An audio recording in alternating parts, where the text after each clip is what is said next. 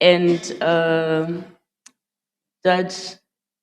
Acting Deputy Judge President Dawood from the Eastern Cape Division of the High Court, who represents that division in these proceedings.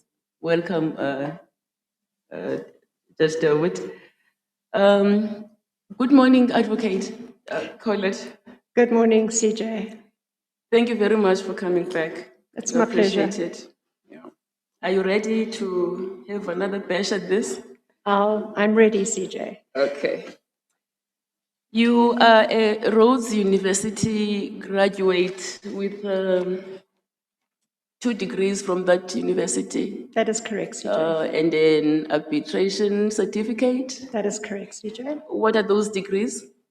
It's a BA and a postgraduate LLB degree. Yeah. You're a practicing advocate since 1990. No, since 1986. Sorry, yes, since 1986. Yes. And your career, you started practicing at the Peter Maritzburg Bar, I understand? Yes, I did straight from university. But then you later moved to the Eastern Cape, where you've been all these years. Yes, I moved to the Eastern Cape in about 1990. Right. Just tell us a bit about your legal practice. What kind of work have you done through the years? I have had a very broad legal practice. Obviously, in the beginning, I did a lot of criminal law, maybe for about 15 years. I've done civil law, labor law, administrative law, constitutional law. I've done most things, CJ. I have represented amnesty applicants at the TRC. I have been a senior legal officer at the IEC. I've been involved with taking matters regarding land claims. I've done arbitrations, I've done disciplinary hearings. I've had a very varied practice. Yeah. And in between all of that, you were involved with other bodies. You had a stint at the Truth and Reconciliation Commission. CJ, I have been a commissioner of the Small Claims Court. I am a member of the LPC. I've been the secretary of the Bishu Bar some years ago. I'm presently the chairperson of the Bishu Bar. Yeah, I think that's... And you were a commissioner of the Small Claims Court for almost 10 years. That's correct. 1998 and 2009. Yes. Your application form mentions that you have presided as a chairperson over disciplinary hearings for various state departments, in particular the Department of Education, for many years, since 2009. That is correct, CJ, I have. In fact sat as chairperson of the Labour Oversight Committee. I was appointed as such during the 101B intervention into the Eastern Cape Education Department. And you've also presided as chairperson over an appeal tribunal for Amadola Water Board. I have. That was an appellate tribunal, though. So in addition to all this adjudicative experience, you have acted as a judge? Yes, I have acted as a judge. I've acted as a judge since various stints since 2022. My first stint was in July 2022, and I'm presently acting. I started acting on the 30th of March during recess, and my stint will end on the 19th of June, so I'm acting for the entire term. And how long would you say this entire period amounts to? Excluding what I'm presently doing, I would say in the region of about 45 weeks. That isn't taking into consideration the returns to the court to complete part herds. So I didn't include those weeks, just the actual weeks of appointed acting. What kind of cases have you had? I've done all of them, CJ. I've done criminal trials, I've done civil trials, I've done motion court, opposed motions, urgent applications, recess duty, taxation reviews, full bench appeals, criminal appeals, civil appeals. I don't think I've left anything out. I think I've done it all, CJ. And you've written judgments? Yes, I've written 85 judgments to date, CJ. And some of those, I understand, have been reported. I think I've come across about 5 that have been reported, but there may be more, I don't know. And they cover both criminal and civil law aspects. The reported ones, CJ? Yeah, no, all of them. All of them. No, they do cover all the areas, yes. All right.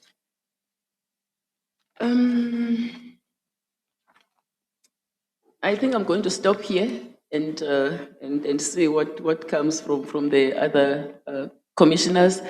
And I'm just going to remind commissioners that we revert to our default approach of one question per commissioner. Okay. Before I hand over to Acting Deputy Judge President Dawood, I'm going to ask our Objections Committee to put a couple of things to you for clarification. Okay, thank you, CJ. Good morning, Advocate Collard. Good morning, Commissioner. As you have seen, there were 2 objections against your candidacy.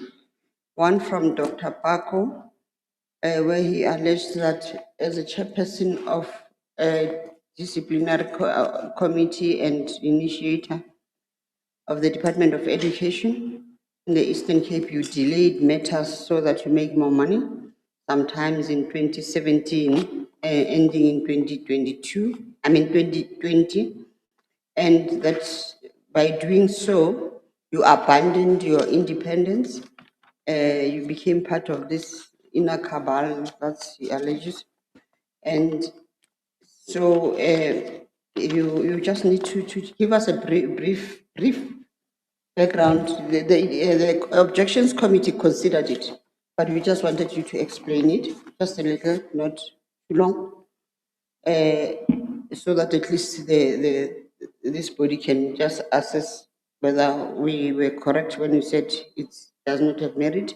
The second one is, is the issue of your debt review with the FNB matter. I know that you did explain thoroughly yesterday, but for the benefit of the acting judge president, please do that so that we clear these matters out. Thank you. Thank you, Commissioner. The objector is a lady. She was one of the many people that I was briefed to discipline by the State Attorney on behalf of the Education Department. I acted purely on instructions. Any fees that I earned as a consequence of that brief would have been generated and sent to the State Attorney, who would have checked those fees with their client, and I would have been remunerated accordingly. I have not been involved in any collusive activities, any organizations, or any way to make myself, enrich myself at the expense of anybody else. It is true that I initiated in the Education Department, and I admit that I've initiated several disciplinary hearings in the Education Department. I do not chair in the Education Department. And that is of my own choice, because I felt that because I initiated so often, there may be a perception of bias if I was to chair in the same department. I do, however, state that I have chaired in the other departments. There is no factual, objective foundation for the allegations that have been made. On the contrary, I did not delay her proceedings in any way. The counsel that represented her at the arbitration proceedings, senior counsel, is in fact one of the people that recommended me to this Judicial Commission. In addition thereto, the Chief State Law Advisor, in his recommendation of me to this commission, mentioned that, quite specifically, that when I was engaged on brief, the departments were more than happy because they got value for money from me and my services. If I was indeed guilty of what the objector complained of, that certainly would not have been the response from the Chief State Law Advisor, who is aware of all litigation that is taking place regarding the government departments in the Eastern Cape Province. So, Commissioner, those are my responses to that objection. The second one was the First National Bank objection. I do not know this objector personally. I do not know how she would have any information whatsoever regarding my financial situation. It might well be because of the landmark case, Collett versus FNB. I did not litigate in court to avoid my debt. That is completely and utterly false. The circumstances were such, and I will summarize them. I found myself falling upon hard times as a result of suddenly becoming a sole breadwinner to a family of 5 children. As a consequence of that, and because at that stage I was in fact assisting debt review litigants on a pro bono and contingency basis, I was fully aware of the fact that I could go under debt review, and in fact the attorney that was instructing me in those matters suggested that I did that momentarily whilst I liquidated my movable property so as to alleviate my debt situation. I did that, or should I say I was in the process of doing that, but I didn't realize at that stage that FNB would in fact issue summons against me for one of the properties, and in fact it culminated in a summary judgment which I did not argue. Pursuant thereto, because there was so much conflict surrounding 8610, I made a decision to take my matter to the Supreme Court of Appeal so as to get some clarity on that particular section. At that stage, the High Court in Western Cape had found that it was such a serious situation, and there being so much conflict, they themselves had convened a full bench to make a decision on that 8610, which they indeed did. The issue was that debt reviews would be referred to court, and you could cancel debt review within 60 days. And unfortunately, because of the backload in the magistrates' courts, the matters were not normally considered within 60 days. So on the 61st day, it gave a credit provider the right to cancel debt review, and that was the major objection. The Western Cape Court found that, or decision was that debt review could not be cancelled whilst the matter had been referred to court. Crystal J in that matter specifically said it's like giving a person an umbrella, then snatching it away when it rains. Nonetheless, that decision was not binding on the rest of the country, and it still left the conflict. So the matter was to go to the Supreme Court of Appeal, and my intention was to find a counsel who would argue it pro bono.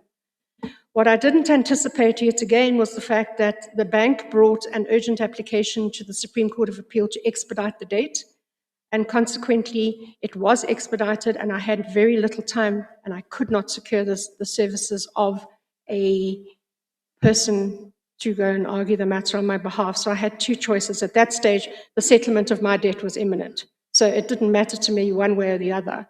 I could have simply withdrawn the appeal. But in the interests of certainty and in the interests of the clients that I was representing at that time, I elected to go and argue it at the Supreme Court of Appeal myself.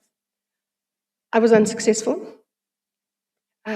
Pursuant thereto, we were requested or asked whether we would do an appeal to the Constitutional Court. I agreed.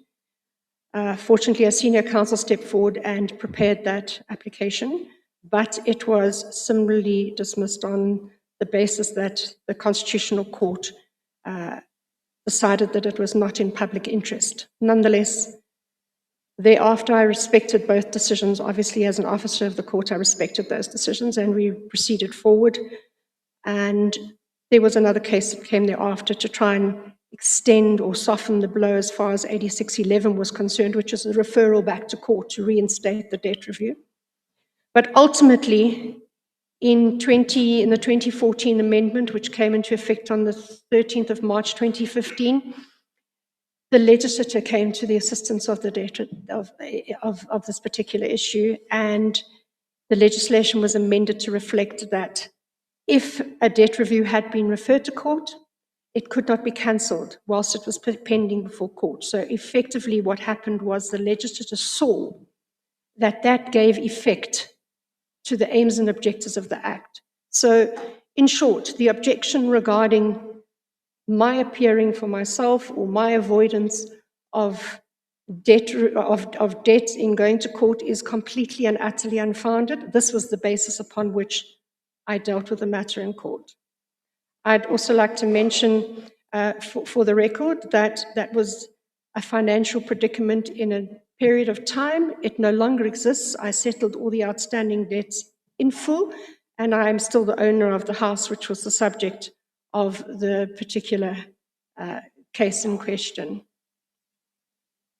Thank you, Advocate Colette. Thank you. Thank you, Commissioner Matolo-Lepu. Judge Dawood? Thank you, Chief Justice.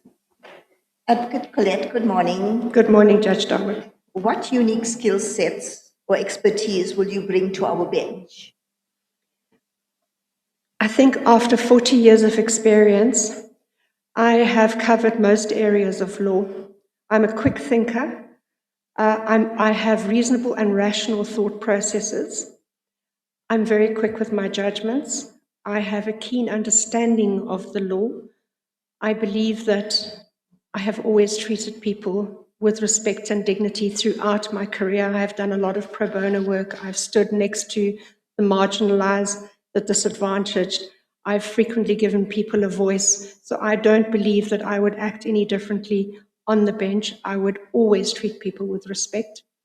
And besides that, I'm a keen upholder of the Constitution, Judge Dawood, and I would certainly make sure that in the exercise of my duties, I performed accordingly. Thank you, Advocate Colette. Thank you, Chief Justice. Thank you, Judge Dawood. Premier? Thank you very much, Chief Justice. Good morning to all commissioners. Good morning to Advocate Colette. Good morning, Commissioner. Yeah. Thank you very much, Advocate. Just briefly on the transformation. Yes.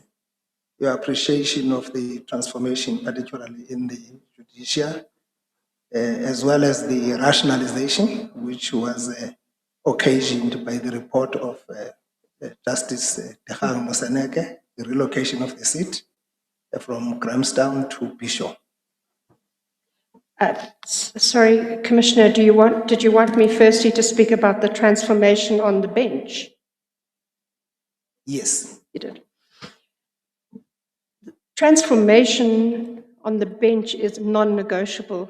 Section 174 of the Constitution commands that that in fact takes place. But similarly, Section 174 enjoins the appointment of fit and proper persons with the correct integrity and skill sets. It is a given that transformation, particularly regarding gender, must take place. The bench must transform. At the end of the day, the question could well be whether my appointment would fulfill the needs of transformation. Well, I would say this. I don't for any manner of means want to say that my identity alone justifies my appointment to the bench, nor do I wish to diminish any black female that should be appointed to this bench.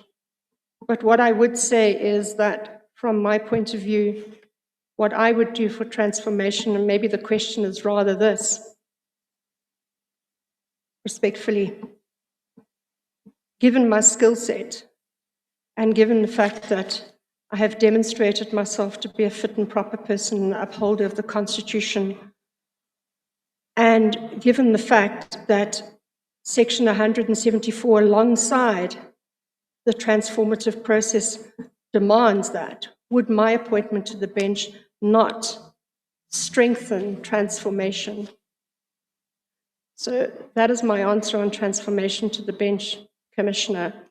Your other question, as I understand it, is regarding the rationalization of the courts in the Eastern Cape. Am I correct? Yes, you are true. Yes. Sorry, I'm watching on the screen. I'm not. So the transformation of the courts in the Eastern Cape. Transformation is a constitutional imperative, and it must be driven by Section 34 of the Constitution and the access to courts by communities. There has been a huge debate over the years regarding where the seat of the court should be. What is required is firstly accessibility, secondly the consideration of cost efficiency, thirdly a proper administration of justice to the communities, and another consideration would be the closeness to the provincial legislature, because that is also something that should be taken into consideration. In rationalizing the courts, I think what needs to be paramount is the access. And one must bear in mind that the Eastern Cape Division covers a very vast jurisdictional area, and much of that jurisdictional area relates to poor rural areas. So it is paramount, as far as I'm concerned, that what's taken into consideration is the accessibility of the court. So in rationalizing, fortunately it's not a decision that I need to make, Commissioner. I would hope that those factors are taken into consideration and not just historical issues. Commissioners, JP Tlaleti. Thank you, Chief Justice, and good morning, Advocate. Good morning, colleague. Commissioner. Yes. I have gone through your documents that have been submitted, including the judgments that you have also attached, Yes. the analysis by the law bodies that have commented on your abilities and your achievements. And you come very highly recommended by these law bodies and other bodies that are involved here, which also include the council, the Bishop Society of Advocates. I wouldn't get into much in what has been said. I can even see that the Bishop Society of Advocates is so possessive that they say that they are convinced that if you are a fit and proper person to represent the profession on the judiciary, and that you will be she will add value and decorum to the position of judge. This might create the impression that they are deploying you to represent their profession. And from what we've been saying today, what is there? You are there for the people of South Africa to serve the country and not to represent the legal profession in that area. That is correct, Commissioner. Thank you, Chief Justice. Thank you, Commissioner. DP Zwane. Morning, Advocate Colette. I'm here. Yes, Commissioner.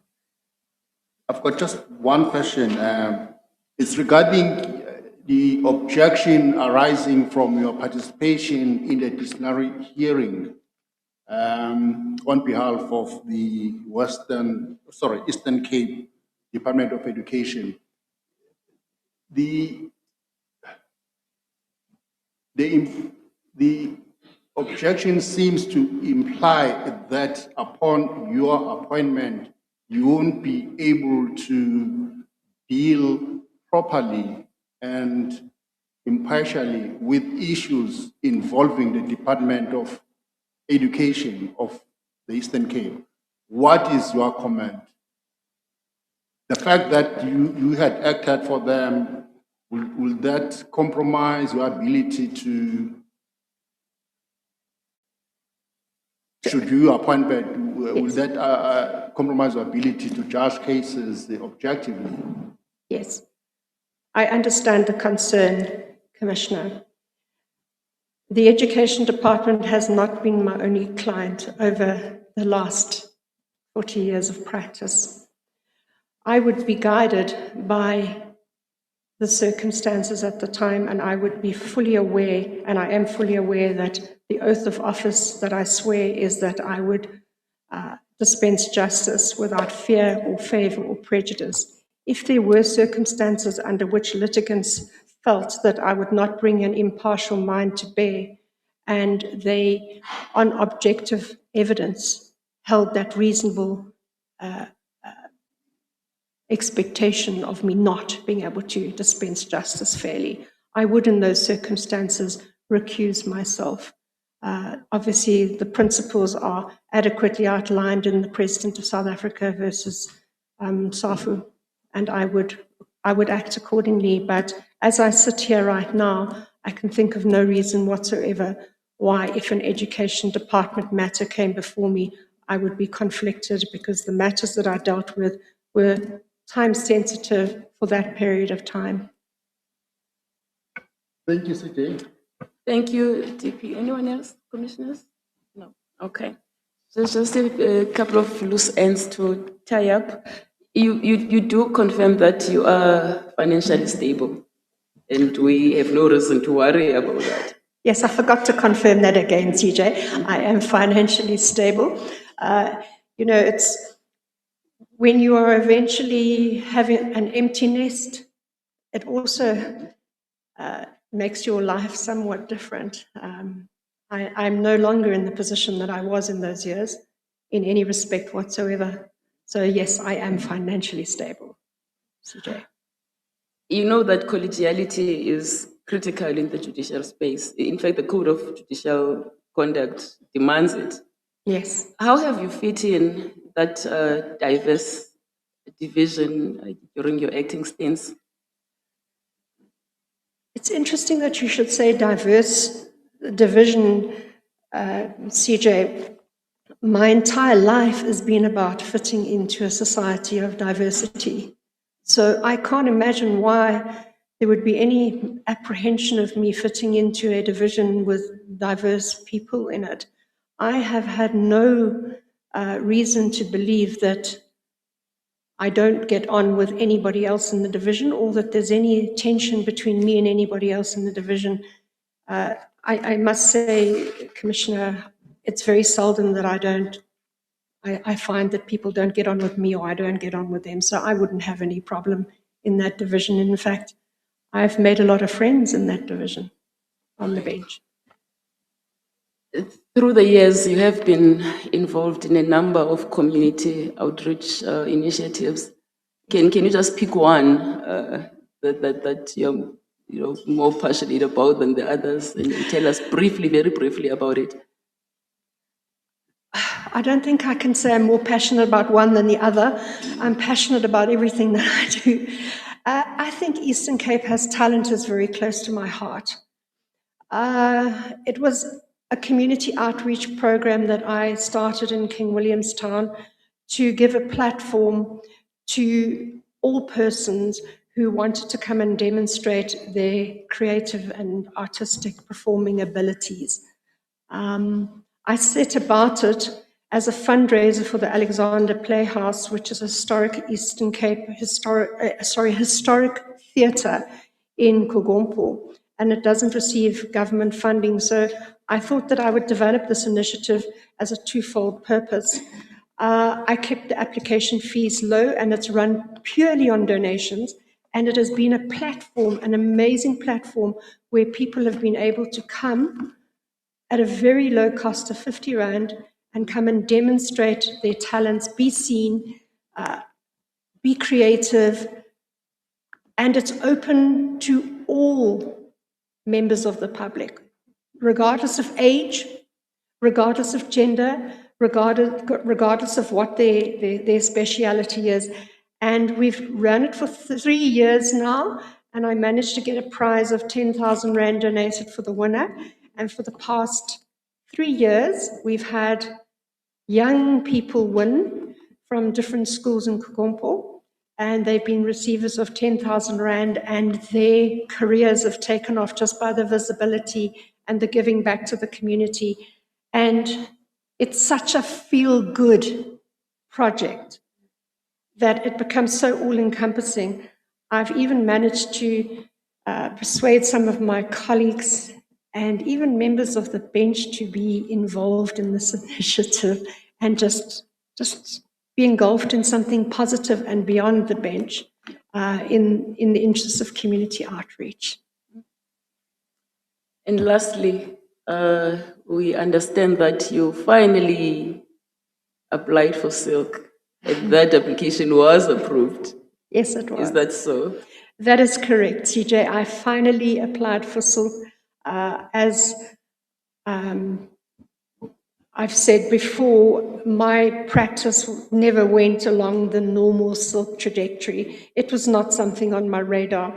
I was more devoted to service-driven, professional advice and litigation. I was walking a completely different path to everybody else, doing what made me affirm my commitment to the profession, and it might not have been the same as anybody else's. And like I said yesterday, I'm very encouraged by the fact that there are new considerations when it comes to silk, because a career like mine will now be recognized at an earlier stage than perhaps mine has been. I was satisfied with having clients that were pleased with what I had done for them. That was enough status for me at that time, but I did later apply and I have been awarded. So, well, the Silk Committee has approved it. It's on its way. It has gone to the AJP or the AJP's office, and it takes its path from there. Yes. Well done, Advocate Colette, and thank you for throwing your head in the ring and coming back here again this morning. You're excused. Thank you, CJ. Thank you, commissioners.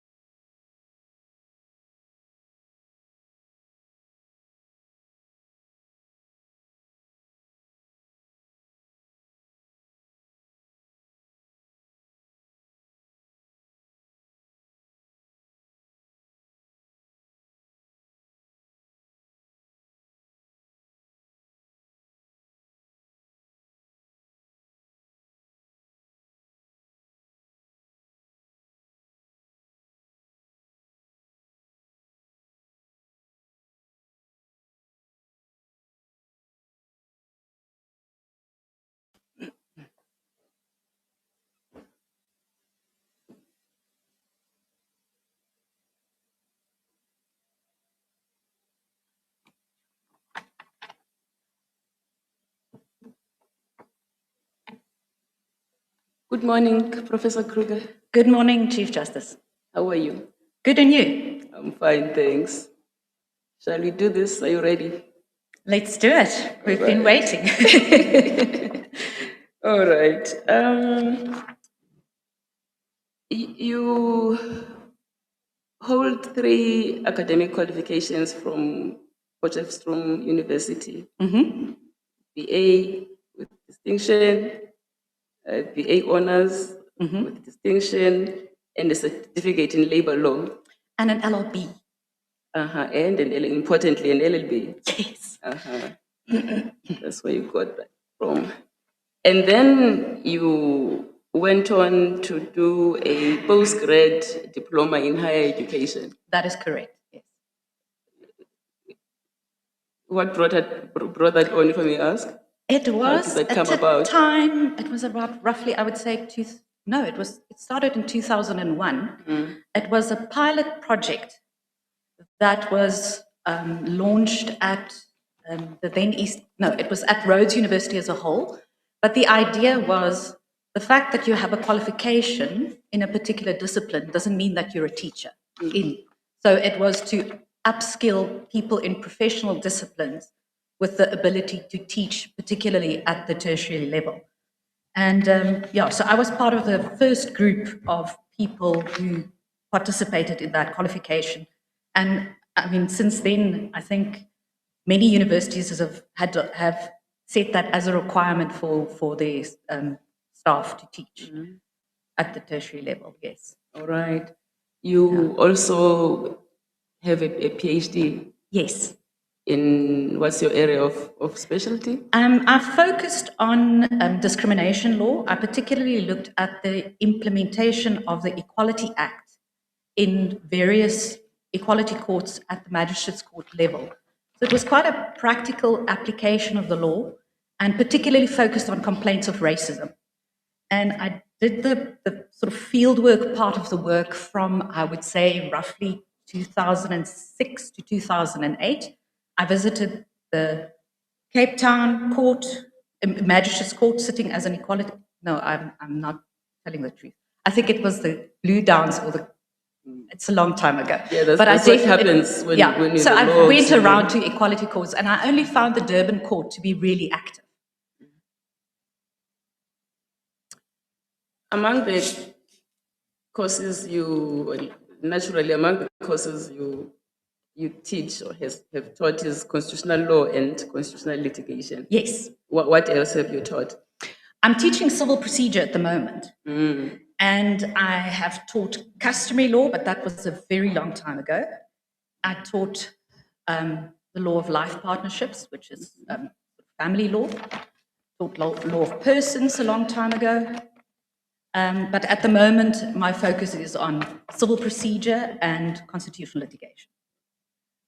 You've written widely on constitutional and equality law. That seems to be your pet area. Yes. How many papers, conference papers? I would have to consult my CV. Well, you mentioned 25. Yes. But you also authored book chapters. You've written journal articles. Yes. On various subjects. Yes. Mm-hmm.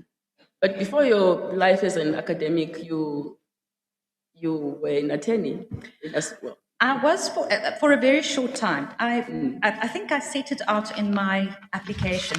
Yes. I was a student at the time of the big change in South Africa, and I was swept up, and I'm still there, in the promise of what law can bring positive change to our society. So that interaction between law and society, and how law sometimes pulls society and how society sometimes pulls law to transform in a positive fashion, that really captured my imagination as a LLB student. And then I thought, okay, let me try this in practice, but I was very young. And then when an opportunity came available to pursue this in a more academic, systematic fashion, I thought, okay, let me become an academic and study the law and see that interaction between law and social change, because that's really at the nub of my motivation to go into academia, because that idea that the law that oppressed people was changed fundamentally to bring about a change in our society that promises a better life for all. And I have to say, 30 odd years down the track, it's 30 years from the 96 Constitution this year, I don't think we have seen all of those promises realized. And sometimes I wonder whether we pin too many hopes on law to bring about those fundamental changes in our society. But that's an academic discussion, which I think should also inform practice, to be honest. Yeah. After you got your LLB, you did community service. Yes. Before the articles of clerkship. That was part of my articles. That was my articles. Oh, I see. Yes. All right. And you were a professional assistant for a brief period. Very brief period, yeah. That brief period is important. What kind of work were you exposed to? Mainly you discovery. did appear in court, I understand. But it was mainly discovery, preparation for discovery that I did in that short period of time. But as a candidate attorney, I appeared in criminal court, and I did divorce cases and maintenance and things like that. But so that was sort of my appearing in court part. Right. So you became a lecturer in 2001, rose through the ranks, senior lecturer, then associate professor. Mm-hmm. Are you a full-time professor now? No, I'm an associate professor. I'm not even sure what that means. I have been told that I should have applied. At our university, it's an ad hominem promotions process, and you have to apply for that process, and it's quite a rigorous process of vetting by your colleagues. And I intended to do it at the beginning of this year, and then at the time I was acting, and my papers were not in order for submission at the time. So I will, in due course, attend to that. But you've been involved or held membership and even led a number of associations. Yes. You've been a member of the African Network of Constitutional Lawyers and a committee member of their teaching group steering committee since 2008. I'm no longer holding that position as the that position teacher. you held between 2009 and 2012, you say? Yes. All right. But you are still a member of that network. And since 2019, you've been a member of the Berkeley Center on Comparative Equality and Anti-Discrimination Law. Yes. What is that about? That is a network of lawyers around the world who are interested in discrimination or anti-discrimination law. And they bring out publications, they share information about the latest developments, what is happening in Europe, what is happening elsewhere in Africa, what is happening all over the world. And they send out a newsletter and opportunities for collaboration, and they host a conference ever so often. The one conference that I intended to attend was right in the middle of COVID, so it happened online. But it is a wonderful opportunity to network with people with similar research interests. All right. And of course, you are a member of the South African Law Teachers Association. Yes. Member of the South African Society of Legal Historians between 2007 and 2009. Why did you leave them? I probably didn't remember to pay my dues, to be honest. And obviously that doesn't preclude me from going back and looking what is the historical roots. And I have to say that is something that I find really interesting, is to see how the laws developed over time. And it also plays out in some of the judgments that I've actually produced. But I know that it's not an academic discussion. I know it's a very different discussion, but where it comes from really is important. You were once a dean of the law faculty of university. You were a member of the South African Law Deans Association, I suppose, by virtue of that position. Yes. Okay, that was for 6 years. Yes, I was the dean from July 2014 to August 2020. And then vice president of... Yes, during that time that I was the dean, yes. All right. For 5 years. Yes. Okay. You have acted as before we get there, you were a commissioner of the Small Claims Court. No, of the CCMA. CCMA. Yes. Confusing you, the previous candidate. For how long? From I actually could only complete the training in 2012. So it was 2012 to 2022. And it was, in terms of as a part-time commissioner, you have to commit a number of days per week. And it was sort of at that time that I was acting, and I was unable to commit the number of days, not per week, per month. And I was unable to commit the days. So I thought to myself, it's unfair to try and keep something going while I'm actually not fully invested in it. You have acted in the High Court? Yes, since 2021. And how many weeks have you totted up by now? I have by today, as of today, 57. And what kind of cases have you sat in during this period? I have dealt with, I would imagine, most things. I have done a duty, so opposed motions and just motion court, unopposed motions. I've done 5 criminal trials, done 11 civil trials, done criminal appeals.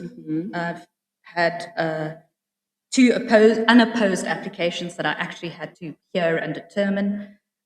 Reviews from the Magistrates Court. I've done 6 bail appeals. I've done a review of taxation. I've done civil appeals, and I've also done an automatic appeal. And then the Mental Health Care Act reviews of coming from the review board. I've also dealt with those.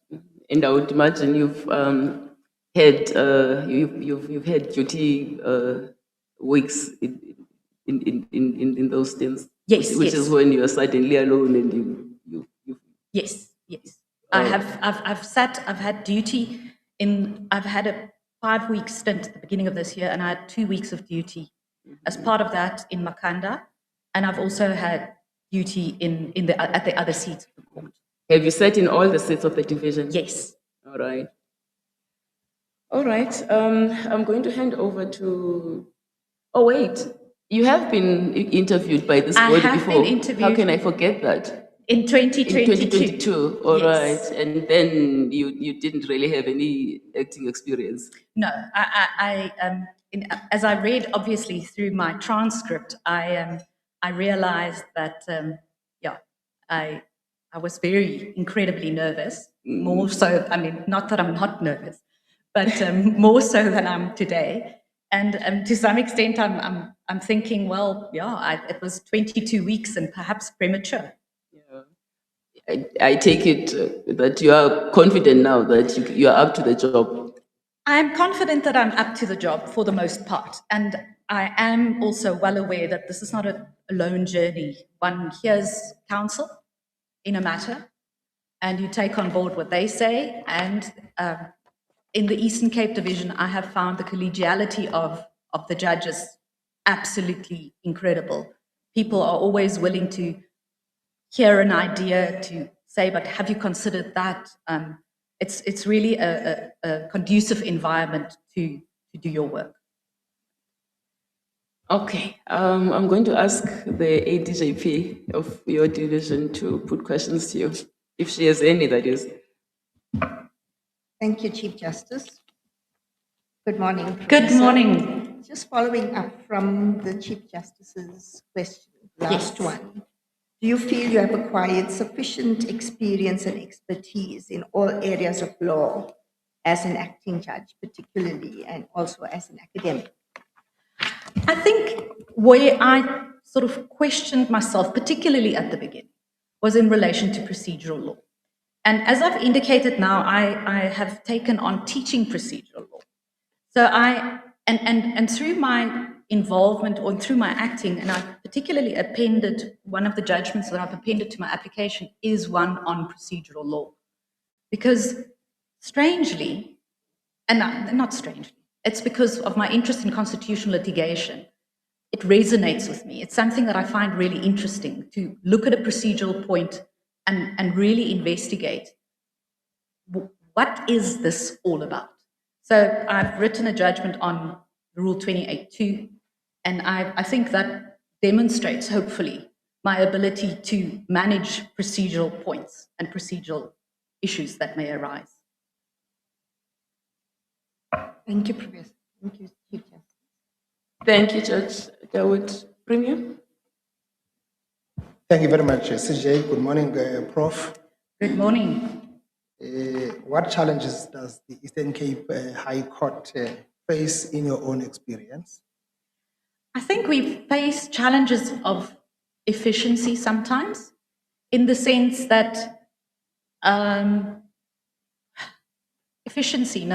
caseload and efficiency going together, in the sense that we have, and it's particularly in what I saw in Makhanda and in Mthatha, it is road accident fund matters and claims against the Minister of Police. And these routinely come before the court, and then the matter doesn't proceed. And then it may or may not be that for a whole week, there's not a single matter that proceeds. And the judge basically takes on a very administrative, sort of postponing. So I think there are ways and means, and I think with sufficient support, the electronic justice, the e-justice system that's being rolled out may alleviate some of that. But I do think at this point in time, for example, in Makhanda, the last time that I was on duty, I accessed the records from home very sufficiently and adequately because my internet was fast enough. But I cannot do that in court because the Wi-Fi is not strong enough to support me accessing at the same time as what the practitioners are standing there. So then we revert to paper, which unfortunately increases the costs for litigants because someone has to carry that cost. So I think that is one of the challenges, and I think just generally also access to justice for the people in the Eastern Cape is a problem. Thank you, Premier. JP Tlaletsi, followed by Commissioner Mangena, the Minister. Thank you, CJ. Good morning. Good morning. Very much. Yes, thank you. Just one question from your previous interview. Yes. Yeah, I think you may have seen it when you revised the transcript. Yes. It is mentioned at page 23, and I'm going to read it for you for convenience. The General Counsel of the Bar says that there is generally, they say they are not happy with how you conduct. Some practitioners are not happy with how you conduct trials. You seem to be, you stray from the facts presented in fact, from the evidence presented, and you are easily distracted by irrelevant issues. What is your comment?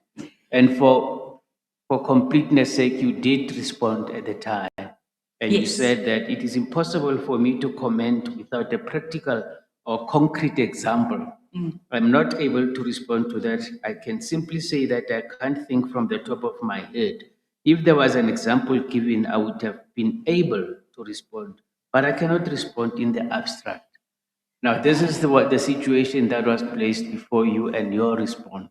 Yes. Now, having had the opportunity to act further Yes. and had more stints at the court, have you reflected on this aspect which was raised, and do you have something to say, and whether you identified something that you have even corrected, if there is such a thing that required any correction or improvement? I have completed or dealt with multiple more civil trials in the meantime. Yes. And I think that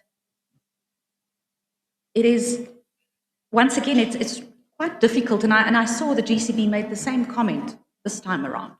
And I don't know whether it's a revision of the previous comments or just simply a repetition after, I would say, at least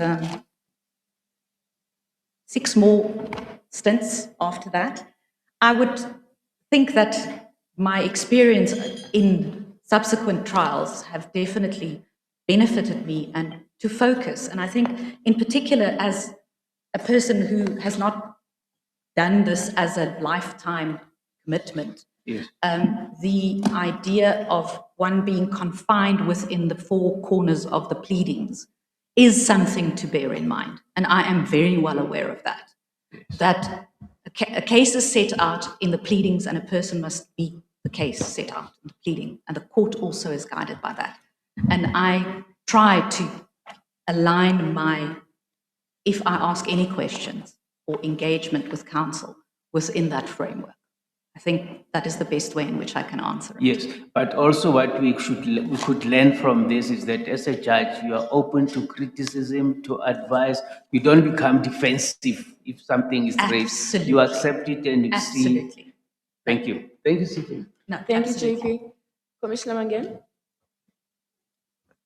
Thank you, CJ, and good morning. Good morning, Commissioner. Professor. I need to ask you a question in relation to your judgment, KGA Life Yes. versus Multishow. Yes. You were part of the full court panel Yes. that said to hear section 18.4 Yes. automatic appeal. Yes. Section 18.4 sub 3 says that an automatic appeal should be heard as a matter of extreme urgency. And the order that was before you was made on the 21st of June 2022, Yes.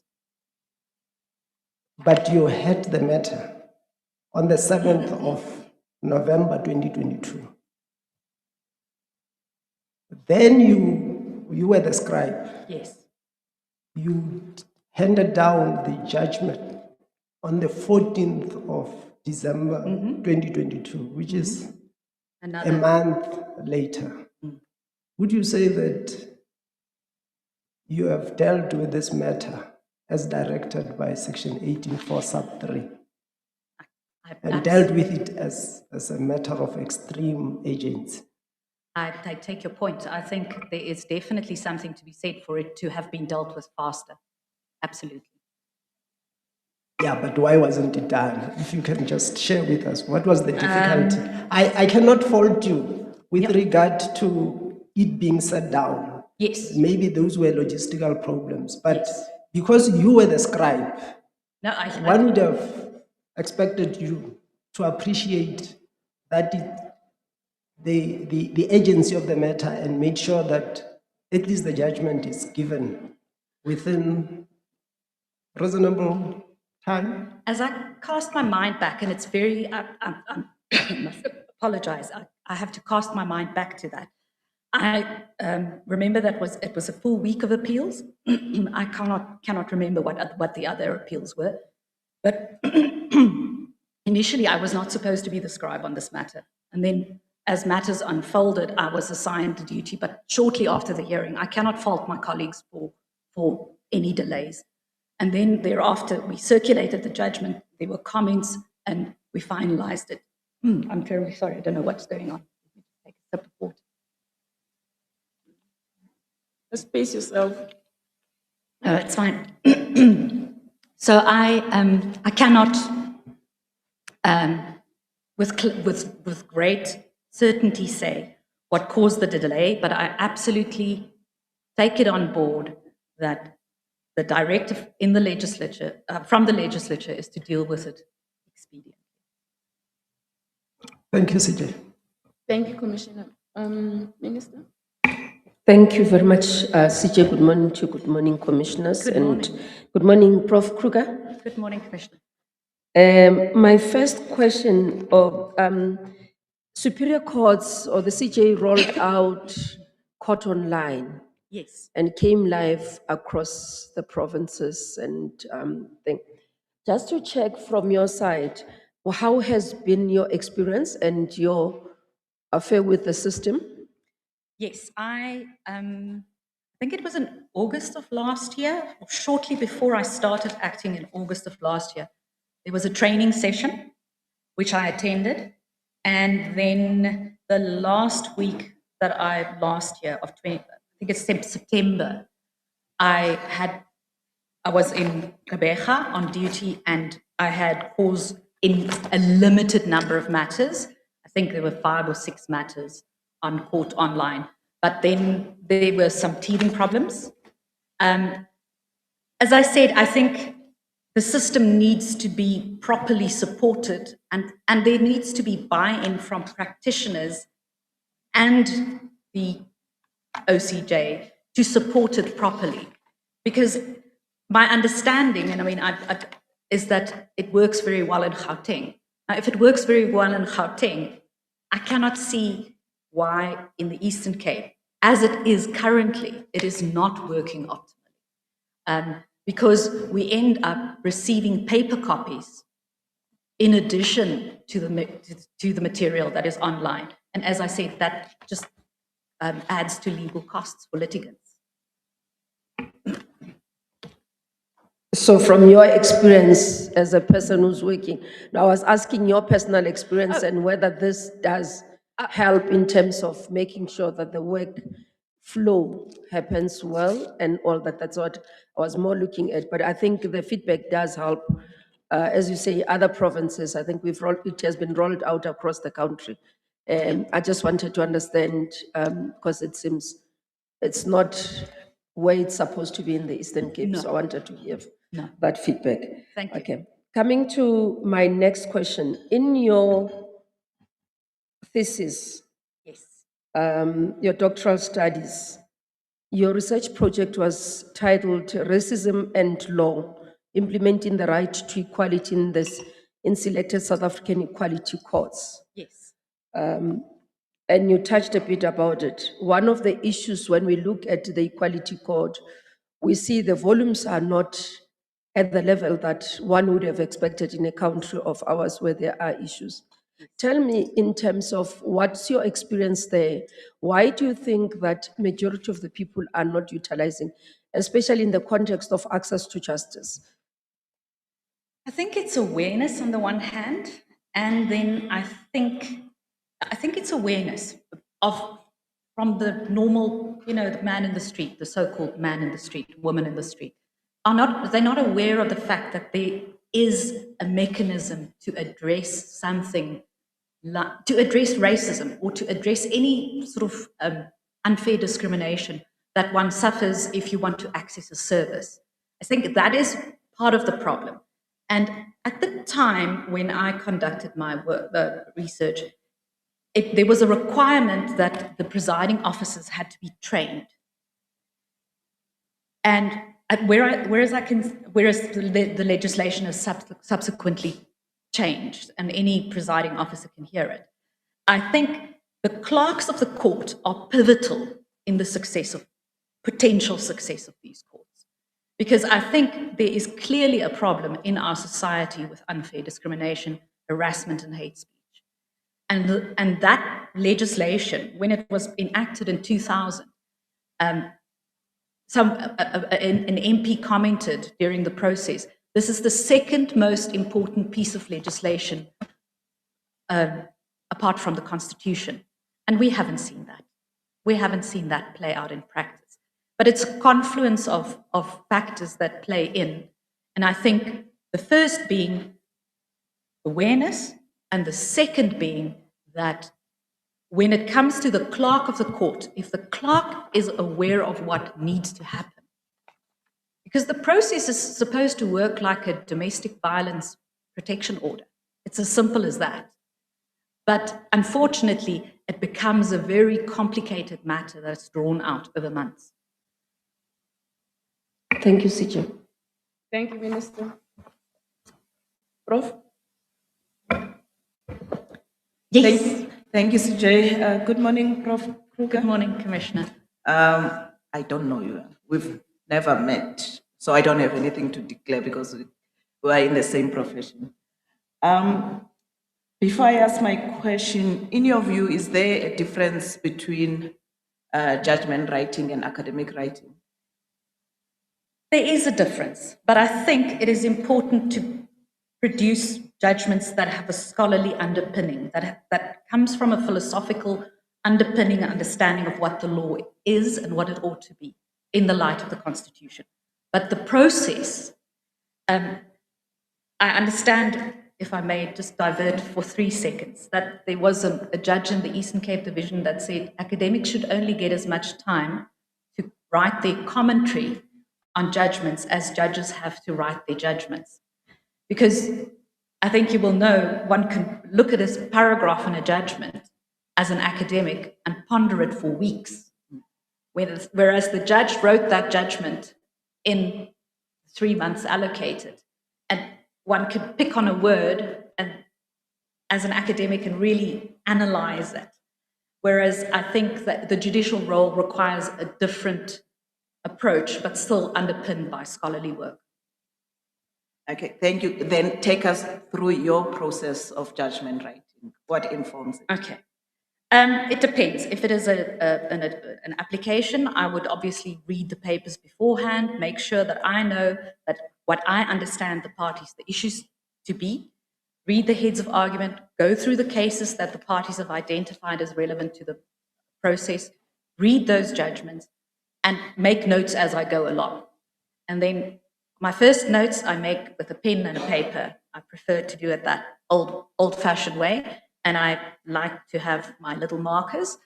And then I read the judgments, I flag the relevant parts of the judgments, and then I go and take those issues and do my own independent work, research, checking all the databases, checking SAFLI, checking, making sure, is there perhaps a newer judgment? Is there perhaps something else that is relevant that could feed into my understanding of the particular problem?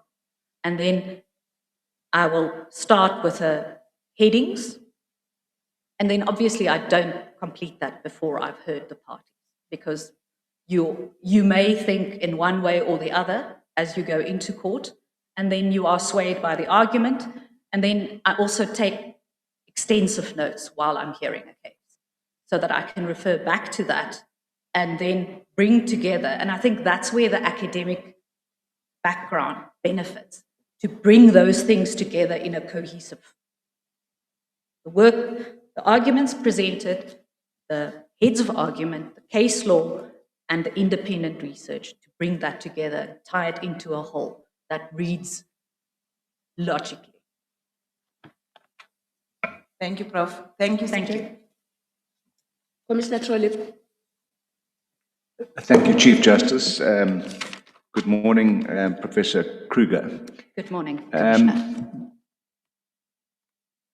Judge Moseneke made a determination about rationalization of courts, and in the Eastern Cape, the determination was that the High Court should move from Makhanda to Bisho. Yes. It's been controversial, and there have been 4 initiatives to prevent that happening. What is your feeling about the relocation of the High Court from Makhanda to Bisho? My feeling or my thoughts? Because I do think there's probably a disjunct between my feelings and my thoughts on this. I have lived in Makhanda for more than 20 years. It's my home. It's got many issues, but it's my home. And I realize that apart from the university, the legal profession, that's the attorneys, the advocates, that's part of the economy of our town. But I also am quite sensitive to the idea that it's not necessarily about a town, it's about a community, it's about a provincial interest. In sort of on my own, I have thought to myself, I mean, obviously, we sit with the legacy of apartheid, that is, and colonialism. That's why we have the courts where we have the courts. And then I've thought, I mean, this is my own independent, not tied to any official reports.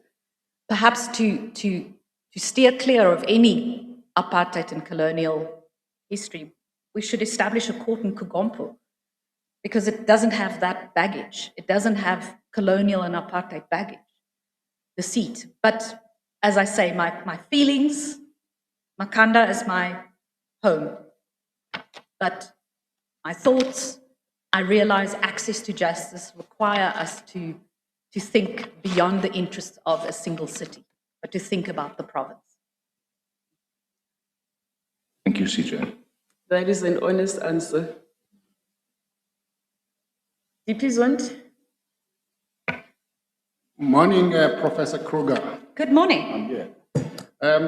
My question relates to the matter that you dealt with. It's the matter of Khaya Ntunja and the Minister of Police. And in particular relates, well, it's a matter that concerns the application for the condonation for the late filing of the consequential plea. Is that correct? You still remember that matter? Oh, you're talking about which one? It's the matter of Khaya Ntunja and versus the Minister of Police. Yes. It's a matter that concerns the condonation for the late filing of the consequential plea. Yes. You dismissed that application. I did. And you dismiss it with cost, including reasonable cost of traveling, accommodation, 2 days appearance, reservation, and the cost. Well, my concern is the cost that you granted relating to, well, the 2 days appearance reservation. Just for the application for coronation, I mean, it's something that normally would take at most 2 hours. Application for coronation, it's something that takes 2 hours. Why did you allow 2 days reservation? And the matter, it will seem, was just argued. And it was just a one-day matter, but you allow reservation costs.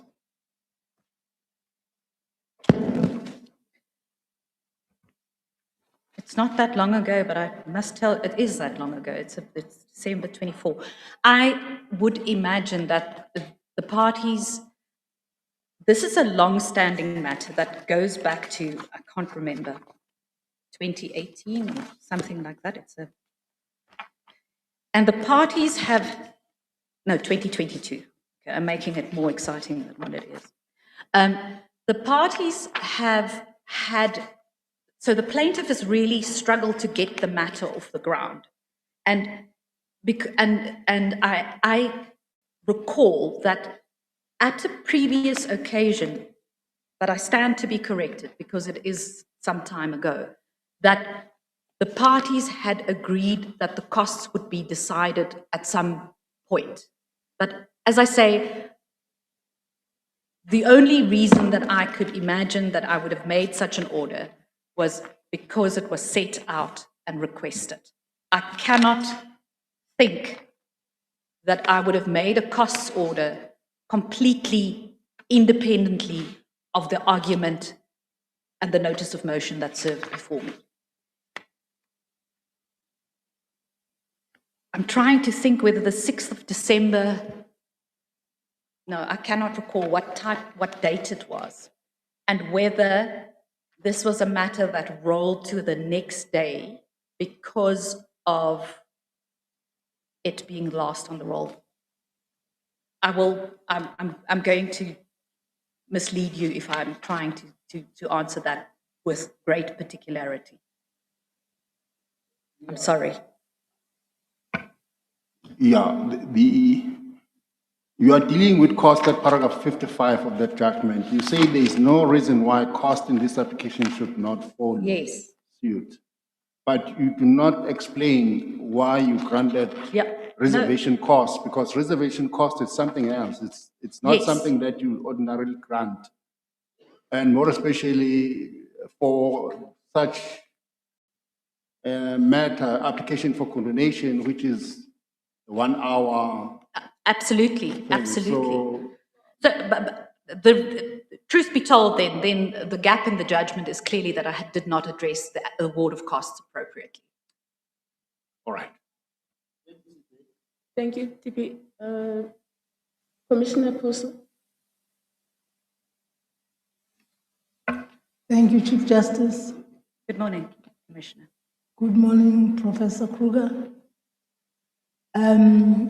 Are you aware that there is an anti-sexual harassment policy? Yes. Have you acquainted yourself with the policy? I've read the policy with great interest. Yes. Having read it with great interest, have you been able to make some input for the Office of the Chief Justice? I have not.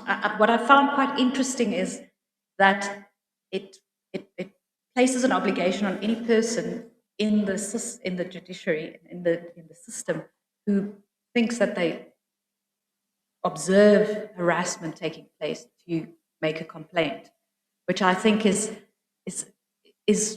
not necessarily something that one sees in every sexual harassment policy. But I think it is a positive development for the judiciary and a positive development in any workplace to have such policies in place to protect vulnerable people. And not only vulnerable people, also empowered people, because there's still a stigma around sexual harassment in particular. And a policy like that empowers victims. You did not, however, see that it required any improvement, that it needed the filling of any loopholes in the policy? I think, like with any policy, one would have to see its implementation in the first instance and then revisit to determine. I recall at the university we had a sexual harassment policy which required revision and refinement as we went through different iterations. But I think it is a very good position to start off. And as an academic interest, I will definitely have a look at it again. I had a student 2 years ago who completed a master's on harassment, not only sexual harassment, but harassment and the link with unfair discrimination. So I think in collaboration with that student, we can have a look at the policy and perhaps see what comments one could make for consideration by the Chief Justice's office. Thank you, Professor Kruger. I'm sure the Chief Justice would welcome those inputs. Thank you. Thank you, Commissioner Costa. Commissioner Jivan? Thank you, Chief Justice. Professor, one of the cases you've added to your list that you've given us is Arnaldus, Abraham, Terblanche, and the state. Yes. I think it's your second case. You've partly granted the applicant's request. Yes. For further particulars. And you said, yes, he's granted some of it, but not all of it. Mm-hmm. There's no order as to cost. Any reason why there's no order of cost in favor of the applicant? I think what I found was that cost orders are not ordinarily granted in these matters. Because because the state is the opposing party, and from what I recall is that a costs order is not ordinarily granted in these type of applications for further particulars in terms of Criminal Procedure Act. That's the practice of the division, perhaps. I'm not entirely sure, but it was also not a point that was particularly argued. Thank you. Just one last aspect, Professor. As you would be aware, the law bodies who have sent in comments on the candidates generally support yours.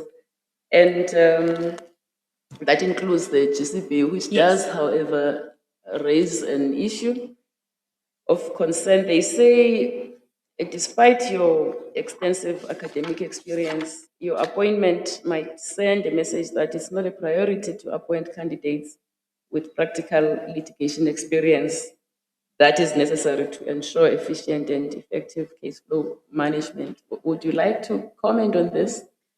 I think that it is not necessarily the case that someone in my position would not be able to ensure efficient case flow management. I have had experience while in these 57 weeks that I've acted dealing with case flow management. And I think case flow management is one of the ways in which we can deal with efficiencies and inefficiencies in the system. And I'm confident that I could do that. I think to the signaling of a priority also perhaps misplaces the idea that the criteria does not necessarily require practical experience, nor does the Constitution. So I would imagine that if someone has demonstrated their ability to do what is required, I think the question is whether that is an appropriate fit for the division at this particular point in time.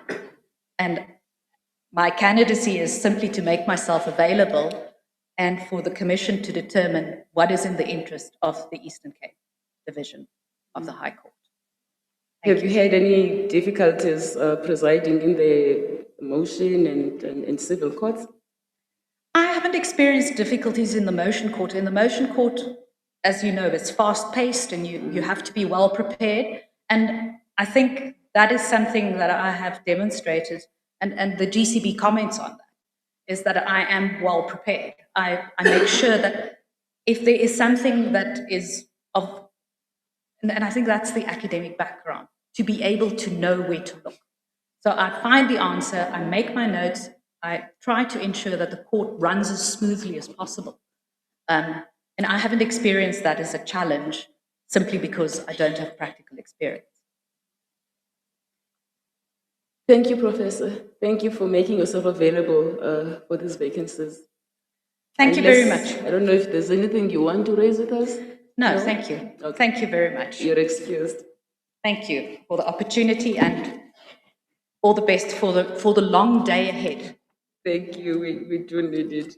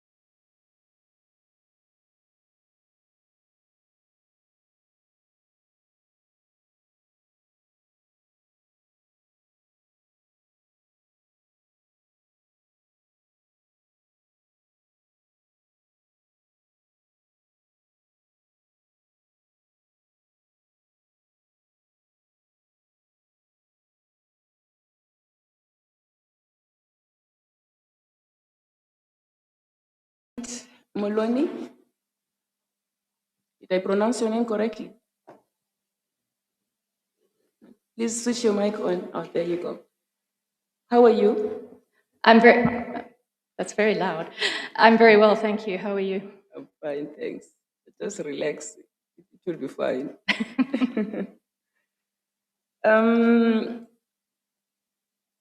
You're an advocate, practicing advocate. Correct. Since 2003. I haven't been in practice the entire time. You would have seen from my CV and the application form. You did take a holiday at some stage. I took a working holiday, yes, for approximately a year. And then I also was an acting magistrate for, I think, between 3.5 to 4 years in between. But since 2013, I have been in full-time practice. All right. What did you do during that working holiday?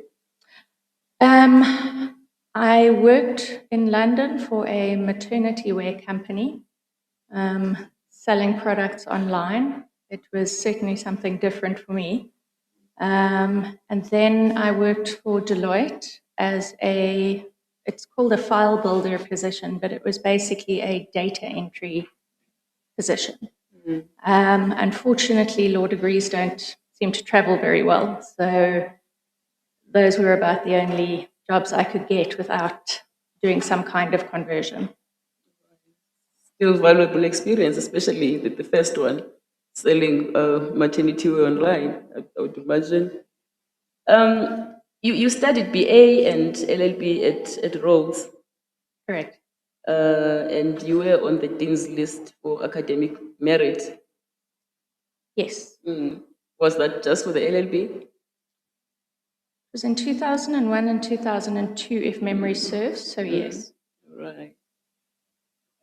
So you've practiced as an advocate in the Eastern Cape? Correct, yes. Since 2003, but the short break to date? Yes. What kind of work have you been doing? Well, perhaps what I said is not entirely correct. I did take a year off from September 2023 to July 2024 to have cancer treatment. So it was not without break from 2013.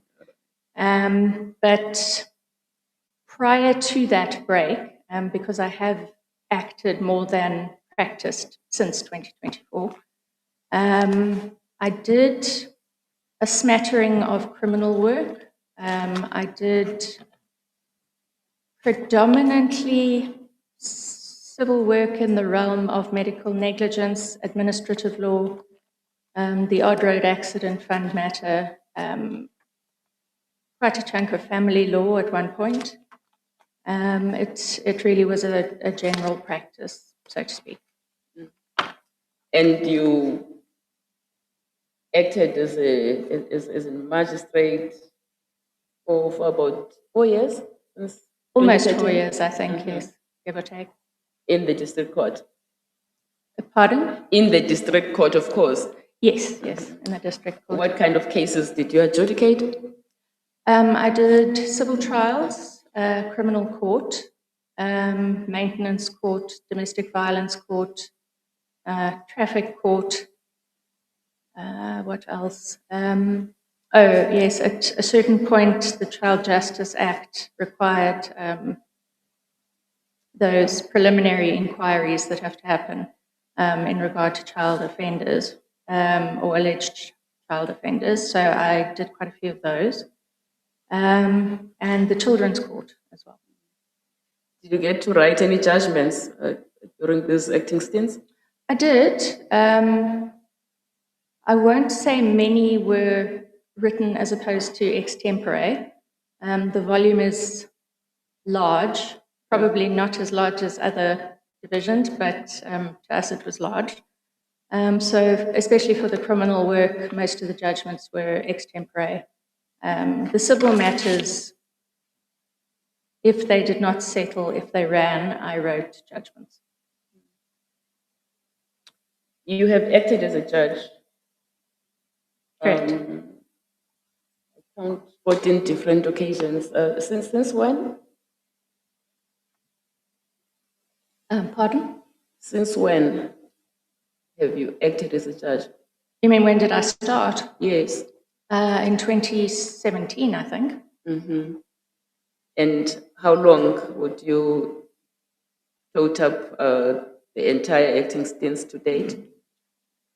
I attempted to do a calculation. I came up with roughly 64 weeks.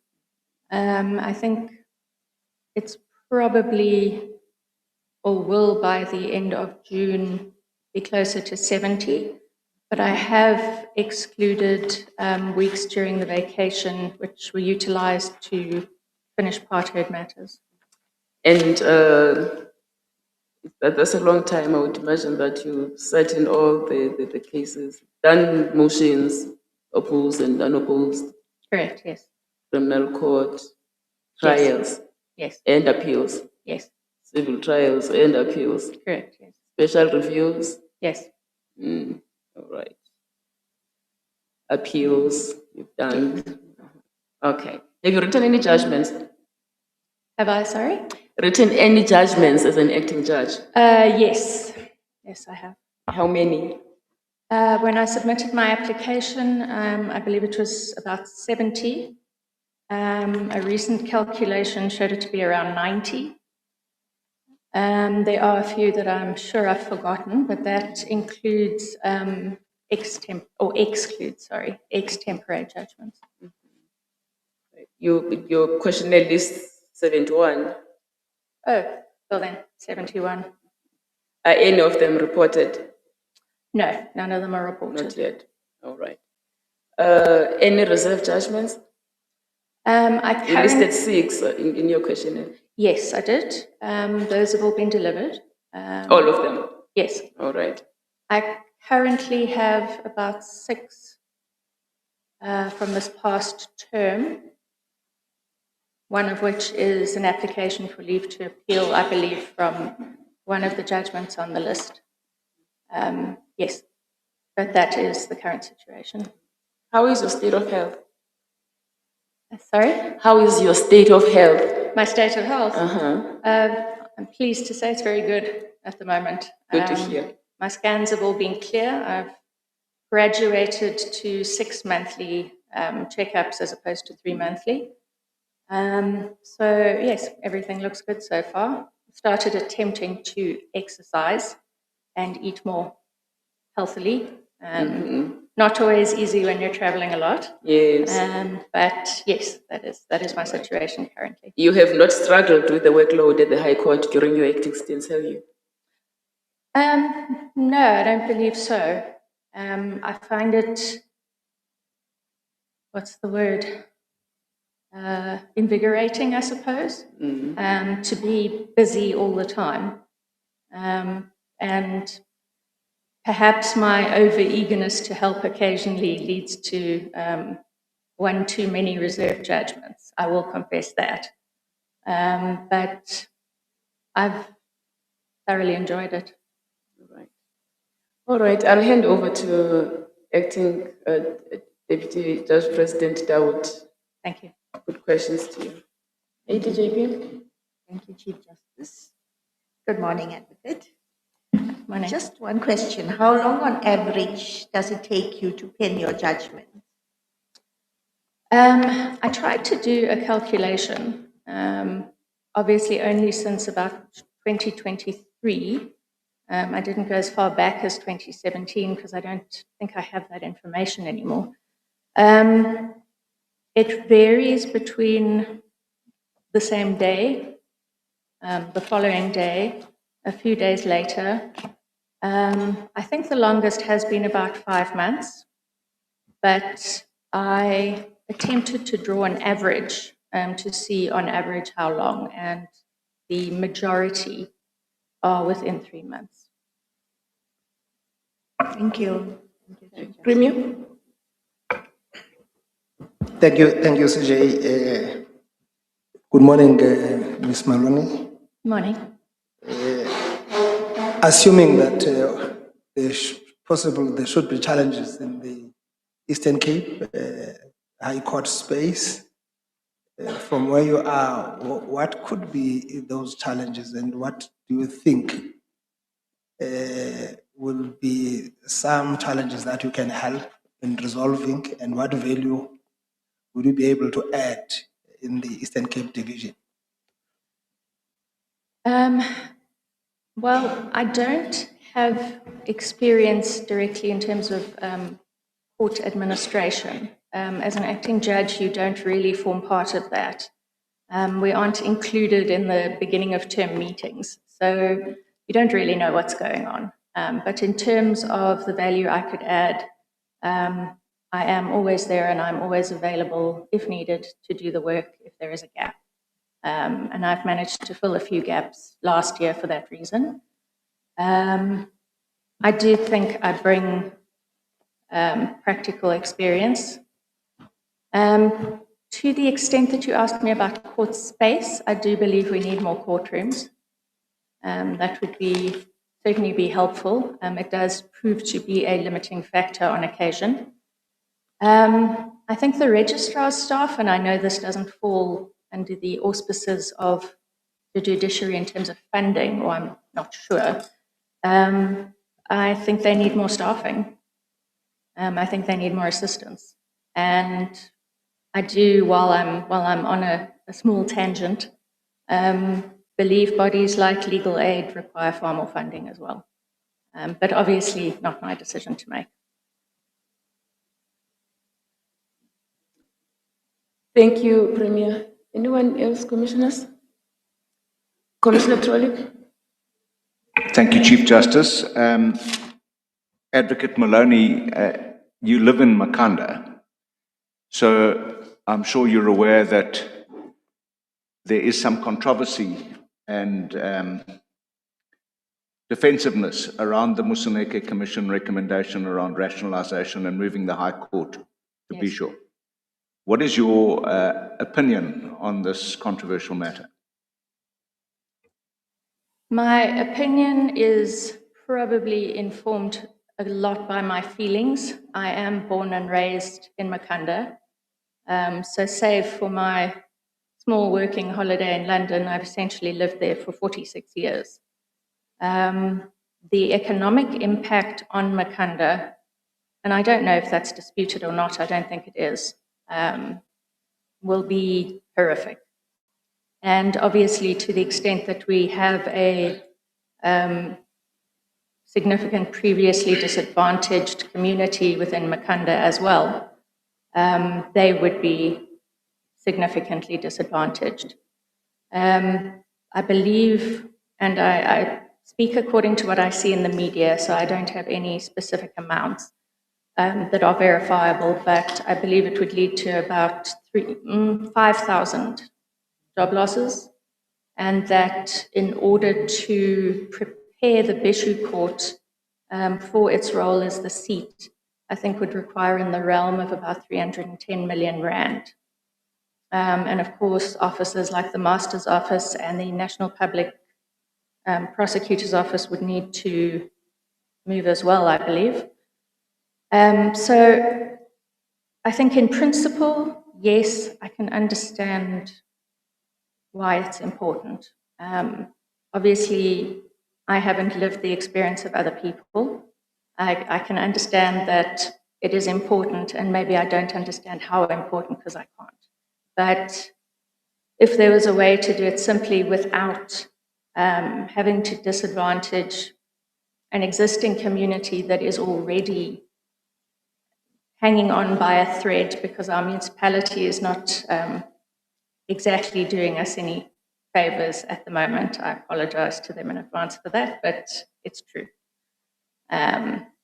So yes, I will and always will be loyal to Makhanda, and I believe that the seat should remain there. If it has to move, of course, I don't know necessarily that all of the consequences have been considered in terms of actual cost, but also the practitioners who appear in Bishu, most of them live in East London, or Makhanda, or Port Elizabeth. So there will be, I believe, a concomitant increase in travelling costs for legal representation, which may not have been readily foreseen.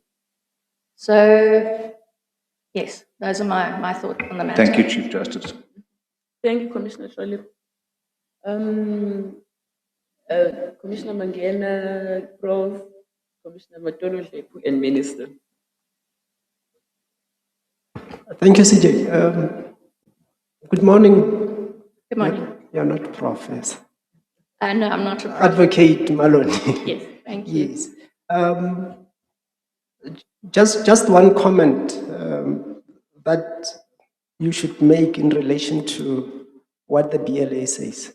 The GCB says they are happy with your understanding and knowledge of the law and how you apply principles. So is AFT, so is LSSA. Nadel supports you as well. Giving credible assessment, but they're saying that they don't support your candidature. Correct, yes. The one that I want you to comment on is the comment by the BLA where they say that it's difficult for them to assess you on the basis of the cases that you have submitted. It appears they've got a difficulty in accessing your judgments, either on SAFLI and or on case law. And I heard you saying that you have written close to 90 or so judgments. Any comment on that? I did. I read the comment, and I did a search on Jutastat online yesterday to see how many of my own judgments I could find. I found over 20, all of them unreported. I know there are a few on SAFLI, but I can't, for some reason SAFLI was not being helpful yesterday and wouldn't let me in. But I do know that there are a few on SAFLI. So I'm not entirely sure where that view could have come from. Fair enough. Can I now ask my question? All right. One. Okay. You wrote a judgment on Ntebe. Correct. You remember that one? It was on 2017, I think. 2017, yes. It was on a rescission of judgment. Correct, yes. Or an appeal on a refusal to rescind a judgment arising from the Magistrates Court. Yes. I've got no problem with the way you, or the outcome of that judgment, but I've got slight problem with the manner in which it was reasoned. It appears you dismissed the appeal on the basis that the affidavit was deposed to by the attorney, Yes.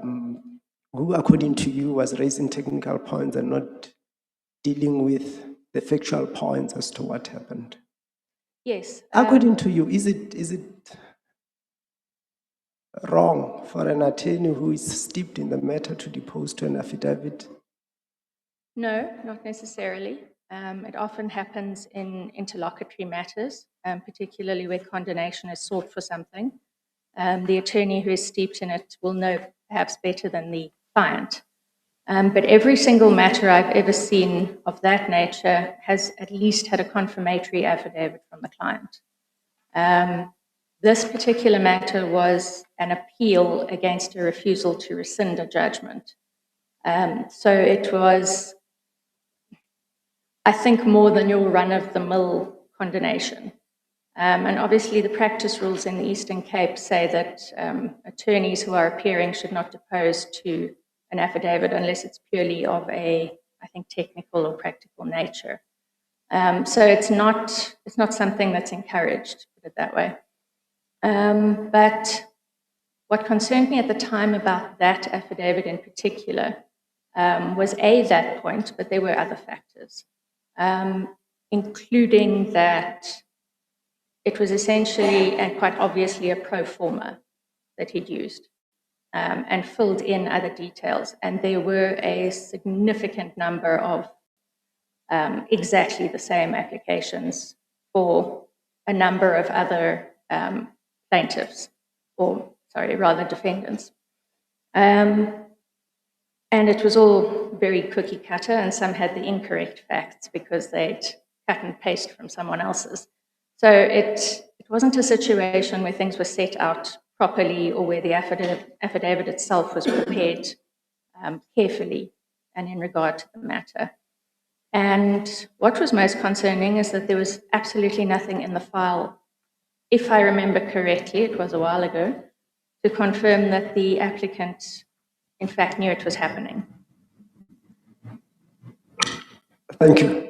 Thank you, CJ. We are limited in terms of time, yes. Yeah. Prof? Thank you, CJ. Good morning, Advocate Moloni. Good morning. Oh, excuse me. Just flowing from Commissioner Mangena's question, please take us to your process of judgment writing. What informs it? It depends on the matter, obviously. With a civil trial, for example, you go through the file, you familiarize yourself with the pleadings, determine what's in dispute, make sure that all the papers that need to be there are there. Occasionally something's missing and it's on a shelf in the registrar's office and you have to ask them to retrieve it. You make sure there is a Rule 37 minute of some kind so that you can verify what is in dispute and what isn't, because obviously that will lend itself to expeditiously finalizing the matter. And then obviously once I've identified what the law is in regard to what is in dispute between the parties, I will go to the rules, I will make sure that I remember everything that's important, and then do research. And obviously I form a prima facie view, but then you go into court and you hear the evidence. Obviously with a civil matter, you don't really know much until you've heard the evidence. With an application, a similar set of circumstances, except everything is on paper, so you already know what everyone's argument is going to be in essence, although during oral argument it is often, certain points are abandoned. And again, some heads of argument are missing, perhaps you have to go and hunt them down. But yes, you read through everything, familiarize yourself with the relevant law involved, etc. But with commercial matters in particular, I do find them a bit fascinating. I do a mind map of where all the companies fit into each other, because I always find that to be a very interesting exercise, but it also allows my brain to connect the dots when there is a complex matter happening. Once the matter is over, with a criminal matter, obviously you want to deliver judgment the day after closing argument. That's non-negotiable unless agreed otherwise. And so you will, in the evenings, perhaps summarize the evidence of the day and have it there in typed form so that when it's all over, you can edit as necessary, and you have the entire picture before you. So the thought process perhaps won't be as lengthy as it would be otherwise. But yes, aside from that, I have to do my best to make sure I'm up to date on the law involved, preferably before we go into court, which I try very hard to do. And then judgments are a structured exercise, introduction, middle, end, analyze the relevant law, apply it to the facts, etc. Thank you. Thank you. That was interesting. Thank you, CJ. Thank you, Minister. Thank you very much, CJ. Good, is it still morning? Yes. Good morning, Advocate Malani. Good morning, Minister. I'd like to take you to page 23 of your questionnaire. Just to get clarity, I see here on B, you are saying that you have been appointed as a prosecutor in terms of matters, whether it's, well, is this within the university dealing with gender-based violence itself, or is this within the courts? Because when I looked at your record, I couldn't find you listed as a prosecutor. But when I read this, and also in the manner that it's written, maybe if you can clarify that for me. Yes. I've only ever been a prosecutor in domestic tribunals. So, yes, for Rhodes University on occasion. Mic closer to you. I can't Apologies. I've always only been a prosecutor in domestic tribunals. It's been for Rhodes University. There were one or two school matters. There was one matter, I believe, for 2 matters for the bar. Yes, that's been the extent of my involvement. I did have high hopes once upon a time of working for the National Prosecuting Authority. That was many years ago, though, and my attempts were unsuccessful. So yes, that is the only capacity in which I have been a prosecutor. Just wanted that clarity. Can I ask the question?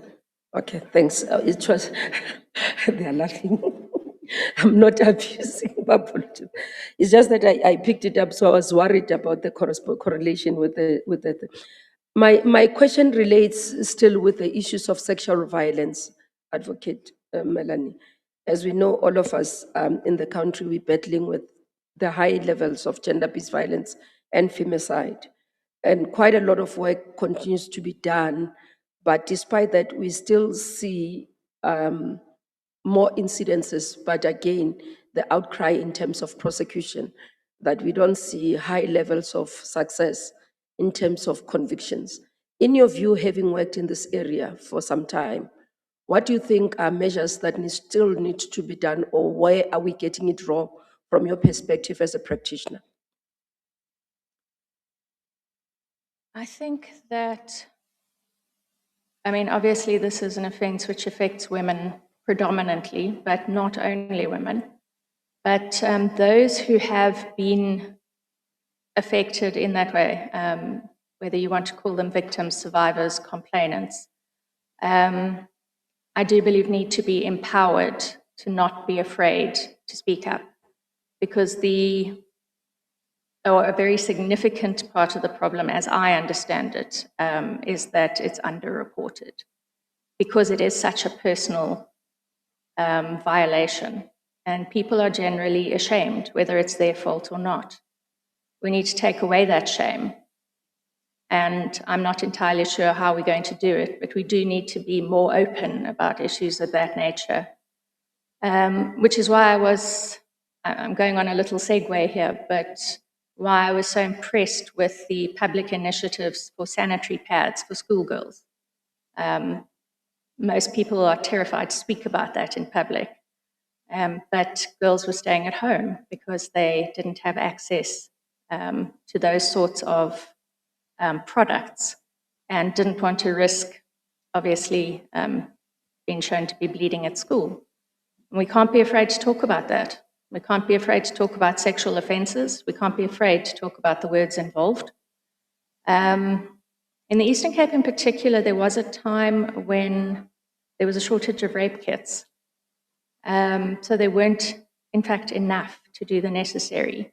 I don't know yet if that's been remedied, but obviously, as with a lot of things, funding is an issue. I believe there is an extensive backlog within the relevant laboratories in terms of DNA evidence. Obviously, funding and more capacity would be very beneficial. I hope that answers your question. Thank you. I don't want to abuse CJ. JB? Thank you, CJ. Good morning. Good morning. Good morning. Just one question. In your legal career, have you had an opportunity to deal with matters relating to customary law and or indigenous traditional issues in the Eastern Cape? And what is your view regarding the roles that such systems should play in our society? What would the source of such systems be? And given the demographic of the Eastern Cape and the country as a whole? My own, in terms of the first part of your question, my own personal exposure to customary law has not been extensive, but I have been involved in one or two matters where the legitimacy of a customary union has been in dispute. This was, I think, pre-legislative amendment in terms of the Recognition of Customary Marriages Act. And so you would have a situation where perhaps a man would be civilly married to one woman in one province, but then have a customary marriage in another province, would pass away, and then things would get complicated in terms of the estate and obviously the requirements of intestate succession and how that would devolve. So that has been my exposure to it. Usually you end up going to oral evidence to find out whether the necessary has occurred. I'm not going to pretend that I have intimate knowledge of what the customary requirements are, but I'm certainly interested to learn about them whenever I do come across them. There have also been, it being the Eastern Cape, the issue of burial is often in dispute, and the customs surrounding it and how they need to be respected and maintained. They often, from my own personal perspective, in such matters seems to be disagreement as to what the deceased's last requirements were or what their dying wish was in terms of where they were to be buried. So that is often disputes of fact more than anything else. The role it can play, it is recognized in the Constitution as a system of law that is followed and respected by many people. There is legislation governing traditional leadership. And the best I can do to summarize it is what I was taught by Professor Mthatha at Rhodes University a very long time ago, which is the customary law and the Constitution run parallel. But when there's a conflict, the Constitution always wins because it's the Supreme Court of the land. So to the extent that customary law is constitutionally compliant or capable of interpretation that allows it to be constitutionally compliant, then it is an active area of our law. And I do think it gives credibility for people who, I've perhaps said this incorrectly, but there are many out there, particularly in rural communities, who respect customary law, customs, traditions. And so it does give them a form of dispute resolution which is recognized and credible by the rest of us, essentially. I don't know if that answers. Yeah, in cases where you say you had a dispute of facts, how do you resolve those disputes of fact? Do you import now civil law into those disputes to resolve them? Depends on the matter. Sometimes you refer to oral evidence. And so then it becomes a, I suppose, credibility issue and the manner in which people testify. Or it can be referred to trial, depending on how extensive the dispute is. As far as I know, in application proceedings, there's no reason not to apply the Plascon-Evans rule if necessary. But I speak subject to correction. There may be something I'm not aware of there. I haven't had a lot of exposure to customary law. Thank you. Let's leave it at that. Thank you, CJ. Thank you. Thank you, CJ. Good morning, Advocate Maloney. Good morning. I'm looking at your practice as an advocate and your role in the profession. I don't see much, but I just wanted you to maybe share with us whether, as an advocate, have you ever played a role in empowerment and transformation initiatives of the young Black female advocates, or, or what role did you play? My response to that is actually going to be informed a lot with a conversation I had with one of my previous pupils yesterday. I've had 2 Black male pupils, and he said to me, transformation is as much about opportunity as anything else, and reminded me, because I do things without thinking sometimes, that, or getting them sometimes, that in many of the internal disciplinary matters for Rhodes University, there will be young Black women who are law students who come along, who get to see the law in action in a trial context, a slightly informal setting, but not quite a trial, but a disciplinary tribunal. And so can see how leading a witness, cross-examining a witness, submitting evidence actually works. And there have been a few of those. I know that I've encountered a few students that I've lectured in the past who have gone on to become legal practitioners. But I think primarily my contribution is a bit like my personality. I'm very quiet and I stand apart from the rest. And so it's little acts over a lengthy period of time that I hope have helped people, particularly Black women. Unfortunately, I think we only have 2 at the moment at the Makhanda bar. We have had more. Sometimes they move on to larger centres. But yes, it's something we need to work on. Not sure if that answers.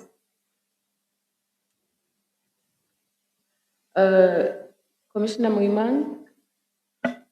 Thank you, CJ. Good morning, Advocate Malone. Good morning. Just one from my side in relation to one of the judgments that you have attached, Kula versus the Ministry of Education. In particular, the detailed structural interdict that you gave. Amongst them, the judgment, the interdict talks about communicating the decision within the prescribed time scales providing individualized reasons for refusal, and then catch-up plans for students or learners that might have missed schools due to lack of school transport.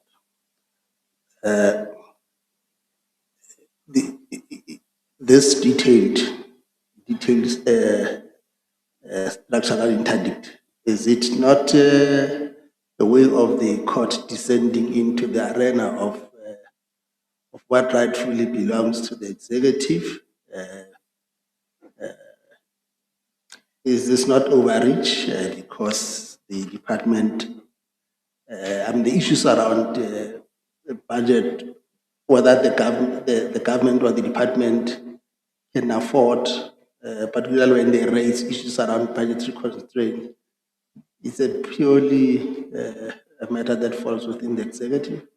Is that not the court overplaying its hand? Blurring the separation Stepping of over powers. the line in the separation of powers. Yes. It was one of the arguments raised, yes. But ultimately, all that the applicants were asking was that the department do what it had already undertaken in its own policy to do. And the only reason it wasn't doing it were budgetary constraints, which were raised, but not in any way that was meaningful or helpful in terms of deciding the matter. There was also the fact that several years previously, the South African Human Rights Commission had done a report on the matter. And there had been another similar application that served before Judge Plaskett, who later became Justice Plaskett, wherein they sought similar relief, but he limited them to the specific schools that were listed amongst the applicants. So he did grant the relief. On this particular occasion, they once again raised the same issue as they had before Mr. Justice Plaskett, which was, we have a policy, but we need to revisit it. But we don't know when we're going to do it. We don't know when it will be ready. Essentially, it was a brush off.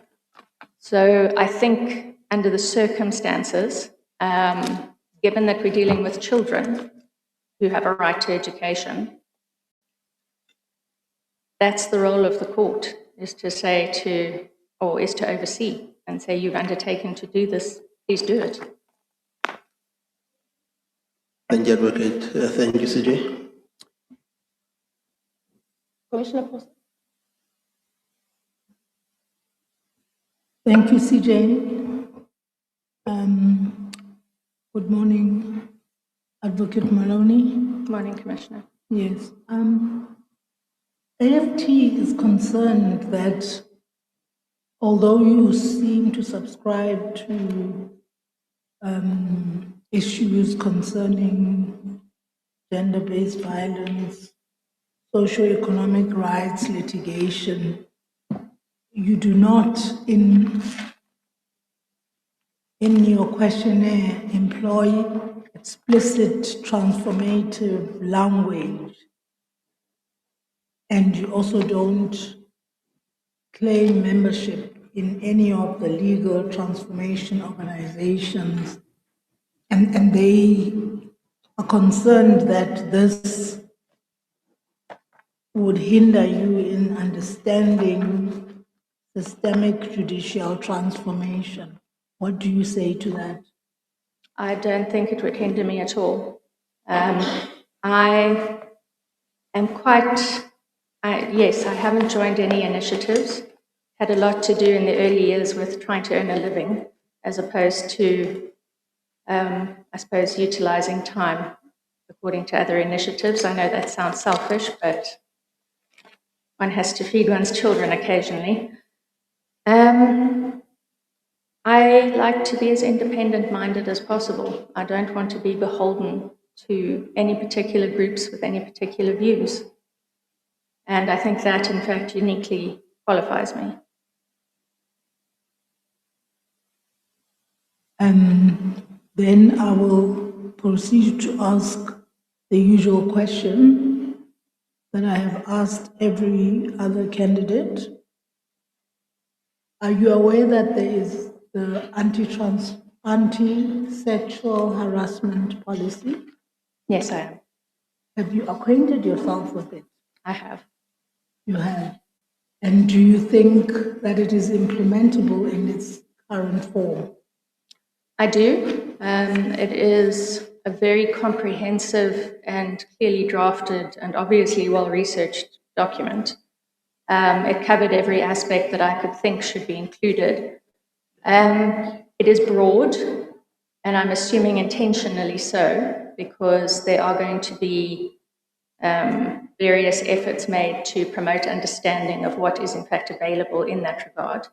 So I'm assuming there will be posters on walls simplifying the procedure, because it is a 25-page document. And so your average person who isn't used to reading as many documents as the lawyers do won't necessarily be able to understand what they're supposed to be doing in a particular circumstance.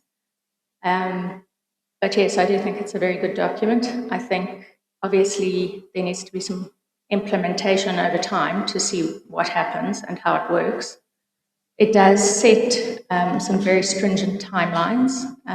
Complainants are required to be, particularly if it's a formal complaint, I think, required to be responded to within 3 days.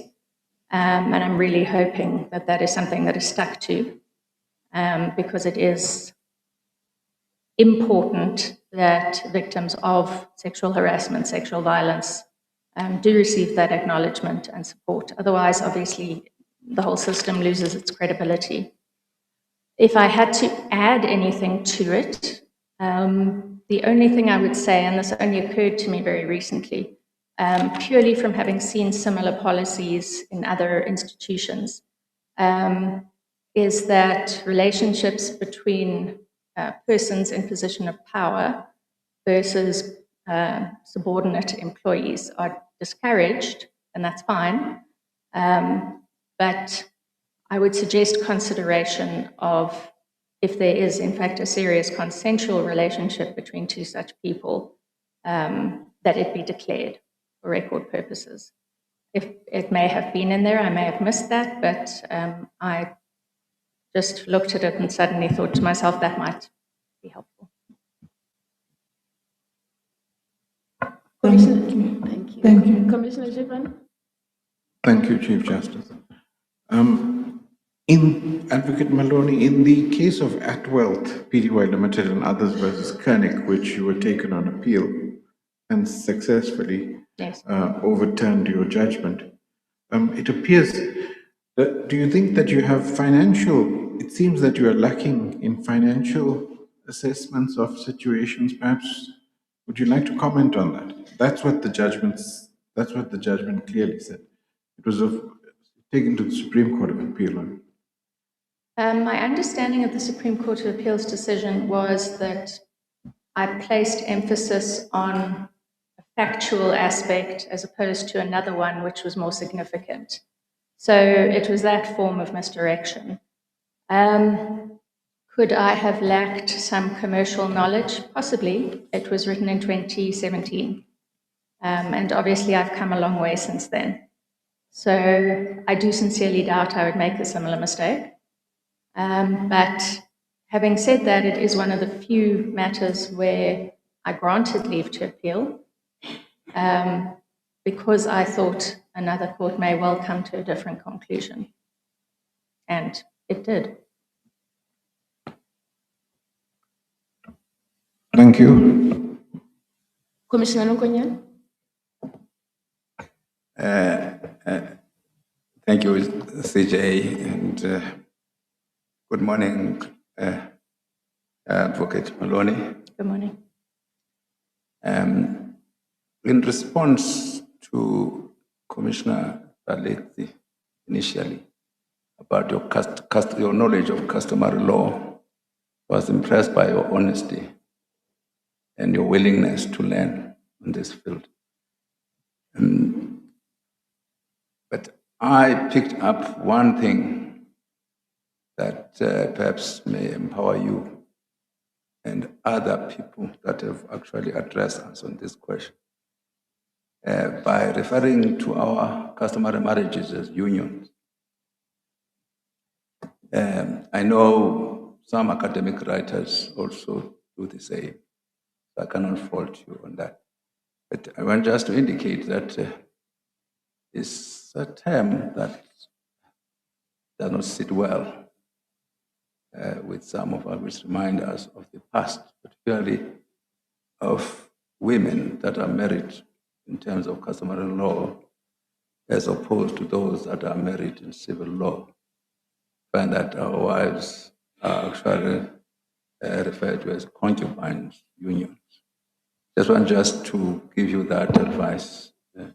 I don't seek any response to that because we are honest. Thank you, I appreciate that. Thank you, CJ. Thank you, Commissioner. Anyone I'm forgetting? Right. Just one last question from me. The BLA and NADEL have raised concern about your state of readiness for this job.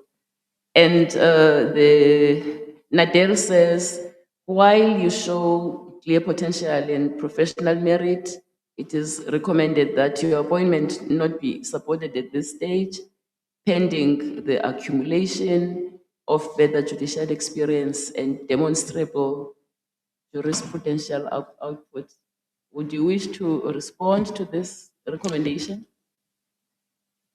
I accept that more experience is always a good thing, Chief Justice. You always learn something new every single time. They didn't provide me with any concrete information to underpin their concern.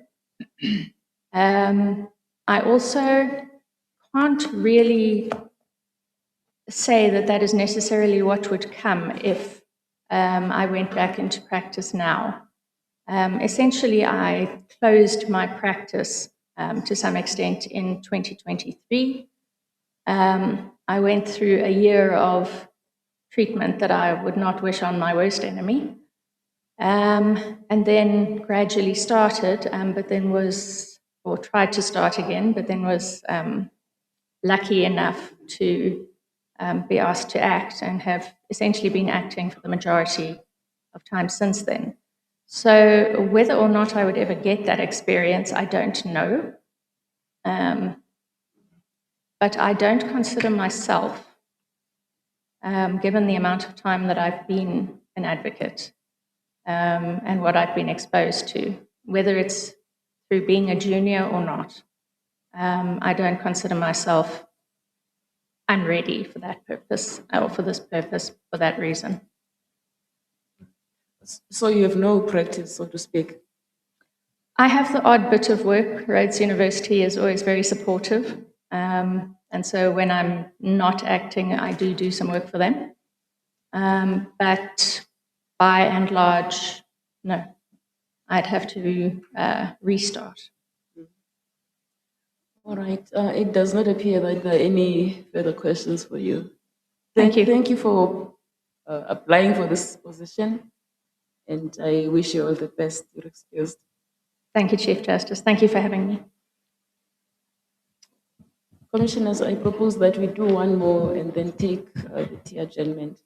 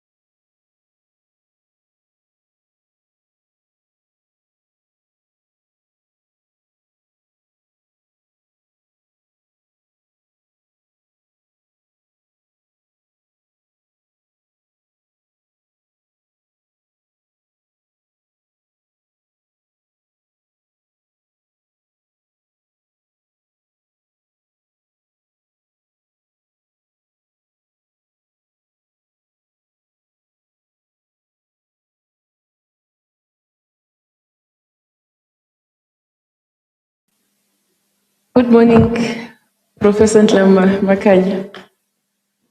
Good morning, Chief Justice, and also to the commissioners. How does it feel to sit at the other end of the table? I have stomach cramps. That's good to hear. Poetic justice, I remember how hard it used to be on candidates sitting right there. It's good to see you. How are you? I'm fine, Chief Justice. Thank you very much. Good. And you? I'm fine, thanks. Thanks. All right. Are you ready? Yes, I'm ready, Sir. Okay. You have a string of academic qualifications. A BUris, an LLB, an LLM, and an LLD, and several certificates on subjects varying from comparative human rights to competence in preaching and evangelism and Bible studies. That is correct, Chief Justice. Where did you obtain each of these qualifications?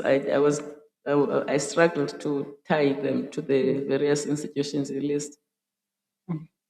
The BUris and the LLB are from Forte. The Masters and the Certificate in Comparative Human Rights are from Stellenbosch, and the LLD from UNISA. Plus the Assessment Certificate in 2011. Yes. From UNISA, and the other one as well on competence in preaching from TEC, and then the one on evangelism from the Education Ministry of the Methodist Church. Okay. You have always worked as an academic. Yes, that is correct, Chief Justice. Since 2002. That is correct, Chief Justice. Okay. Can you just take us through where you've been, just quickly? As an academic, Chief Justice? As an academic. Okay. Thank you very much. I started as a junior academic at the University of Forte in 2002, and I was immediately promoted to the lecturer position. And whilst I was at Forte as well, I coordinated the outreach programs at the Oliver Tambo, UNESCO Oliver Tambo Chair of Human Rights. Then after 3 years, I left Forte for the Human Rights Commission, where I stayed for 2 years. But I left after 2 years for UNISA. I stayed for 5 years. After UNISA, then I left for UKZN. I stayed for 5 years. Then I rejoined Forte in 2018. And I must express that at UNISA and UKZN, I was promoted to an associate professor position. Then when I rejoined Forte, I was appointed at full professor position. Thank you, Chief Justice. All right. And you are currently a senior professor of public law at Forte. That is correct, Chief Justice. After I delivered my inaugural lecture. You are also an established C3 rated researcher that was awarded by the National Research Foundation in 2022 already. Can you explain what that means, what that is? That is correct, Chief Justice. NRF, which is the National Research Fund, I applied when I was nominated by the university. Then what does it happen that I have to provide all the necessary information relating to my experience as an academic. Then what I do is to provide the possible 6 reviewers. Then NRF provides their own independent reviewers. So they undertook their own process based on their evaluation on which category they should place my research status. It is where now the reviewers determined that I was in the C3 category, which means that I am an established researcher, and amongst my peers, they've shown that I have that level of competency of having contributed to scholarly knowledge. Thank you, Chief Justice. And following this rating, you were awarded a Vice Chancellor's Research Medal and another award as a senior researcher in recognition of this, this rating. That is correct, Chief Justice. You also mentioned that you wanted to go on. Yes, Chief Justice. Please do. The research award by the Vice Chancellor is in recognition of the highest level of having achieved in your research or in your specific area of focus, which is my constitutional law. I've just forgotten to mention that my specific area where I was assessed was in constitutional law. So that medal was reference to that award. And having received the award, then the research status as well was awarded in recognition of the award itself, because the award was by NRF, and then the senior research status was by the university. Thank you. And the icing on this cake is that you were nominated for the 2025 Male and Guardian Power of Women Achievers Award and was voted as one of the winners in the category of law and justice. That is correct, Chief Justice. That is a stunning resume. I won't go into all the other things you've done. We don't have enough time for that. So the subject of your LLD was constitutional law? Or am I wrong? The LLD. Yes, it's an intersection of constitutional law and human rights, and then customary law, because they are interrelated. So that is why the focus was on gender equality in post-apartheid South Africa, looking at the impediments. What subjects, we do know that you are in the Department of Public Law, but what other subjects have you taught during your career? I started with criminal law, criminal procedure, and bit of evidence. Then I moved to constitutional law, but today I'm teaching almost all the subject because I taught medical jurisprudence, I taught jurisprudence, I taught introduction to law, I taught juridical interpretation. Then there are master's programs, comparative human rights, the theory of law, equality and difference, and the fundamental human rights. Thank you. All right. And you have served and continue to serve in various leadership positions, including head of research at Forte School of Law, acting dean at that university, and on the board of the University of KZN School of Law. That is correct, Chief Justice, because I started at UNISA as an ad hoc, because I was not a formal appointment. But that was one of the approaches by the head of department. And at the time, the view was, it was that developing your own timber. So it was not a formal appointment, but at UKZN, I also acted as a dean of research for a year. Then when I rejoined Forte, I acted as the chairholder of the UNESCO Term Board Chair of Human Rights, and also as head of research, and also the deputy dean's position. You've written extensively, peer-reviewed articles, published articles, book chapters, papers that were published in accredited journals. How many articles have you written in all, would you say? Inclusive of chapters, Chief Justice. Everything? Yes. There are more than 50. Then I've participated in national and international conferences. Thank you. All right. You have acted as a judge in various divisions of the High Court. That's correct, Chief Justice. Since 2016? Yes, Am I that right? is correct. And you've acted in the Eastern Cape where you want to be permanently appointed. You've acted in KZN. You've acted in this division as well. Did you sit in both Johannesburg and Pretoria, or were you assigned to just one of the seats? Here. In both stations, Chief Justice, Pretoria and Johannesburg. And in the Eastern Cape, did you get to sit in all the seats? Yes, the last stint was in all the seats, but in 2016, it was Bishop and East London.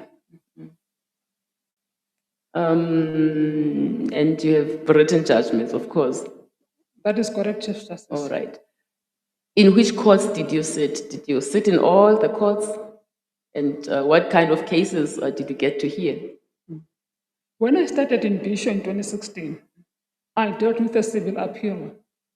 And on its delivery, I was surprised to learn that it was already court media attention. And I had a trial as well of a civil trial of a long run, which took me 2 weeks. And I must also express that I felt like running away when I received that file with the 3 interlocutory applications in between. And that judgment, which I referred to, and also I carry great pride in that judgment because I was a pure academic, not even a background on how I should handle a civil trial. But my theory of law enabled me to handle the case itself. And I was appealed to the Supreme Court, and the Supreme Court granted an appeal to the full court. And the full court, on considering the application for appeal, it also dismissed the appeal. And since I didn't deal with the part B of that application, which was whether there was a contract between Buffalo City and the applicant. So the full court had to deal with that aspect. My part, which I dealt with, was on whether a deregistered company has a capacity to sue. And the full court agreed with me that I was perfectly correct that what it says in paragraph 41 of that judgment, and even the legal analysis which I provided in that judgment was not challenged by the appellant. So that is why I'm saying I'm holding great pride with that judgment. Thank you very much, Chief Justice. And how many judgments would you say you have written in all? There are 49, excluding the electoral court judgments. Yeah. Okay. And you have acted for a cumulative period, that's what your questionnaire says, of 41 weeks. That is inclusive of this last stint of 10 weeks. And a further 10 weeks? The last, Chief Justice. Is it 41 weeks including the 10 weeks? It's 36 plus 10 weeks. Oh, I see. So it's 46 weeks. All right. In addition to this experience in the High Court, you also sit in the Electoral Court. You were nominated for membership of that court from 2022 until this year. That is correct, Chief Justice. You sit with Deputy President Zondi. Yes, he's our chairperson. All right. Have you had an opportunity to write judgments in that court? Yes, Chief Justice. And I must also express or indicate to the Commission that what makes that court unique or the way in which it functions, it also provides an opportunity that you are allocated a judgment where you are writing a memo that sets the ground, if I put it that way, on the key issues that has to be considered by the team members. so that an allocated member or an allocated judge, when we discuss the memo, at least we have an insight of what the application is all about. Thank you. As I hinted at the outset, you were a member of this body for a period of 5 years. I want to mention that I am a Christian myself. I come from a long line of Anglicans and am a practicing Anglican myself. So do understand when I ask you this question that I'm not biased at all. But with your particular interest in matters religious, I just wanted to ask you if you are aware that South Africa is a secular state and you can promise us that your religious inclinations won't interfere with the execution of your judicial functions. That is correct, Chief Justice. I'm a staunch member of the Methodist Church, and I'm a Christian, and also as a judge, if I'm given an opportunity, I'll have to decide any matter that have to come related to religious issues objectively and in a fair and impartial way. Okay. I'm going to hand over to Acting Deputy Judge President Dawood, who represents this division you want to join. Judge Dawood. Thank you, Chief Justice. Good morning, Professor. Good Professor, morning, you have an JP. extremely illustrious academic background. Well done on all your achievements. My question is, on a practical level, do you believe that you have acquired sufficient experience and expertise in all areas of law during your acting stints? Thank you, AJP. I wouldn't say it loud that I've acquired enough experience in all areas of the law. But what I can point out is that those matters that have been tabled before me, then I was able to deal with them. For example, I never dealt with copyright law, even at university. But I had a matter that came before my table related to copyright law. And that judgment caught national and international media. And it was even quoted as a judgment from South Africa, which means that theory of law was able to be integrated into the practical aspect. So that's the judgment that I can put forward, because I have the other three as well that were quoted by the media, like the one on the role of the municipality with reference to eviction, and the other one with reference to customary law in determining the validity of a marriage and condonation. Thank you, AJP. Thank you, Chief Justice. Thank you, ADJP. Premier. Thank you very much, Chief Justice. Good morning to Professor Mthatha and Makhanda. Good morning, Mr. I'm not sure, Chief Justice, whether must I say this just in case one person will be mischievous about it. We once served together in an SRC more than 25 years ago.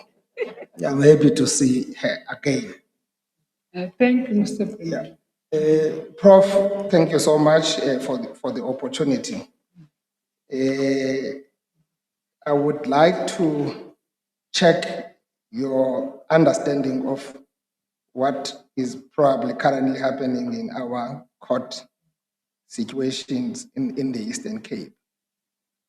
Surely there would be challenges, and my interest will be, which of those challenges from where you are would you assist in resolving, and what value would you add to the High Court division? Thank you very much, CJ. Thank you very much, Mr. Premier.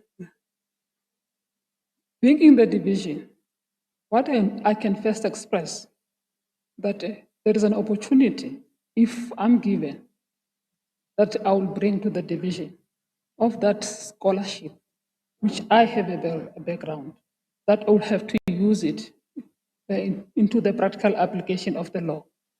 In terms of the challenges that are facing the division now, I must also say, from 2015, I've been a commissioner here. And the issues of infrastructure and human capacity had always been the answer, the challenge that each candidate from the province will raise. And it's quite saddening that even in 2026, I will raise issues of infrastructure and human capacity. But as an acting judge in the division from 2016 and to date as well, there are still some teething problems relating to the way in which the division should be integrated from PE, from Gqeberha and also to Mthatha, because the 4 stations, they provide that opportunity of that geographic vis-a-vis the socio-legal culture that enables each one to bring more life in respect of the way in which he or she handles the matters that are presented before her. So in terms of ensuring as to what value would I bring to the division, then the value that I would bring to the division is the fact that we have the support staff. And the support staff are the face of the division that enables the quality of access to justice.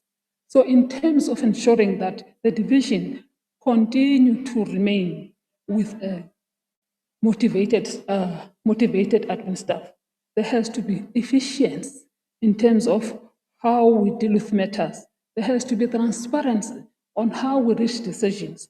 There has to be accountability in relation to the way in which we carry ourselves.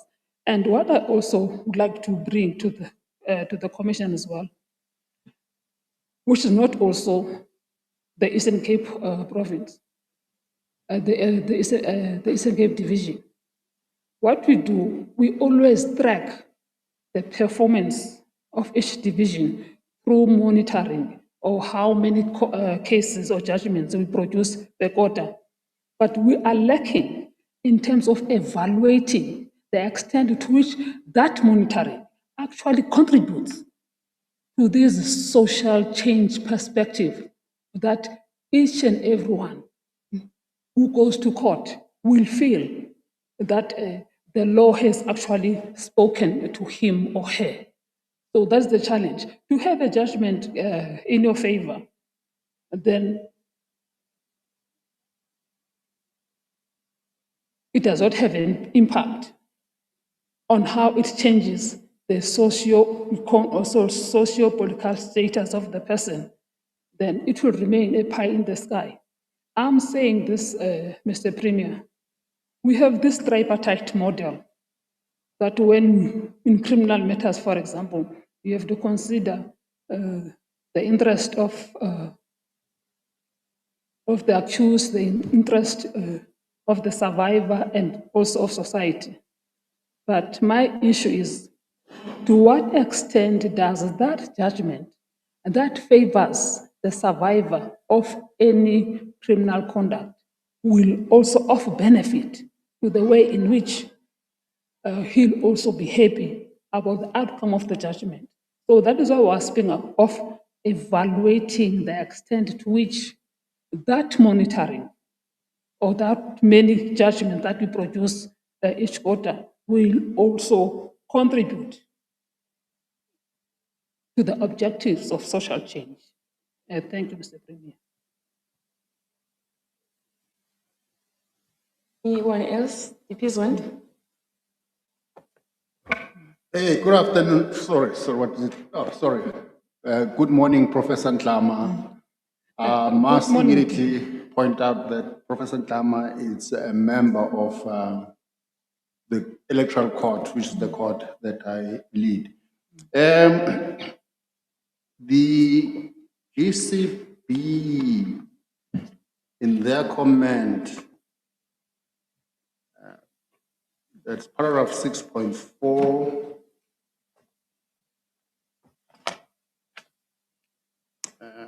they are saying that more recent judgment by the candidate do not reflect that the candidate has become more comfortable with what may be described as a commonplace application in the High Court.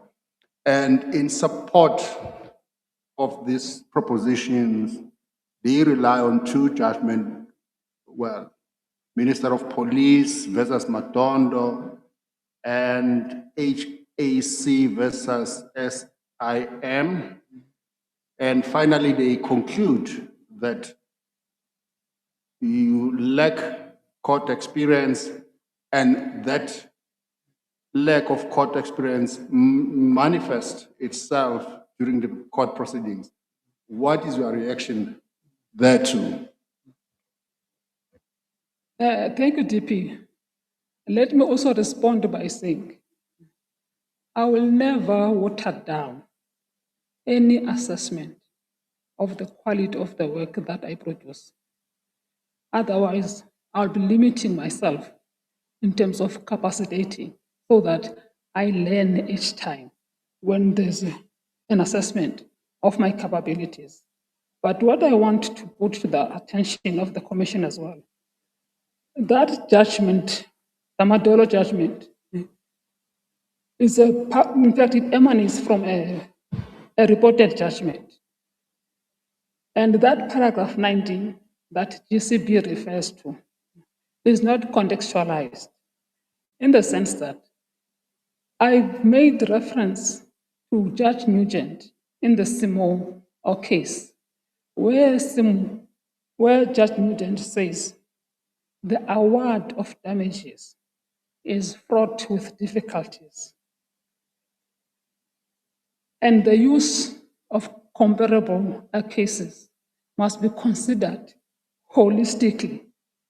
And if we have to consider those comparable cases, as of equal application, we must be careful because the precedent is of value, but it remains nothing more than that. That's what Judge Nugent said in that judgment. Then my interpretation was, having learned from that paragraph 19, my opinion was, because of the independence of the judiciary, so each judge or in each matter, then the court must determine its own case based on its merit. Because that precedent, as Judge Nugent says, it remains of value, nothing more than that. So that was my interpretation of the Madondo judgment. And secondly, I forgot now the second before the third one. The second question. Yeah, they also rely on HAC versus SIM. Thank you very much, DP, as well. Even that one, Judge Smith says the introduction of Section 17(1) in the Supreme Court Act relating to those factors that determine whether a judgment is appealable or not, because we have those two principles, whether there's reasonableness in the outcome or whether there are compelling circumstances that warrants the granting of an order. So Judge Smith says 17(1) has become onerous because it captures that word would. So that would now has to be interpreted in a way that will enable to determine whether now to grant a leave or not. And she was saying, as she said, that word would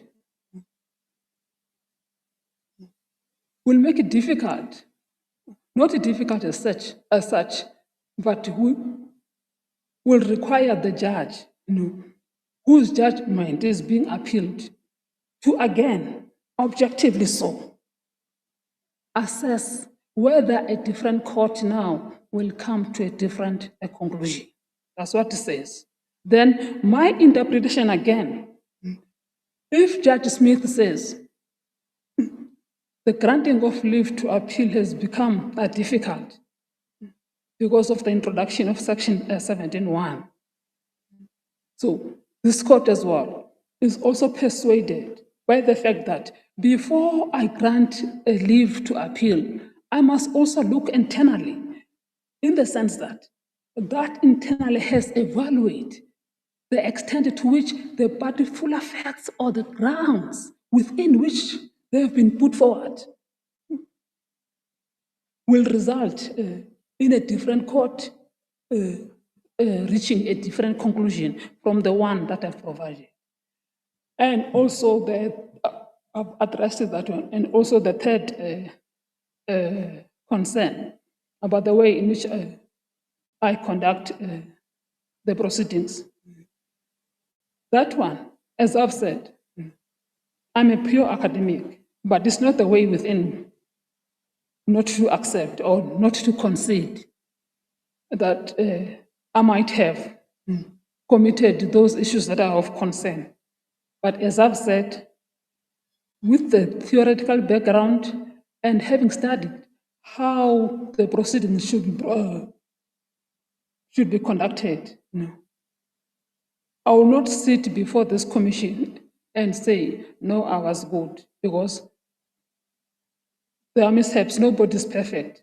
But as the ongoing process in terms of skilling myself on how I integrate the theory and practice, tomorrow, let me say boldly to the commission, I'll be a better judge. The reason why I'm saying this, without blowing a trumpet for myself, from a junior lecturer position to a professorship provision, professorship, it took me 7 years to get there. That excludes the 2 years I was with the Human Rights Commission, because even the LLD itself, it took me 2 years to complete it. So if I'm given an opportunity and come in as a junior judge, I will invest much more of my energy using that theory in order to upskill what I've learned into practice. Thank you very much, Judge John. Thank you, CJ. Thank you very much, CJ. Maybe just following up on that one. Is it still morning? Good morning, Prof. Morning, Mister. Yes. Do you think you are unfairly assessed on the basis that you are a pure professional rather than being a legal practitioner? That the mistakes that would be made by a legal practitioner, when you can make them, they would be viewed differently. I'm just following with what Judge Deputy President was asking you. Thank you very much, Commissioner Minister. I must also raise my concern with that assessment, because it was not fair, because it was not contextualized. GCB just quoted without taking it back as to why I was saying what I've said in that judgment, because my interpretation was informed by what I've read, which I substantiated. That is my concern with that comment. And besides, having the theoretical background as well will not be a bar in terms of translating that scholarship and infusing it into the practical approach of the law. Thank you, Mr. Minister. Thank you, CJ. I'm going to give the round. If you have space for me, I have one question that I didn't ask. Should I ask it? Okay, thanks. The question I have, Prof, it's in relating to the case in Madibeng of the illegal occupiers of land that went and took, and Madibeng came for an interdict. Having looked, and I'm talking from an experience in terms of illegal occupation of land, denying proper planning from government, and therefore spatial development gets affected. Looking at that judgment, do you think that it does encourage continuous of illegal occupation, Or do you think that they could have been, because I look at it from a point one, that the municipality, in terms of the constitution and also in terms of legislation, do not have, unless if it's delegated by the Minister of Human Settlements, do not have the powers to build houses.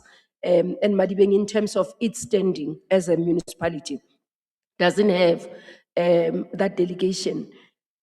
So I was looking at it from that point, looking at that in terms of the interpretation, but also generally in balancing between legal requirement, but also socio-economic development in the country and the financial burden that the state most of the time have to carry. Thank you, Minister. And let me again, in fact, let me start here. Nobody has a direct right in the country, because that section 26 of the Constitution says everyone has access to adequate housing. And that adequate housing is subject to progressive realization. And that progressive realization, it depends on the financial muscle of the state. So within that context, when we speak of that right to access to housing, considering the history where we are coming from, where issues of land, where issues of access to that housing, and with the current challenges now that the government is faced with, those are the things that we need to balance. And the purpose of that judgment as well, in balancing how the municipality, as a local sphere of government, vis-a-vis the ordinary people who do not have roof over their heads, and then the municipality comes and apply for their eviction. And I was of the view, and I still continue, that that Grootboom judgment served as a framework within which to determine those socio-economic rights issues with reference to housing. Because the Department of Human Settlement at the time, which was Department of Housing, the court found that the state did not provide or did not have policy that will cater for people in emergency situations. And issues of socio-economic rights has been my interest, because even my academic, my master's was on court orders. Because even that judgment, it took 8 years before it was finally implemented. With the Mthatha case as well, we are not promoting this unlawful occupation. But what we envisage, that the state, despite its limited resources, must try and provide an alternative accommodation to the people who are in dire situation. And in this context, the municipality came before the court and says it's going to move people to a community hall. That is where I was. The municipality comes, is going to move people to a community hall. I thought of issues of human dignity. I thought of issues of equality. I talk of issues of freedom and security of people being clamped in a hall, community hall. Is that an alternative accommodation? So that was my issue when I said the municipality is the coal face of ensuring that those socio-economic issues are addressed, not to come to court and apply for an eviction. And what makes that case distinct is the fact that the municipality came with senior councils, and the ordinary people came by themselves. They represented themselves. So I even referred to that judgment. It was an elephant and an ant, which meant that the scales were far balanced, because the state has financial muscle to get them out of that piece of land. And then the ordinary people come to court, on their own. Thank you, Mr. Minister. Thank you very much, Prof. Thanks, CJ. Thank you, Minister. JP Tlaletsi, followed by Commissioner Mangena. Thank you, CJ, and good day, Professor. Good day. Oh, I can see. Good day, Commissioner Tlaletsi. Yes, I must say and disclose that I'm also a member of the Methodist Church of Southern Africa, Khaleshiwi Second Centenary. Okay. Yes, mine relates mainly to ethics and conduct of a judge. In your article in the US-China Law Review, the heading is the Hlophe Saga, the question for the institutional integrity of the judiciary. And then on the conclusion in that article, quite well written and recent article, you conclude that it is worth reiterating that the purpose of this paper was its primary focus on the manner in which the controversy involving Hlophe JP was handled in its initial stages. The controversy has plunged the institution of the judiciary into a crisis. It has tainted the image of the judiciary and raised doubts about the legitimacy of the claim against Hlophe JP and the decision of the JSC, which is still the subject of court challenges. The manner in which this matter has been handled has undermined public confidence in the administration of justice, as evident by the public spat amongst the highly respected people of South Africa. It further created uncertainty as to acceptable standards of judicial behavior, since the outcome of this matter is viewed with suspicion and subject to further contestation. The proper handling of this matter could have provided a deeper insight into the guiding principles in relation to what is expected of a judge. The controversy took South Africa by surprise and requires a deeper scrutiny on the regulation of judicial conduct. The Constitutional Court judges activism in this matter has resulted in a brazen wave of discontent which has cast doubts over the legitimacy of the judicial processes and tarnished the image of the judiciary at large. Close quote. My question is, I understand it also, you really wanted to focus on the process that was followed in handling this conduct. But there seems to be a suggestion that the conduct of the Constitutional Court judges was unwarranted. Whether they should have, well, just as an example, whether they should have reported that incident or not. And that there is doubt, and judges are in doubt as to how they should conduct themselves. Maybe you could just clarify that. Thank you. Thank you, Commissioner Tlaletsi.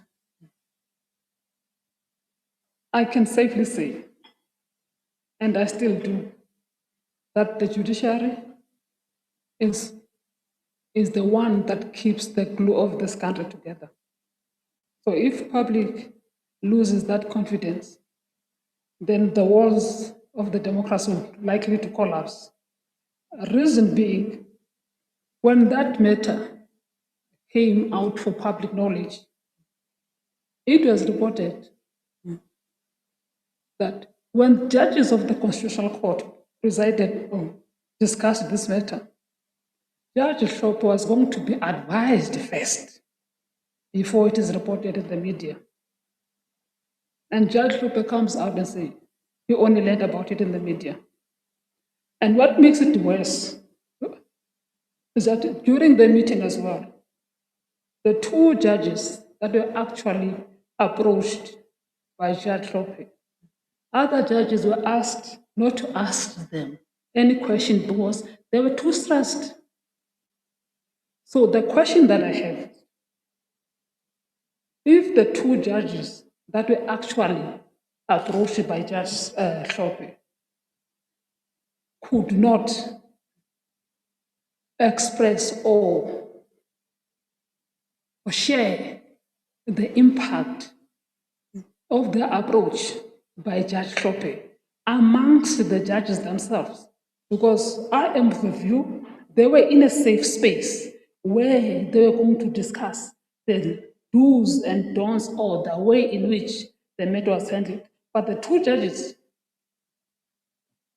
they need not to express any view because they were too stressed. And on top of that, the two judges, when the matter went to court, they were differently represented from the court. So it meant that now we have the Constitutional Court that was divided in terms of how it upholds its own integrity. Two junior judges, they were junior, two junior judges vis-a-vis the rest of the judges, going to court with different legal representatives. So that is the basis of that article. I might have been loud at the time as a junior academic, but that was a concern that I had at the time relating to the way in which that case was handled. Thank you very much, Commissioner. Thank you, CJ. Yes, you may. Good morning, Prof. I'm over here. Okay, morning. I'm wondering, I'm not sure I'm quite following your answer. I'm wondering what you thought the Constitutional Court judges should have done. And I'm also wondering if part of your criticism is of the JSC's handling of that matter. Sorry, I didn't catch the last part of your... If part of the criticism in that article was of the JSC's handling of the matter. So it's a two-part question. Yeah. What should the Constitutional Court judges have done? And was the JSC part of the problem? Thank you very much, Commissioner. As I've just explained, that the Constitutional Court judges were supposed to be in unison in terms of how it handled the former JP's matter, but we ended up with a divided Constitutional Court.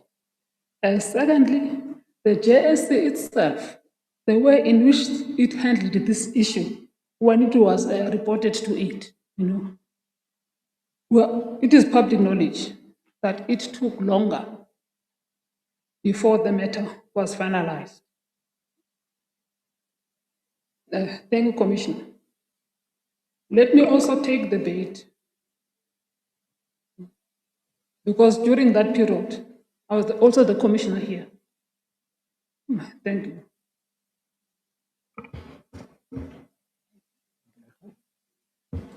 Commissioner Makhanda? Thank you, CJ. Good afternoon, Professor.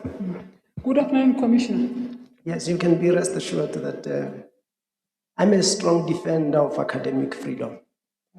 But it appears it is that freedom that you are going to lose once you ascend, because you will not be able to freely express yourself on certain matters.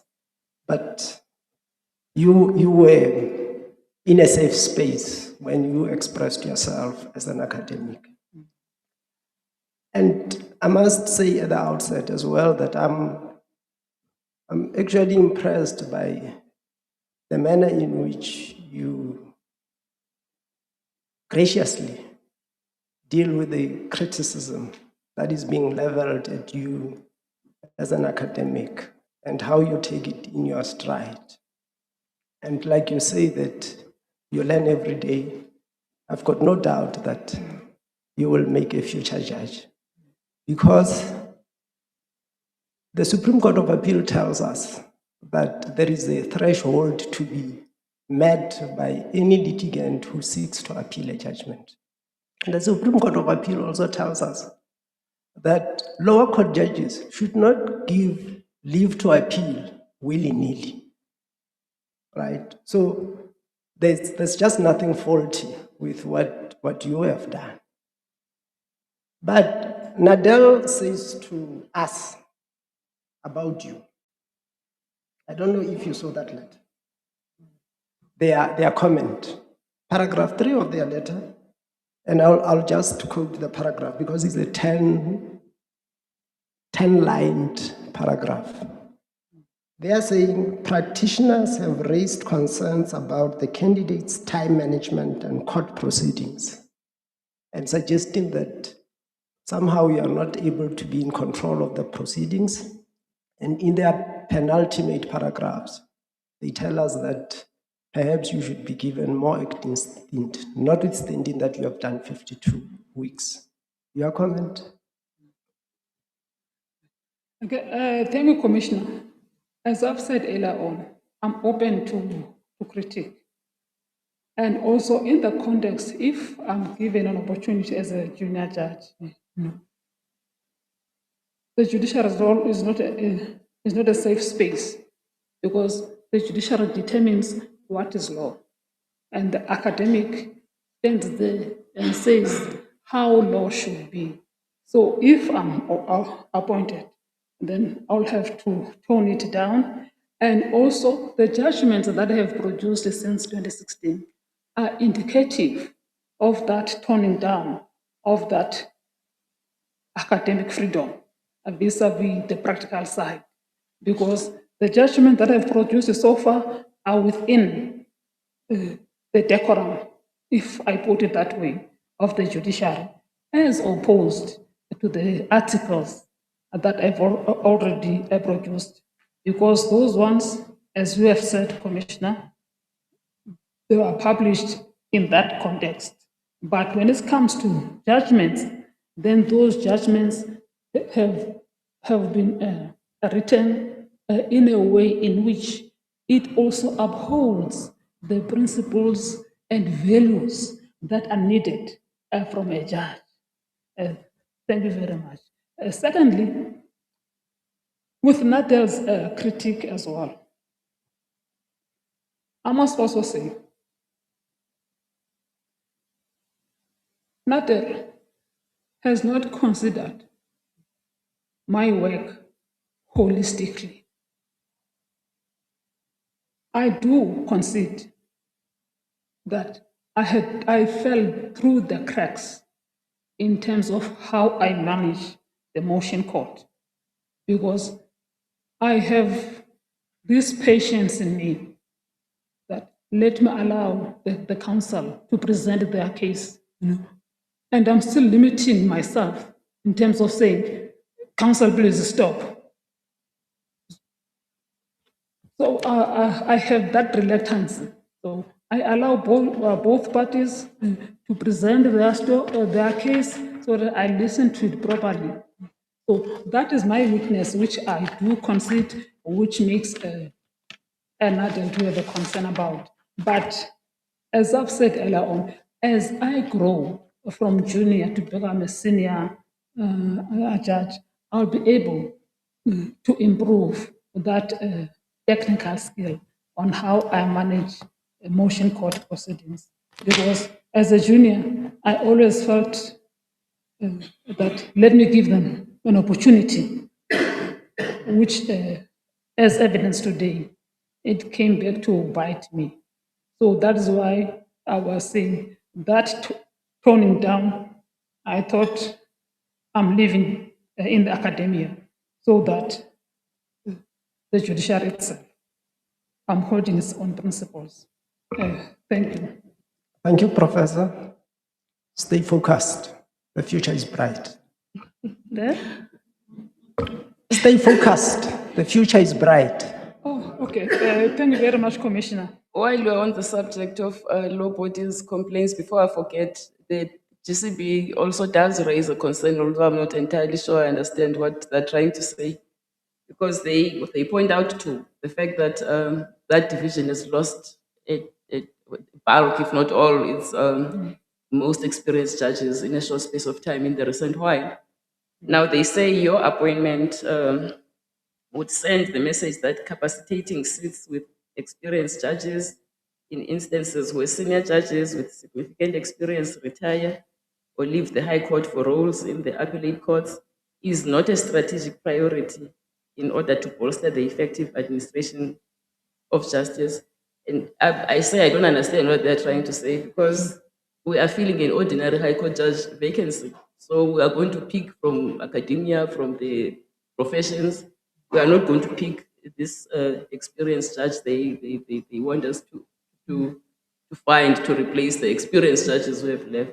I don't know if you want to say anything to it. Thank you, Chief Justice. Yes, I would love to say something and comment on that one.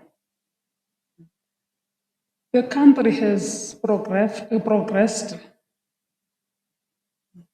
so far. If I would not be a strategic appointment, because the station has lost senior judges, it was a very unfair critique, because I could not be compared as a pure academic with senior judges who have been in practice, that got all the practical skills that they needed to become a judge. And I have also shown my capabilities on how that theory actually contributes to the practical application of the law. If GCB says, Judge Pickering, Judge Abeshe, Judge Smith have left the division, in that cheeky matter which I hold very high, Judge Pickering agreed with me in that judgment that I was right. That's why I'm saying if you go start from paragraph 25, 26, 27, then in 41, they say, Drama HA was correct. I'm not sure of this strategic appointment, that it will not be beneficial to the division, because it looks like it limited its assessment of my abilities to be a junior judge that has the potential to grow within the judiciary. Thank you, Chief Justice. Thank you, Prof. Professor Janimang. Thank you, Chief Justice. Before I ask my question, I must declare that I know Professor Mthatha Makhanda, lest people see our picture having dinner flying around. We've known each other since our master's days in the Western Cape, you in Stellenbosch and me at UWC, and we've gone through this academic ladder in different institutions until full professorship, which is a very rare species as Black women academics in law. So that is, and I also know you other than being an academic as a friend as well. So we put that aside. Do you assure us that you will not be biased? I will not be biased at all, and I haven't seen you in a while, for 3 years now. So Professor Mthatha Makhanda, I see that it doesn't seem like transitioning from academia is an easy thing at all, hearing the discussions that we have had now. So how did you navigate that transition? What are the lessons learned? Thank you very much, Commissioner. As I've just noted, it hasn't been very easy getting into an arena where mostly judges were appointed from the ranks of practitioners. And when I was nominated by the Society of Law Teachers to be the commissioner, my interest deepened in the sense that I was in the sifting committee of this commission, which provided an insight on the caliber or the qualities that are needed of a person to become a judge. But at the time, I was still young. And when I was nominated as well to attend the aspirant program in July by former Judge President Sangon of the division, my heart beat hard because I was looking forward that one day when an opportunity presents itself, I will raise my hand. And in November that year, when I received that call from Judge Van Zyl, I said yes. And my dean at UKZN released me. Navigating through in terms of how do I now, being a judge, from that background, I had to learn fast. And what that learning fast is because of the capacity that I had in my research, in my writing, in the way in which I present my classes to my students, in my supervision. So those research skills, those teaching skills, those other attributes that I acquired in the academia, I was able to carry them over. Then I needed to panel beat them within the context of the judiciary. For example, writing a judgment.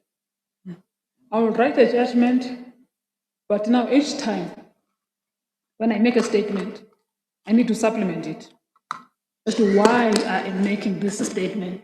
Because in academia, that's what is needed when you write an article.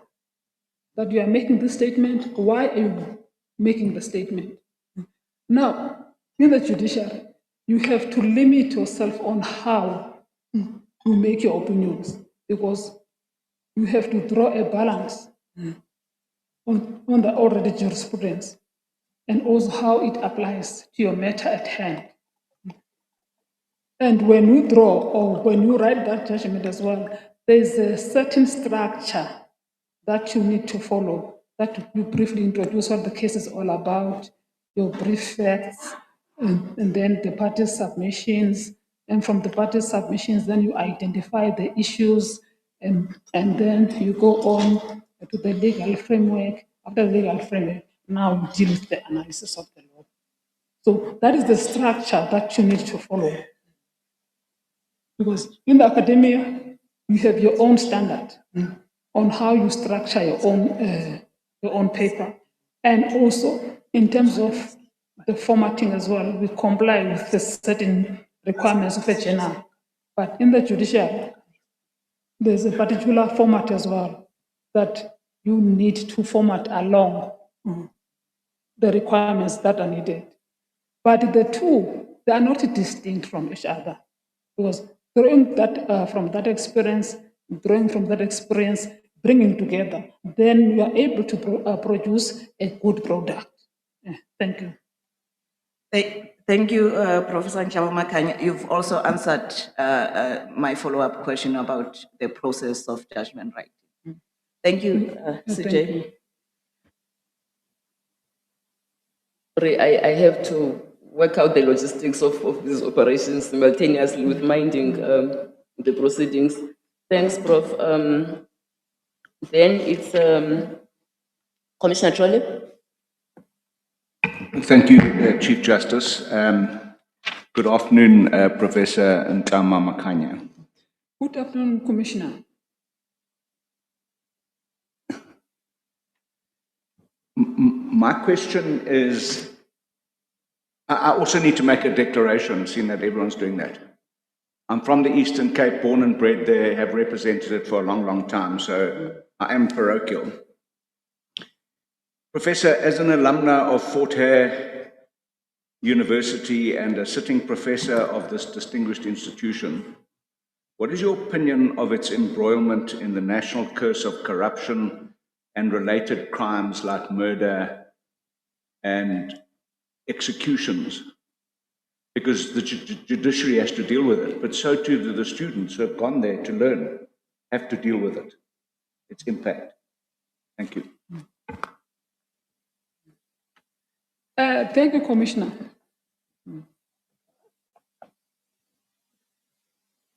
That question conflicts me, and it makes me to be unable to respond decisively to it. Because I'm the sitting professor of the institution. And being a sitting professor of the institution, as they've just made reference to the corruption and all other issues that emanate from the university, if a matter that is coming from Forte and also having been appointed as a judge, and I'm not only a sitting professor, I have attachment to that university as a student because my junior degrees were studied at Forte and also my academic profile started at Forte. So the best that I could do when a matter from Forte comes before my desk is to recuse myself so that the acting deputy judge president or the JP appoints another judge, so that you remove that perception of bias. Because the issue is no longer about being biased, but the perception of bias in handling of the matter. Thank you, Commissioner. Thank you. Chief Justice, if I may, could I ask just a generic question that I've asked all the candidates from the Eastern Cape? Professor, the Mthatha Commission made recommendations about the relocation of the High Court from Makhanda to Bisho. It's controversial, it's been dragging on for a long time. What's your opinion on that? I'm from a village, Commissioner, a Taga location. Today, we are sitting with the history of the demarcations that have not yet been reviewed. All the villages from the former Siskai, for example, they still go to Zolisha for their cases, whilst there are magistrate courts in King Williamstown or in the central town. So there are rationalization as recommended by the former Deputy Chief Justice. It pains me if I put it that way, because in the last stint, I had to sit on default judgments, just on default judgments, all the way from Mount Frere, Mount Elif, that people had to travel from that far to go to Grahamstown. There's Mthatha, but they went to Grahamstown just for default judgment to be confirmed. So when the seat now is moved to Bishop, it will cater for access to justice on a balanced scale.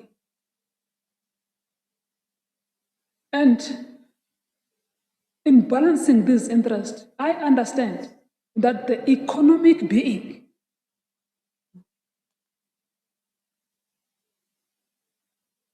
of Gqeberha is one of the fundamental issues that have been raised. Makhanda, rather, not Gqeberha. It's the people of Ekheni who Thank you, Chief Justice. The people of Makhanda, the economic being of that area, that is the one that is foundational to these objections against the move. But if we are taking the recommendations holistically on the extent to which it can contribute to the advancement of justice, so that those people from Alwa North, they also enjoy the quality of the democracy that we've attained in 1994. Thank you, Commissioner. Thank you, Chief Justice. Thank you, Commissioner. Commissioner Poso. Thank you, Chief Justice. Good afternoon, Professor Mthatha and Makhanda. Good afternoon, Commissioner. I just have one question for you. Are you aware of the anti-sexual harassment policy that has recently been introduced for the judiciary? I am aware, Chief Commissioner. Thank you. Have you acquainted yourself with it? That is correct. I have. Do you subscribe to it? I do, Commissioner. Do you believe that there is any way in which it could be improved? Thank you very much, Commissioner. Each policy or each law or each rule, its effectiveness determines by the way in which it is tested. For example, just if I can bluntly say, the policy is victim-centered. But I would say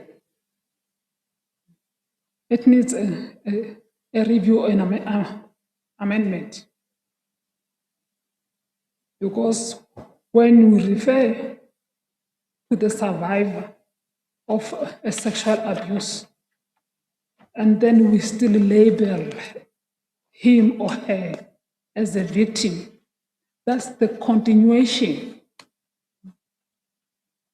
of that suffering, because it does not give, this is my opinion on the policy, it does not give him or her that dignity of being an ordinary citizen that is entitled to equal rights and responsibilities, because she has already tagged by the policy that she is a victim. On the other side, the definition itself, that it is of a sexual nature. So to what extent do we determine that the policy actually addresses issues of sexual harassment or sexual abuse, because it has to be of a sexual nature? What constitutes the sexual nature? Because now it would require whoever who presides over that sexual complaint has to traverse to determine as to what constitutes the sexual nature.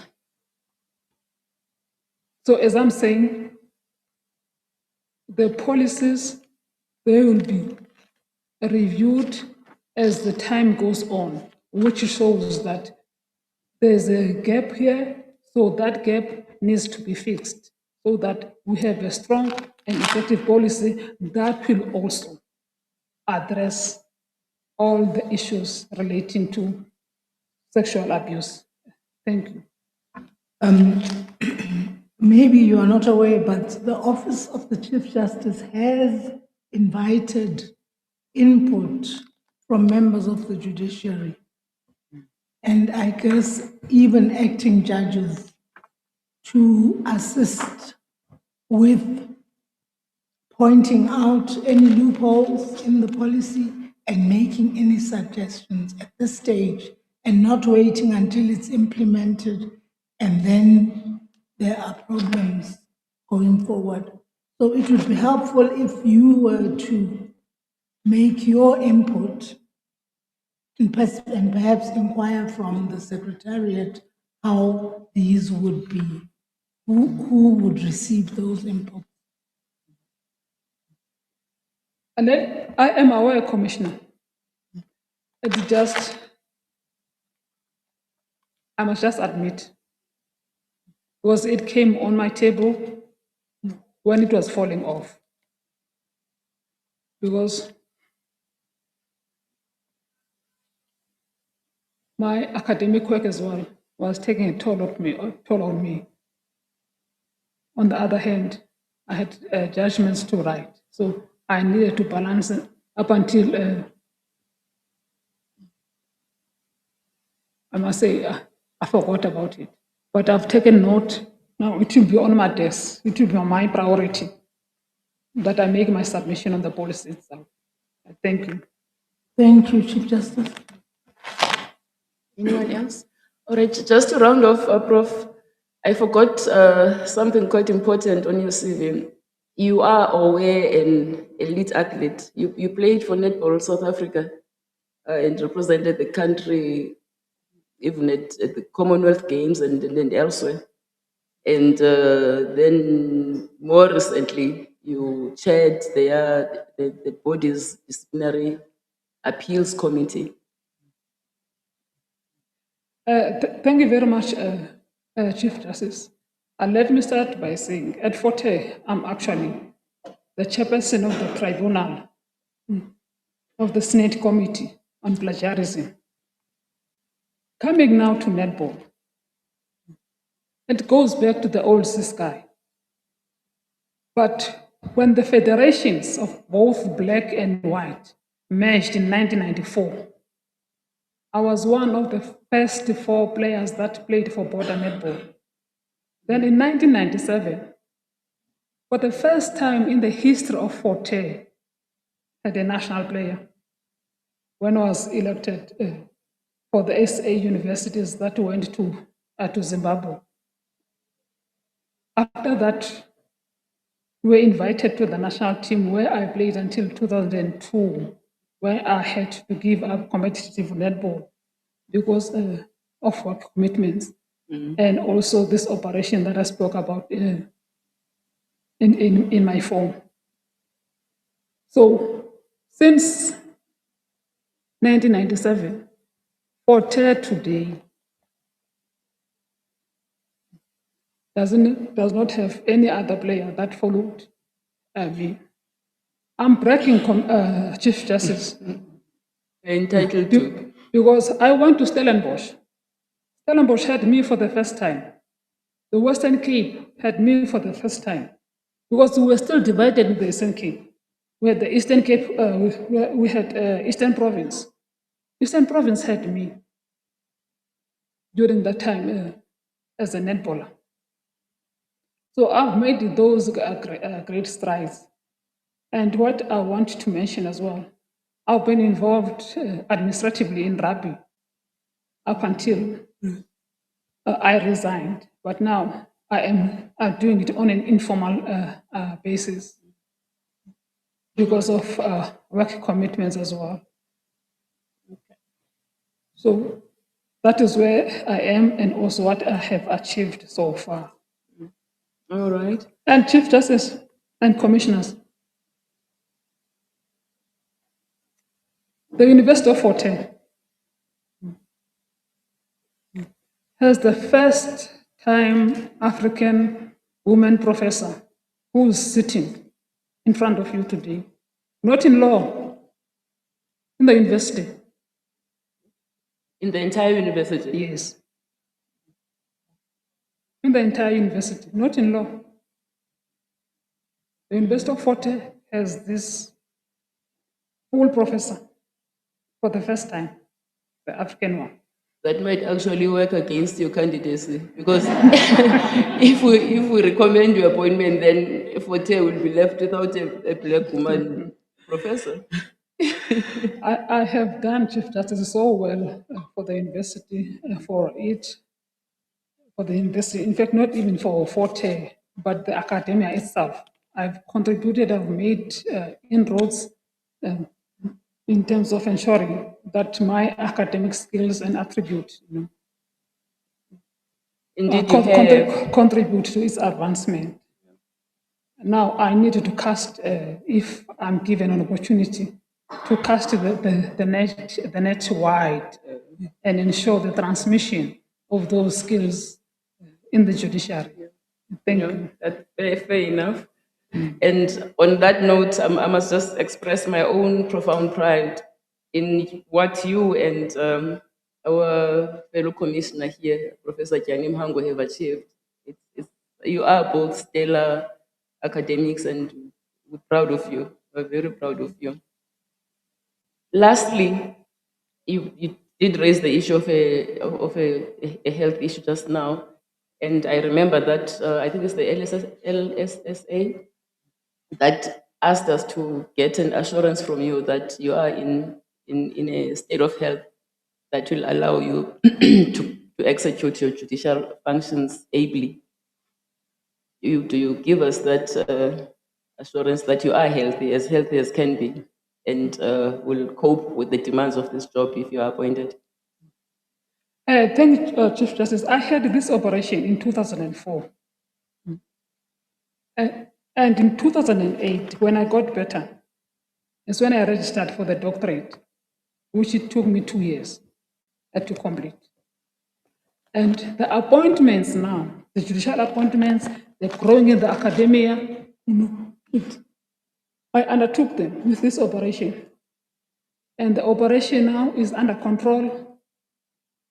I'm using medication. So my state of health will not hinder the functioning of the judiciary because I have done so and I will continue doing so. I did take note, the Law Societies and SSA note that I should provide a confirmation of my state of health. But I think I will have to do other than relying on my lip service, that I get a formal confirmation from the doctor that my state of health is under control. Thank you. Thank you, Prof. That brings us. Are you raising your hand, ADJP? Oh, no. That brings us to the end of your interview then. Thank you very much for throwing your head in the ring. I wish you all the best. You're excused. Thank you very much, Chief Justice, and also to all the commissioners. Thank you. Commissioners, I'm told that lunch is ready, and I propose that we just get that out of the way. Maybe we've done pretty well in terms of time. So maybe we can break until 1:30. 1:30, we are back here. The candidate will be sitting there. We don't leave the dining room at 1:30. All right.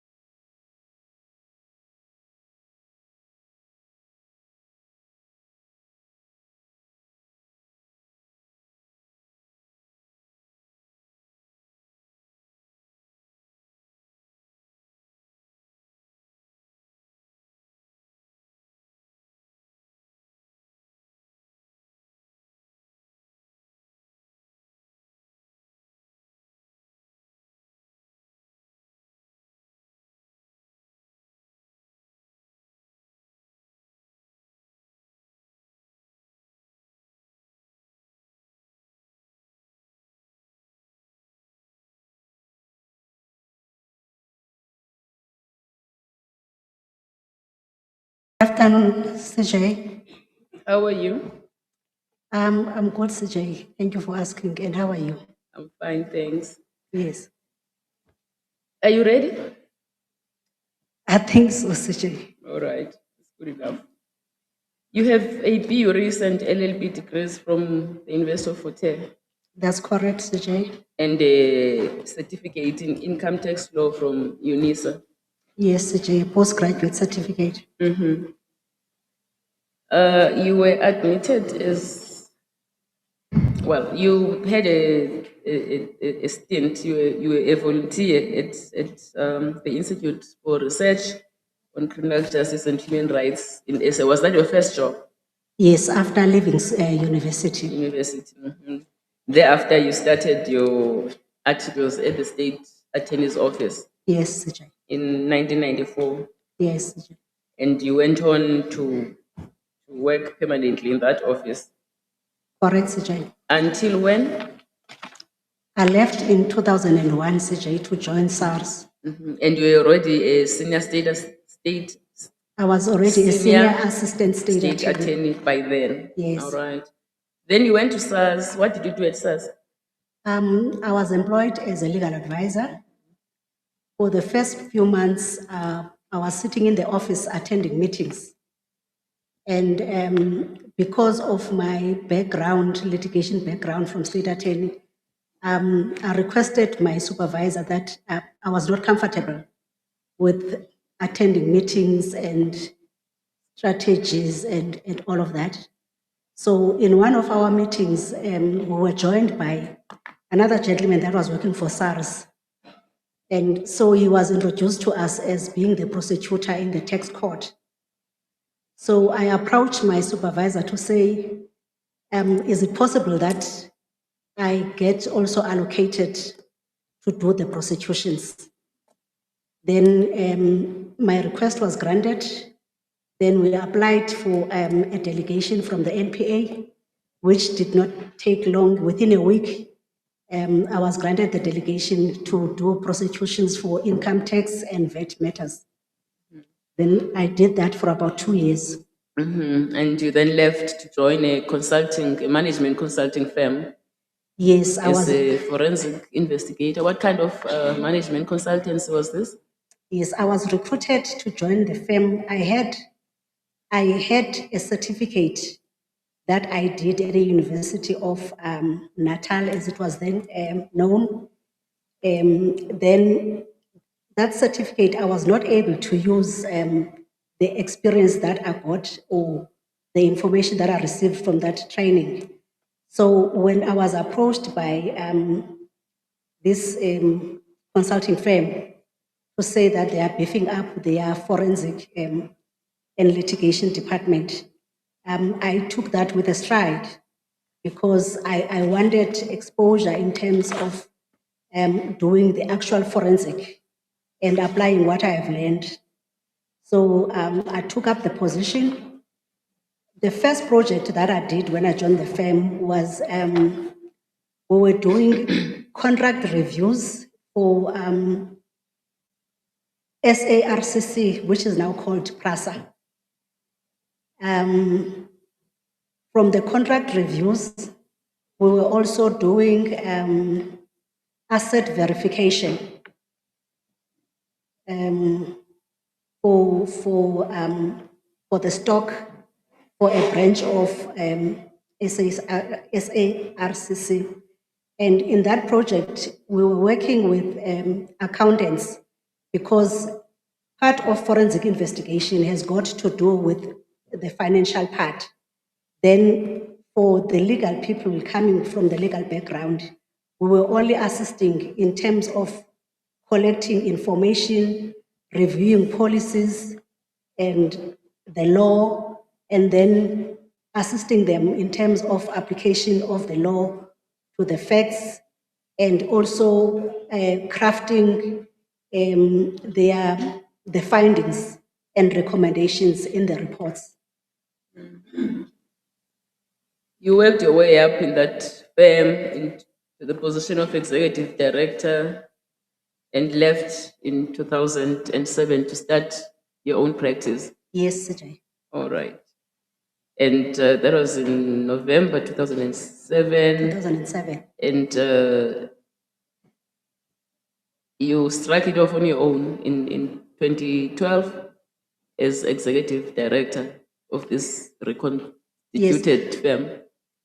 What happened, CJ, we started a law firm, I had a partner. Then in the course of my practice, I had friends who started a law firm but could not sustain the law firm. So when they got appointed, the process of winding up a law firm takes a long time. So they requested me to be a caretaker. So in terms of the rules of the law society at that time, you were allowed to hold directorship in more than one law firm. So I assumed directorship in the second law firm, which ultimately I ended up proceeding with and resigning from the initial law firm that I established, and ultimately having to change the name from Maiji Putuzo into Mabece Tilana Incorporated. This is the law firm that I am still with currently. So how long have you actually practiced as an attorney? I started practicing as an attorney when I was still a state attorney, about 5 years. And then from 2007, I was practicing on my own account until currently. If my calculation is correct, I think it's about 22 years. And what kind of work does your firm do? We've been fortunate enough to do work from government and state-owned institutions and municipalities. We do administrative law, we do corporate and commercial law, municipal practice and local government. We do forensic investigations, including due diligence, and also workplace investigations. We were also fortunate enough to have instructions from unions. So in that fact, we do labor for unions. Like if I may mention that at some point we're doing work for PSA, at some point we're doing work for NEHAW. And we also do labor for government departments and state-owned institutions, as I've indicated. We also do property law and conveyancing. We do debt collection. Our debt collection is limited in the sense that we collecting debt against companies that have been liquidated, under liquidation, and others are going through business rescue proceedings. So the practice is diverse in that regard. And any criminal law work? Before I get to criminal law, I was going to say also there's also the issue with tax. I do tax as I sit also in the tax appeals board. Criminal work is very limited, CJ. The criminal work that we do is mostly on a pro bono basis. The clients that we had in the past 2 years, it was matters for domestic violence, fraud,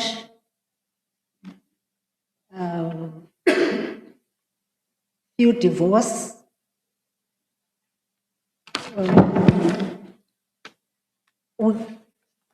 no, I'm sorry, I'm making a mistake now to say divorce and criminal matters.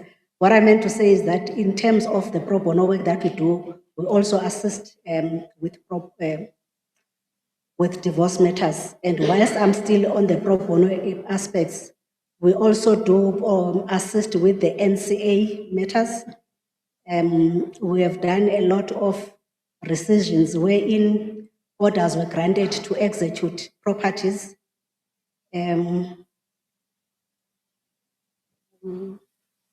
I'm trying to think what. Yeah, that's all right. I was more interested in whether you have any experience before you joined the bench in an acting capacity in the criminal law field. But then you do Yes. mention in your questionnaire that as a junior attorney in the state attorney's office, Yes. you did appear frequently in the magistrate's court. Yes, in we're such doing matters. a lot of criminal work, especially for SAPS. There were less serious crimes and more serious crimes. With more serious crimes, senior counsels were always on brief.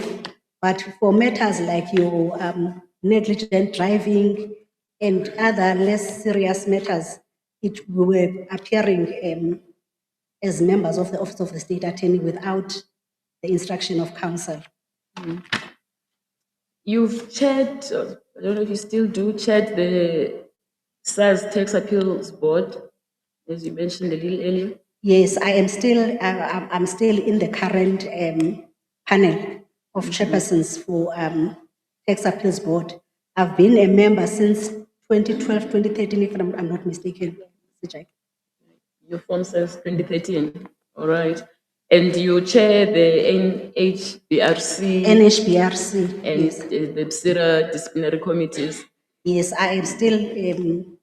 I am still doing SIRA as well. NHBRC. I last did the hearings. I think it was 2023. So you have a fair amount of experience in adjudicative work, even if it's in a quasi-judicial capacity. Yes, yes, CJ. I've been very fortunate in that respect. You started acting as a judge in this division. You want to join permanently now in 2016 already? 2016, yes, CJ. It was after I attended the training courses. The first training that I attended for aspirant judges was in 2012. Then we graduated to the advanced training for judgment writing.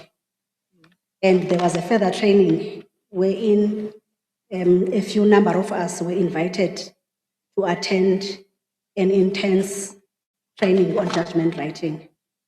Then that was after I've undergone the training that I started receiving invitations to come and act. But I must mention that at that point, even though I did receive invitations from other divisions, I could not take such appointments at that time because I had prior commitments in the law firm. You have held membership in a number of law bodies, including SAULA, which is one of your nominators, not so? Yes, yes, CJ. Okay. You are aware that an objection has been lodged against your candidacy? Yes, I am aware, CJ. All right. I'm going to give our objections committee representative an opportunity to just to tease that out with you and give you a chance to give your side of the story. Commissioner Matolo. Thank you, CJ. Good afternoon, Ms. Mthatha. Good afternoon, Commissioner. You are aware of the objection by the GCB. Yes. Accordingly, the objections committee considered the objection. Yes. And just felt it was a bit serious. We need to explain to the JSC what really happened. The objection states that sometimes in 2018 you entered into an agreement with another attorney with the aim of circumventing the legal practice council in that this Mr. Basson did not have a fidelity fund certificate. And this matter went to court because your firm, I don't know how they interdicted it, under case number 504 of 2020. And Judge Mapoma really was just not happy about what happened. And the objections committee's concern was that how come you entered into an agreement with somebody you know that doesn't have a validity fund certificate? And secondly, did any client suffer as a consequence of that agreement? Or did the same Mr. Person collect money to the prejudice of the client? I think I'm giving you an opportunity to explain more, especially the contents of that agreement and what really happened, because from what it is, we were a bit concerned. Thank you. Thank you, Commissioner. Let me first explain the circumstances surrounding the contract and the working relationship. Indeed, I did enter into a contract with Mr. Person. At the time, it was an association agreement that we entered into in terms of it was going to be a joint venture. It referred to as a joint venture because, in essence, it was going to be a combination of two law firms, Enzo Meyer's attorneys law firm in Grahamstown and Mabece Tilana, also known as MTI attorneys in Grahamstown. Those law firms, the two law firms in Grahamstown were going to be combined and operate under one name, Mabece Tilana attorneys. I've seen that there are aspects that are raised in terms of the trust account and monies paid into. I want to state categorically that ever since I started practicing, I have registered only one trust account with the Law Society and also with the central supplier database. Since I'm doing most of my work is from government. So there were no monies that were paid outside. There were no monies that were paid directly for Mr. Person's benefit. And as far as I know, no client has suffered any prejudice as a result of that. Coming to the issue of Mr. Person not having a fidelity fund certificate, I was and I am still the only director of that company.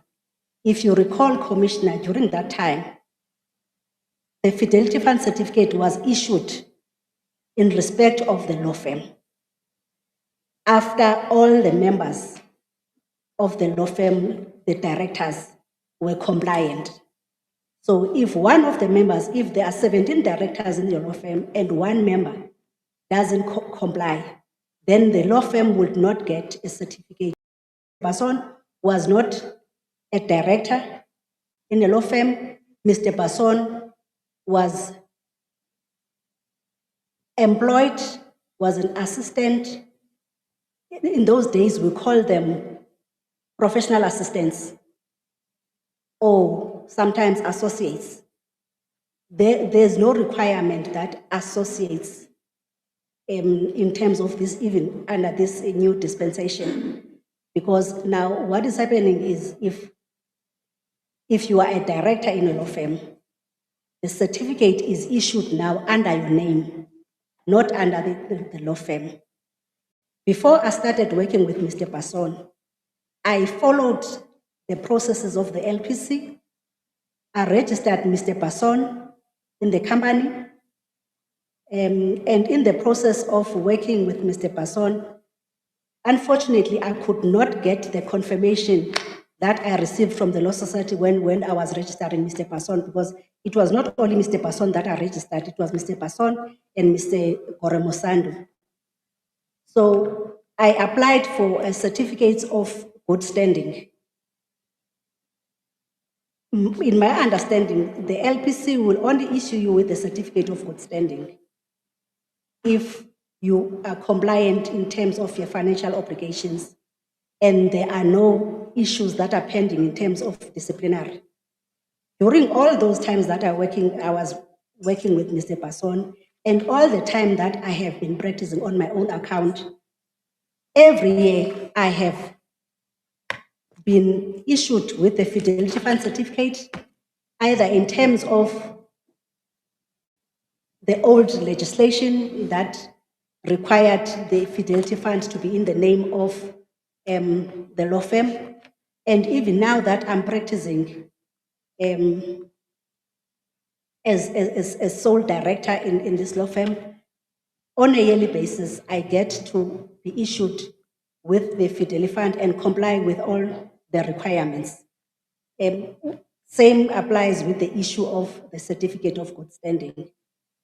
I have always, in my practice, in my conduct as a professional, I have always conducted myself in a manner befitting of the office. I have complied with all statutory requirements required by the Law Society and other law bodies. Even when I came from the Eastern Cape to practice in Gauteng, I fully complied with the requirements for the Law Society of the Northern Province. And also moving to the issue of the comments that were made by the judge in the case. To give a background to the issue of the matter, after working with Mr. Passon for a few months, there were some disagreements. So the relationship was terminated. I gave Mr. Passon a notice to that effect. So when I wanted my files, my office furniture, my computers, he refused to give me my stuff back in terms of the files and also the office furniture. So I was forced, before I went to court, at the time Mr. Passon was already working for another law firm. So I approached the director of that law firm to say, this is the problem.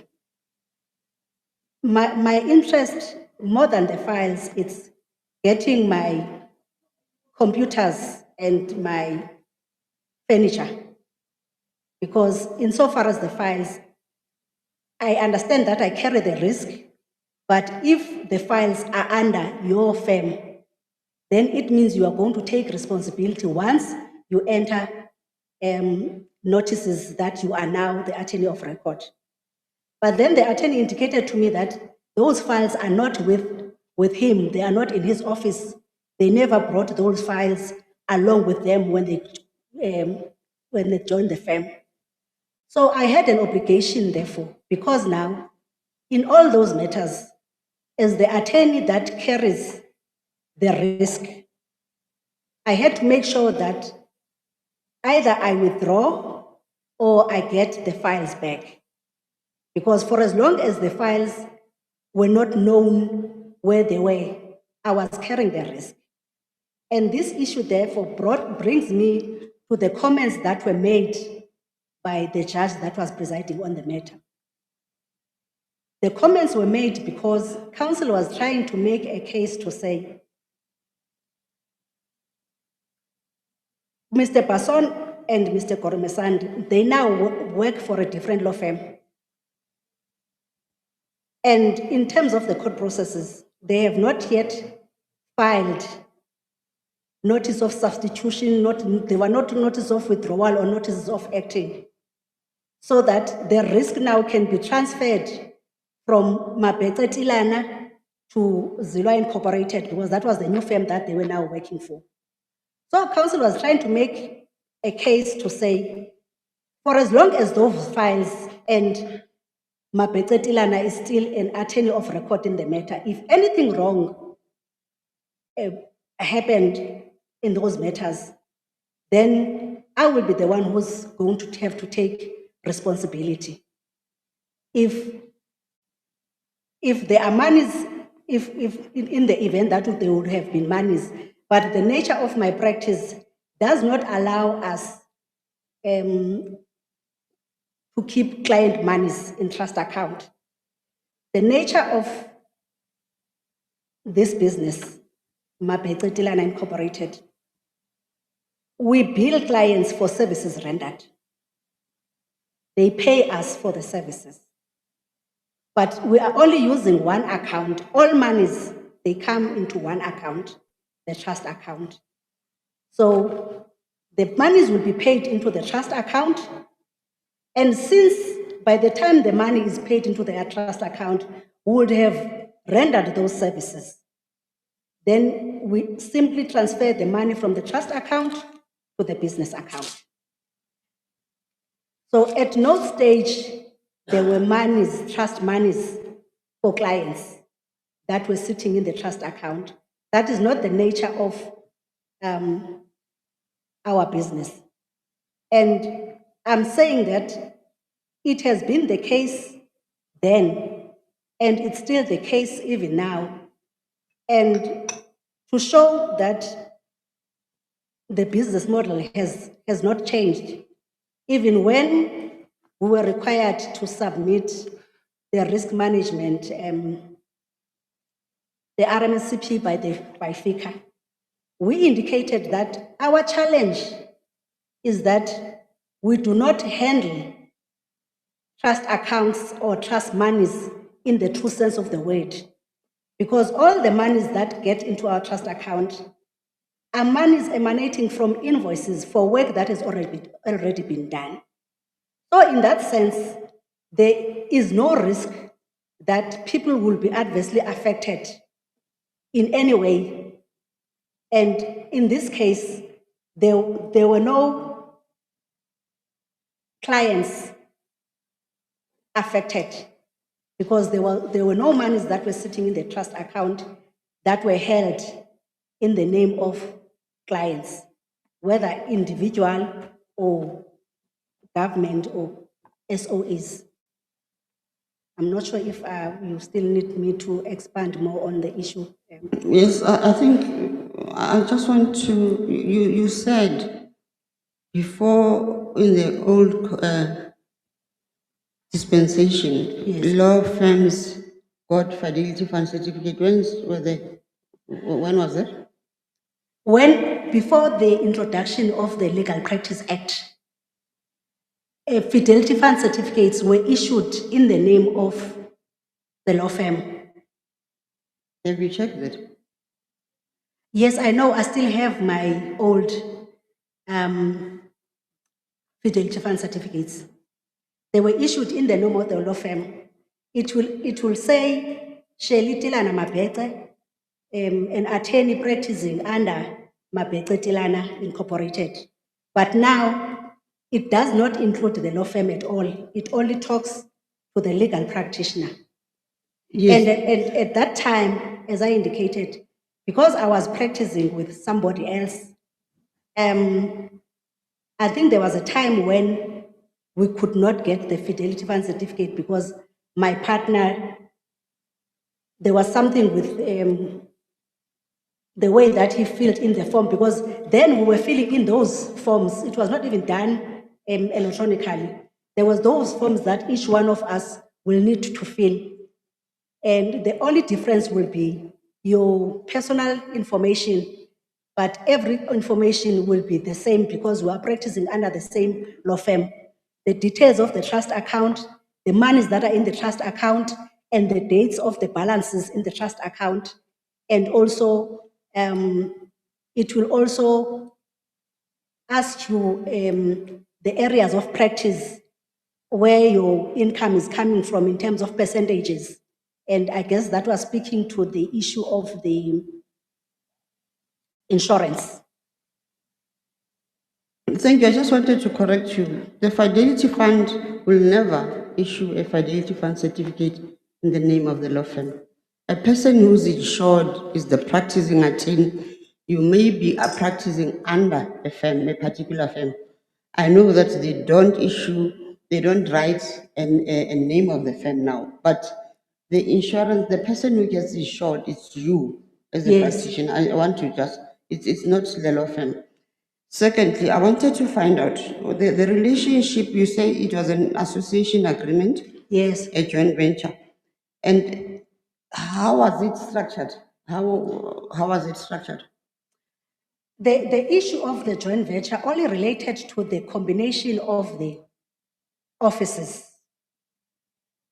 But for all intents and purposes, it was operating as a law firm, Mabece Tilana Incorporated, as I indicated, that I had to, before they start to sign any documents in my office, I had to register them with the Cable Law Society at the time.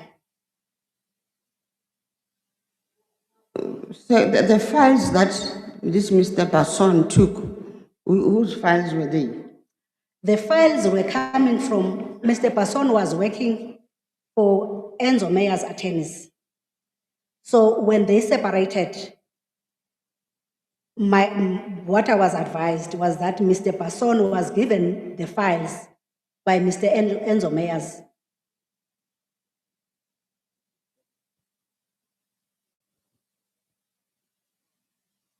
Did you subsequently get the files back? Come again? Did you get the files back? Because I never got my files back. I had to withdraw as an attorney of record because the issue, I would say it started to get ugly when we went to court. And my only interest now was to get my computer because the heart of my law firm was in those computers. The issue of the files for me was neither here nor there because I knew that I was going to be able to get new work, but the only challenge for me was to have the information on the files so that I can withdraw as attorneys of record. Because one of the reasons why I could not insist on the files was because Mr. Basson went behind me, spoke to the clients, misrepresented the situation to the clients, and some of the clients sent an instruction to state attorney to say to state attorney, take all these matters and give them to Mr. Basson. So state attorney as the client, when they issued that instruction, I could not fight with that. And when I tried to approach the state attorney, one of the reasons they gave me was to say, we have been working with Mr. Basson for a long time. We know Mr. Basson. So we are choosing that our files must go with Mr. Basson. So that's how the issue of the files ended. And at the time when the matter went to court, I gave instructions to my attorney to say, let's not pursue the issue of the furniture and the computers, because on the morning when we were supposed to go to court, those items were delivered. Then when it comes to the issue of the files, I advise him that if this is the attitude of the clients and the state attorney, there's nothing that I can do. Because we received those instructions from state attorney. If now they feel that those files are not, for a lack of a better word, they are not better placed in my hands, they will be better handled by Mr. Basson. I could not insist on that, but what I had to fight for was the fact that in the process of all of this, Mr. Basson said to the clients that I have closed my firm, so their matters would not be handled, and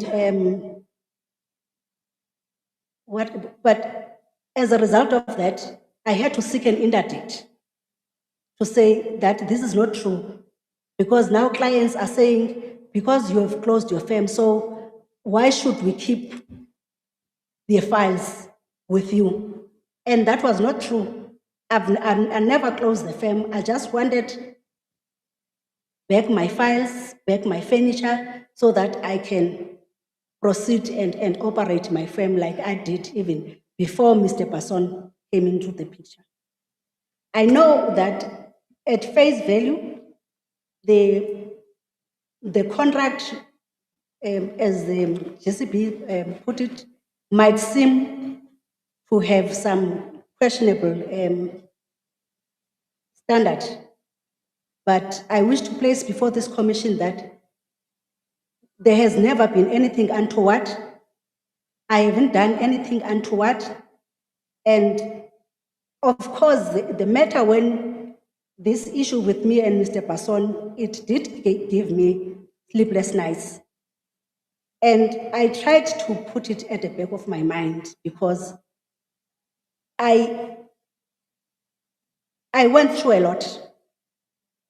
Because at the time, I was faced with a situation where I was the only person fighting against Mr. Basson, Mr. Zilwa, the people from state attorney from both offices.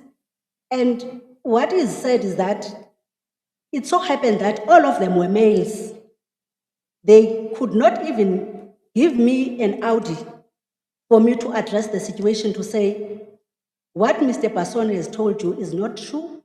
And also I would like to get an opportunity to present my case. But at that time, I was not given that opportunity. So that's why I decided to let go and started from the beginning. Thank you. I just want clarity. Did Mr. Basson had a fidelity fund certificate when you entered into an agreement with him? No, Mr. Basson did not have a fidelity fund certificate. Secondly, did you report this matter to the LPC? Mr. Basson did not have a fidelity fund certificate because he was not required to have a fidelity fund certificate. He was not required to have a fidelity fund certificate. This is my challenge. You enter into an association agreement with a person who does not have a fidelity fund certificate. The fidelity fund is, firstly, it says risk. Number two, the clients are at risk. And you don't report this matter to your own regulator because they could have resolved this issue. And if Mr. Basson is walking around without a fidelity service fund certificate, he's got clients, then the clients are at risk. My understanding is that Mr. Basson did not have clients. Mr. Basson, the clients were for Enzo Meyers, the attorney, the law firm. Those were not for me. Those were not Mr. Basson's clients. This was one of the issues that I had to fight for when I was asking for my files back. Because Mr. Basson cannot say that these are my files because these are my clients. Hence, I said when I was trying to explain that when Mr. Basson left me, he went to Zilwa attorneys. So when Zilwa attorneys said, I have no idea about those files were never brought to my office, then at that point, then it is when I had to take it upon myself that because I had the fidelity and I am the attorney of record in those matters, Mabetsa Tilana is the attorney of record. So I had to make sure that those files belong somewhere to somebody who can take responsibility. So when Mr. Zilwa said the files are not with Zilwa Incorporated, so those files could not just exist in a vacuum. That's why I had to go to court. I'm sorry, Commissioner Matolo, this all sounds like going to me. I was never in this sphere, and I'm thoroughly confused now. Just clarify one small aspect for me. Yes. I thought you said at some stage there are clients who said they want their files to remain with Mr. Basson. They were moving with Mr. Basson. The state attorney, yes. The state attorney said the files must move with Basson. Basson was at that time with Zilwa. But Zilwa denied knowledge of the files. All right. Okay. I'm still not satisfied. I will suggest that you report this matter because it has a potential of those same clients be at risk who are floating without Mr. Basson, without a fidelity fund certificate, and you are aware of that. Okay. Can I just allay your fears, Commissioner, in that respect? Since then, the matters are fully with Mr. Zilwa. Mr. Zilwa filed notices of substitution, substituting me as an attorney of record. And lately, when the state attorney introduced this new system of work allocation, they came back to me to say, we never instructed Zilwa in those matters. Then I had to produce the letter that was, the email that was given to me to say, those files, we want Mr. Basson to remain in the files. The state attorney made the choice. I could not force state attorney to say, state attorney, the files. State attorney made the choice to take the files from me. All right. I'm going to allow follow-ups, just follow-ups. We'll revert to the traditional order of questioning. Commissioner Mangena, Minister, and JP Tlalit. Good afternoon, Ms. Mthatha Dilan. Afternoon, Commissioner. Let me see if I can really help in getting this thing out of the way. Yes. This issue out of the way. My apology for referring to it as a thing. Yes. As I understand it, you got into agreement with Mr. Basson. Yes. Who, at the time of the conclusion of the agreement, was not in possession of a fidelity fund certificate. He was working for Enzo Meyers as a professional assistant, and he was not required to have a fidelity fund certificate because he was a professional assistant. Yes. But what was the essence of the agreement? What was he bringing? Was he going to be your employee, professional assistant, as we refer to them? Yes. Was he the only person to be the professional assistant you had an agreement with, or all other professional assistants had similar agreements? It was him and Mr. Goromesando. As I understand the objection, it does suggest like Mr. Basson had access to the trust account. Is that correct? No, never. Never. Thank you, CJ. I have submitted my audit. As you know, it's a requirement. I have been the sole person. I can never abdicate my responsibility and get somebody else to be involved in a trust account. If that was the case, probably I will be facing a lot of charges for misconduct from the Law Society. Mr. Basson has never been part of the trust account. I am the sole person. Even my accountants do not have access to my trust account. They just received the bank statements to prepare the audit statements that are required by the LPC. Thank you, CJ. Thank you, Minister. Mr. Thank you. Thank you very much. Good afternoon, Advocate. Oh, Ms. Tengan, Tilana Mapete, Mapete, Minister, sorry yes. about that. Yes. Just to clarify, you are saying that State Attorney gave the files to Basson, Yes. who in terms of the law and requirements of State Attorneys was not in compliance because he's not an attorney, as you say, he's an assistant. Once Is that you what are- you are saying to us? Yes. Let me Which explain State Attorney office is that one? It's PE and East London.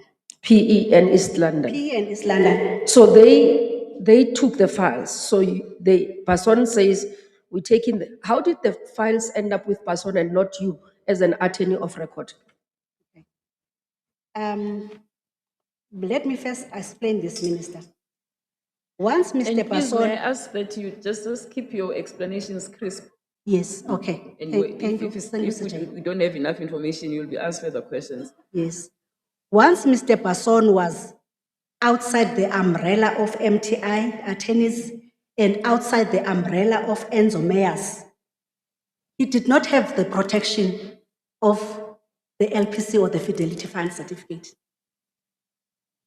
The state attorney took that risk They took the risk to give the files to Mr. Basson. And I am not sure, probably, Minister, you might be aware. I think it was last year. Mr. Basson sued them for payment of fees on the matters that Mr. Basson took from me to Zilwa, and now he was not paid by state attorney. But even though Mr. Basson, as Mr. Basson, is not supposed to I ask you not to introduce new things. I've asked a specific thing. I Yes. will deal with the issue of payments and all that. Yes. I have asked a question. How did Mr. Basson end up with the files when he was not the attorney of record? Because a state attorney can't take the file from you and give without you knowing. You had the file, you are the attorney of record. Why are the files being with Mr. Basson, who's not the attorney of record, but you are? That's the question I'm asking. Oh, yes, okay. The office is in Grahamstown. My practice is in Johannesburg and Grahamstown. I have an attorney responsible for the Joburg office and an attorney responsible for the Grahamstown office. So I am between the two offices. Mr. Basson was responsible as a senior attorney for the Grahamstown office. Hence, when I went to get my files, Mr. Basson refused to give me my files because he was the attorney who was in charge of that office. And But Basson was an attorney. Yes, he in was an charge of attorney. office. Yes, in charge of that office. Basson is an attorney Yes. responsible for an office, but without fidelity fund certificate. Yes, it happens, Minister. The requirement of the LPC is that you need to have an attorney with a certain number of years who in your absence as the director can look after the firm. So, as I'm saying, 2018, even though I had an office here in Joburg and Grahamstown, I am between the two offices, but I have senior attorneys that are assisting in the running of the law firm. And the LPC or the Law Society, hence you are required to report and register the people that are under your name. Last one, follow-up, CJ, just my apologies. And then when Basson refuses with the files, did you report to anywhere? Did you go and write to state attorney to say, I'm the attorney of record, and notify the client, I have the following situation that this person is refusing with the files? Did you do that? I Can we did. have record of that? I did. It's a pity I did not. I wrote to, it's Ms. Mugi at the state attorney in PE, and also it was Mr. Mnyande. And a state attorney in East London, it was Mr. Mkujulwa and Mr.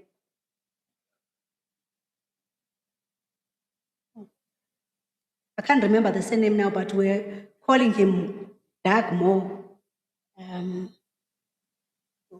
Because when I approached them, I approached Mr. Doug Moore because he was the acting state attorney. And then I received an email from Mr. Kujula to say, Mam Chawe, why are you not telling us that we have since closed your firm? That is one of the emails that I received when I started to know that Mr. Basson has been spreading the word that I have closed my firm. So I approached state attorney. State attorney in East London said, you will have to speak to the police in Grahamstown because the work was coming from the loss claims department in Grahamstown, and also in Zwelitsha. So I sent an email to the head of the legal, and Mr. I can't remember the name.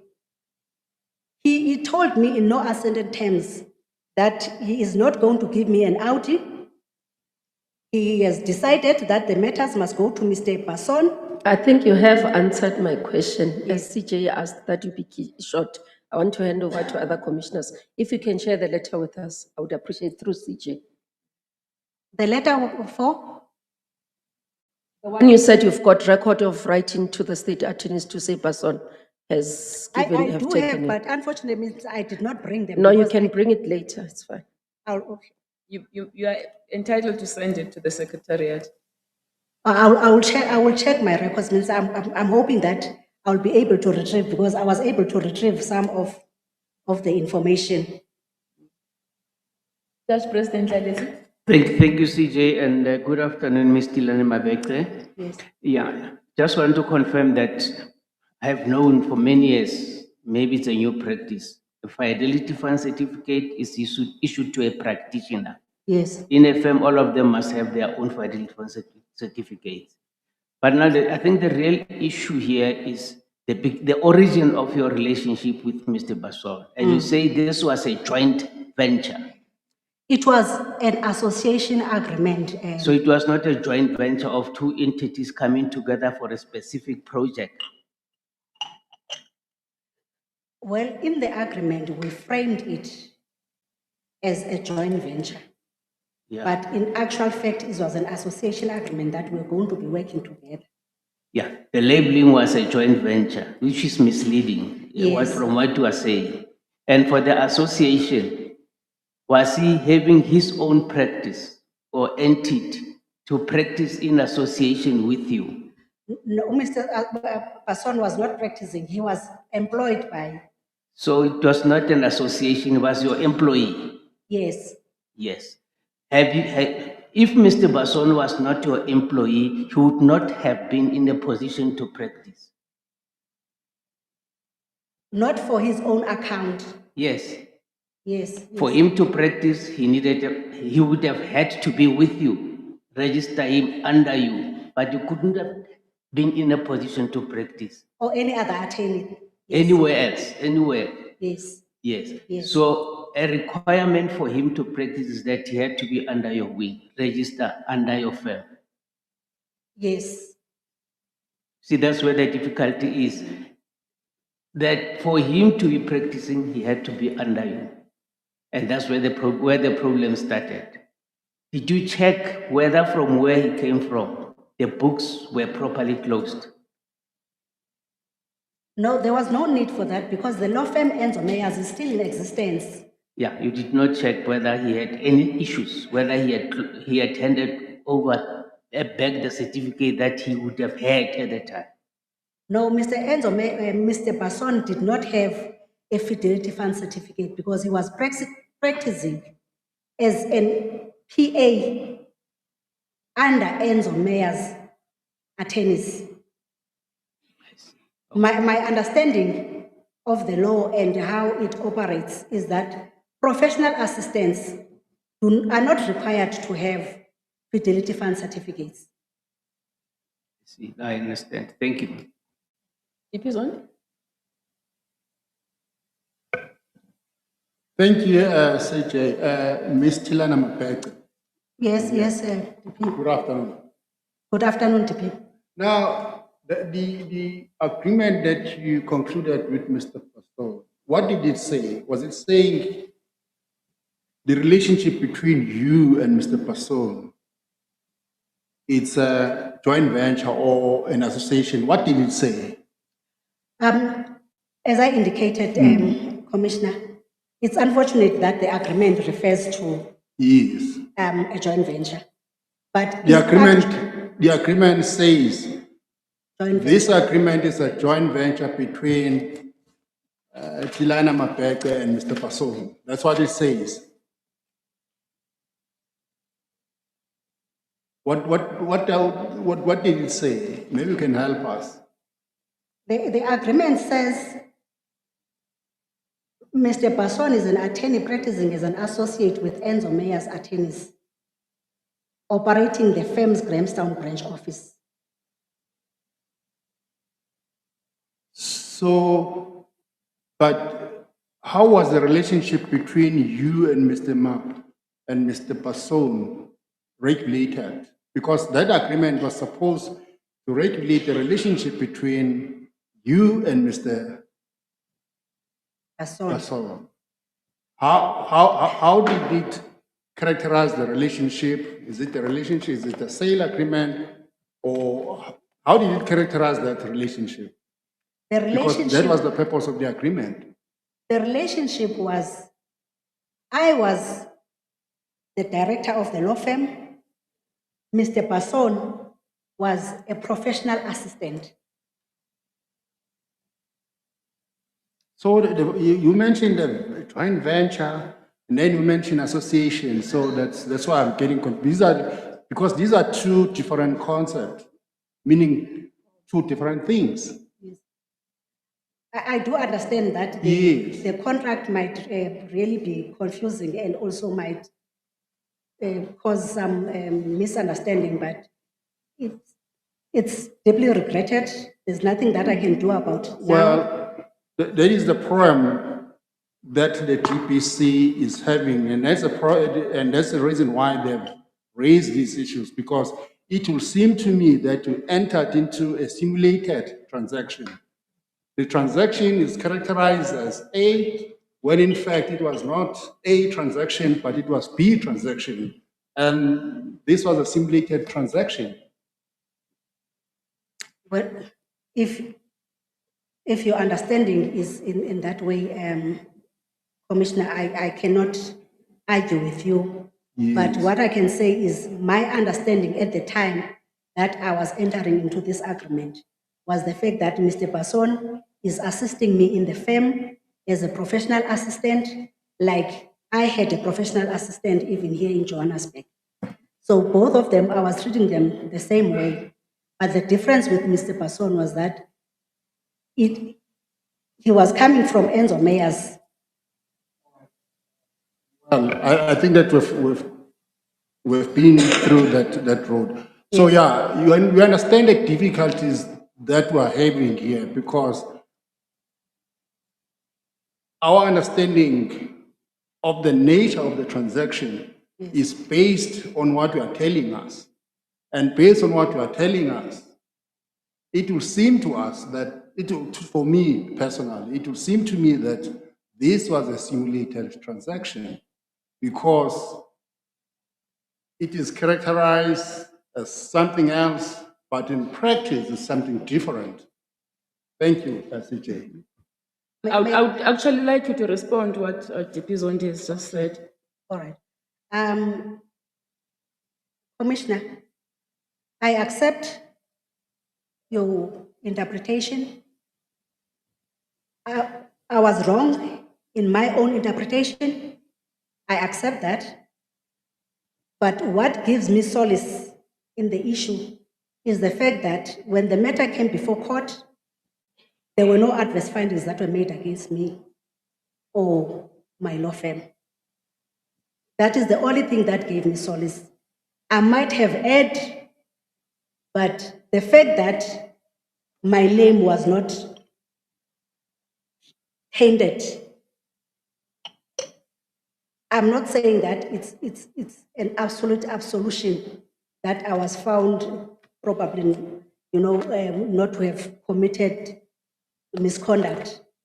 But the fact that the court did not make any adverse findings against myself and my law firm, it's what comforts me. I accept the interpretations. I accept the fact that other people might view this in whatever way. If it was wrong for me, I apologize.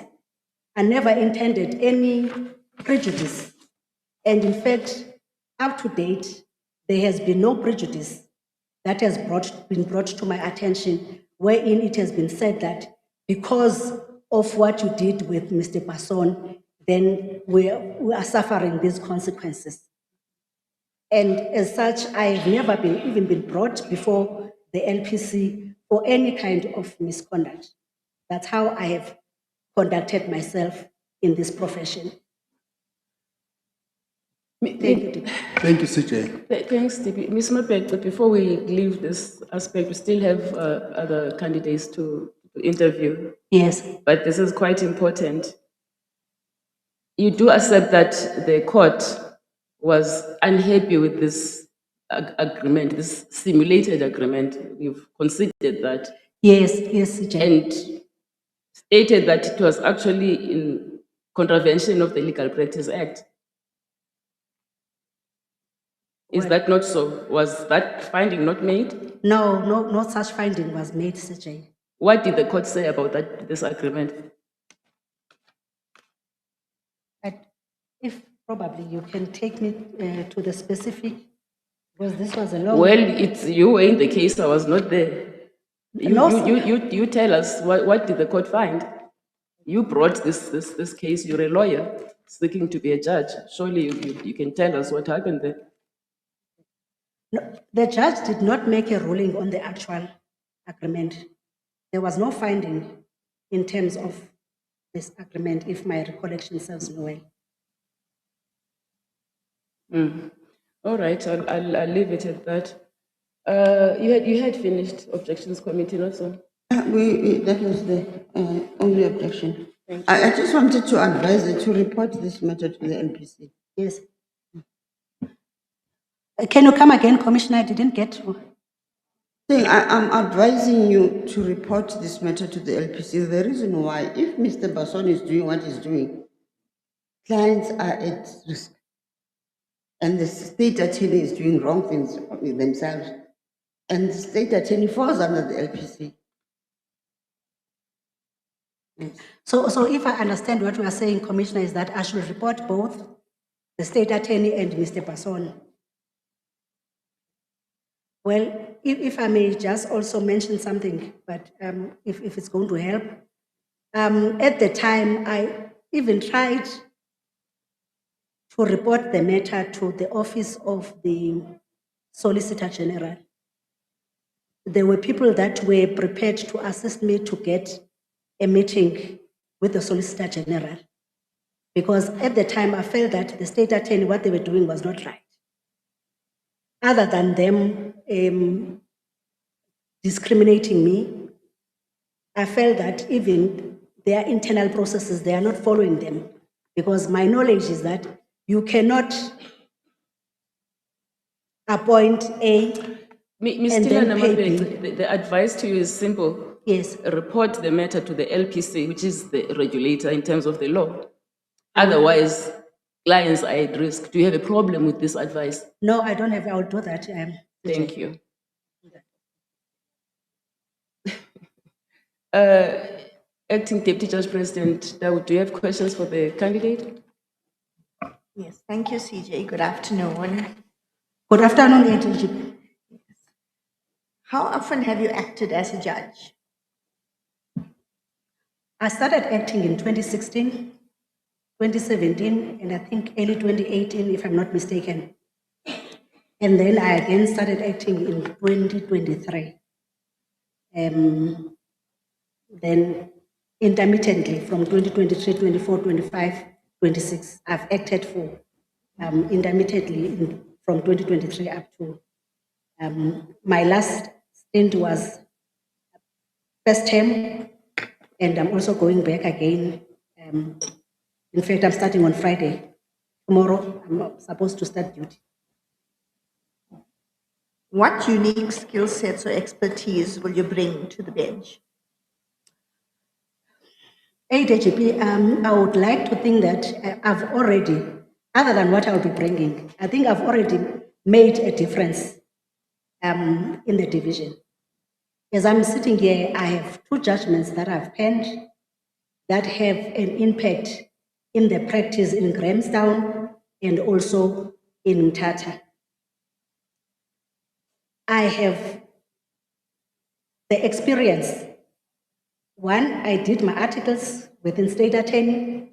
Litigation has always been part of my life. It's what I am passionate about.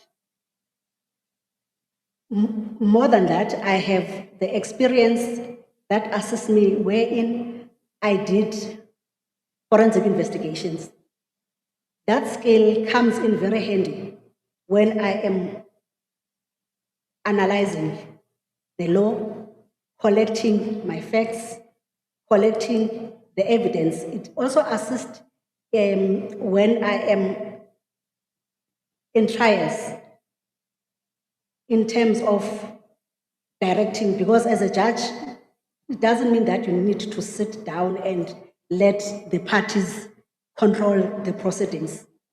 So it assists me in terms of directing the proceedings. I do not mean that I will step into the arena of the proceedings, but because of the experience I have, I am able to direct the proceedings. And more than that, I have been fortunate that in my practice, the kind of litigation and the kind of cases that I've handled, I have also been fortunate enough to work with senior judges who have mentored me, who guide me in the process of judgment writing, in the process of handling the court and dealing with practitioners. I've also, as a practitioner, I've also done my part in terms of uplifting other practitioners and training other practitioners. I have in my belt about 7 candidates that I have mentored. I have mentored students. I was part of the South African chapter of International Women Judges for 3 years, where I was mentoring students.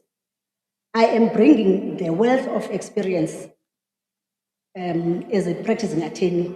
I have sat in the tax court. I've sat as a member of the DC for SAFA. I have done prosecution work.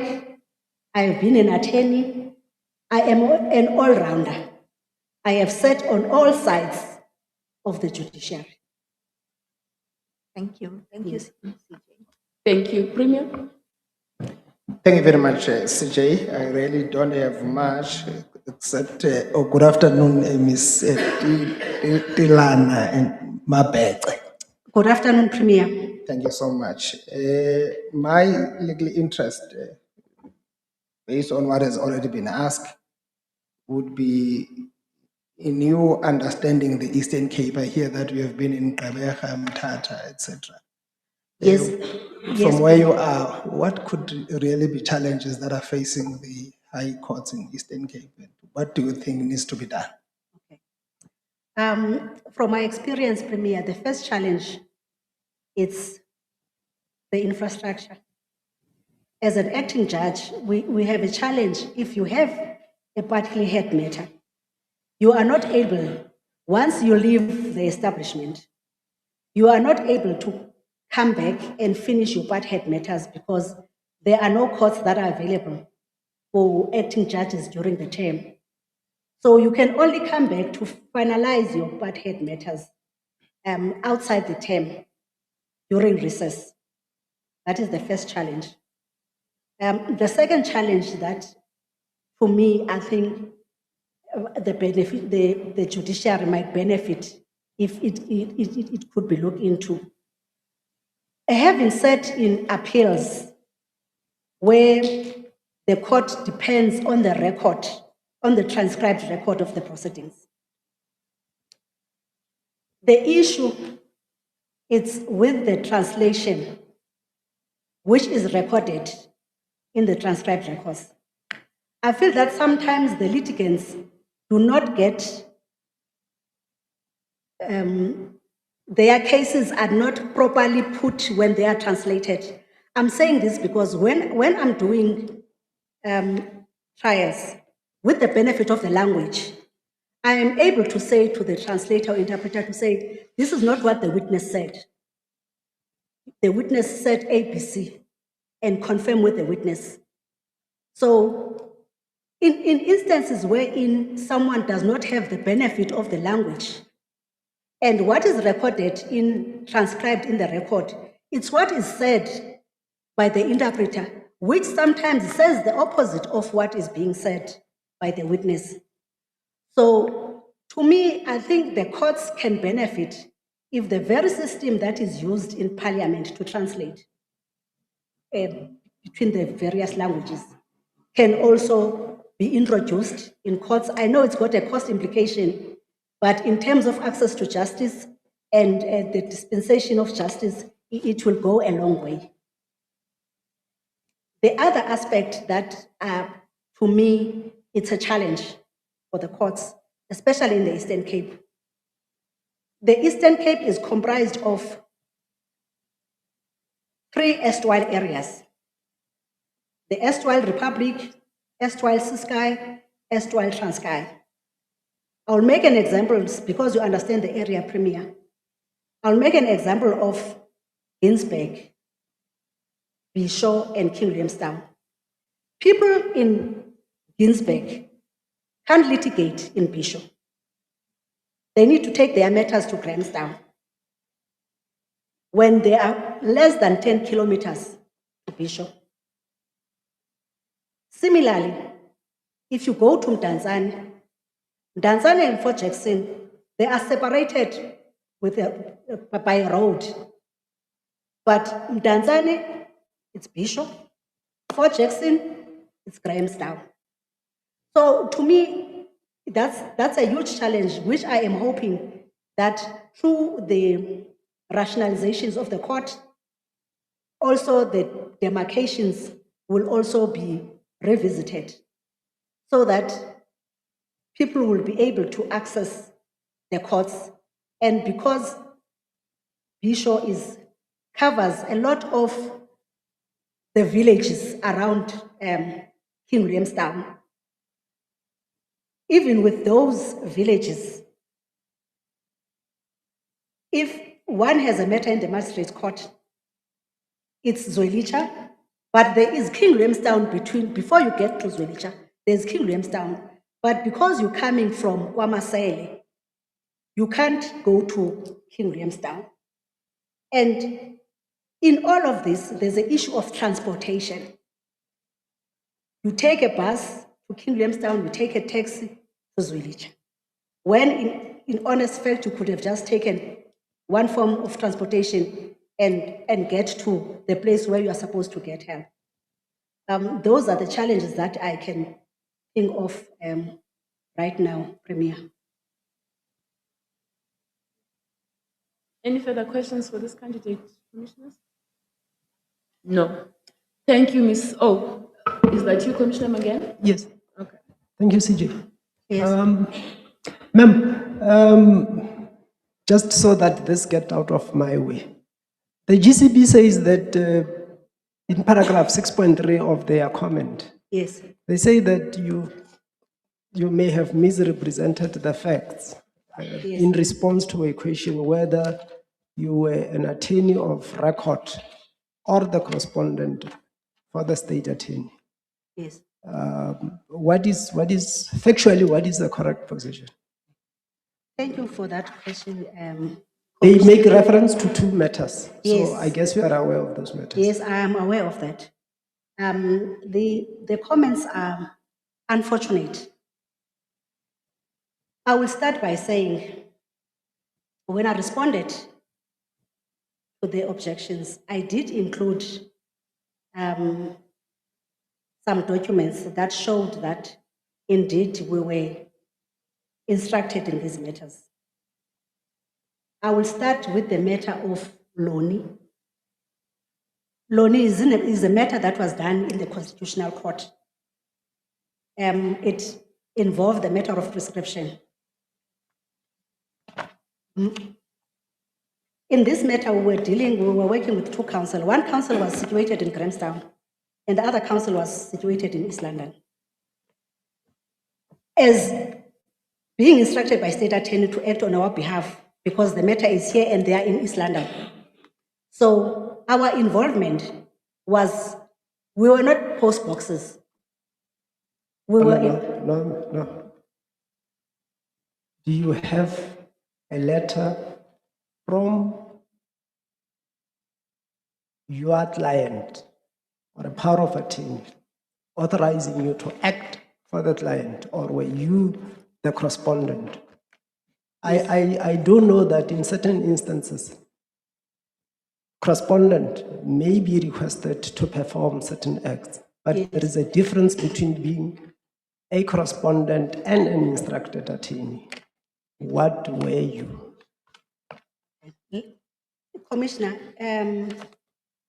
my understanding, when you receive instructions from state attorney, they become your client. That is my understanding. Hence, in most of the matters, as I indicated earlier on, that most work that I was doing is for government, and those instructions are coming through state attorney. So in my understanding, when you get instructed, when state attorney instructs a law firm, that law firm versus state attorney, there's the relationship that state attorney is the client. Because when you work for state attorney, you don't communicate directly with the clients. Everything is done through state attorney. So hence I'm saying the comments are unfortunate. And we have done work in these matters. We have attended court. We have, I'm not going to say we drafted documents and appeared in court. No, we did not. In both matters, they were cancelled. In the matter of Boxer, I was working with Advocate Mpagani. Advocate Mpagani prepared the documents. We sorted out the annexures, prepared the documents, and we filed the documents in court. We did everything that an attorney does when he gets instructions in a matter.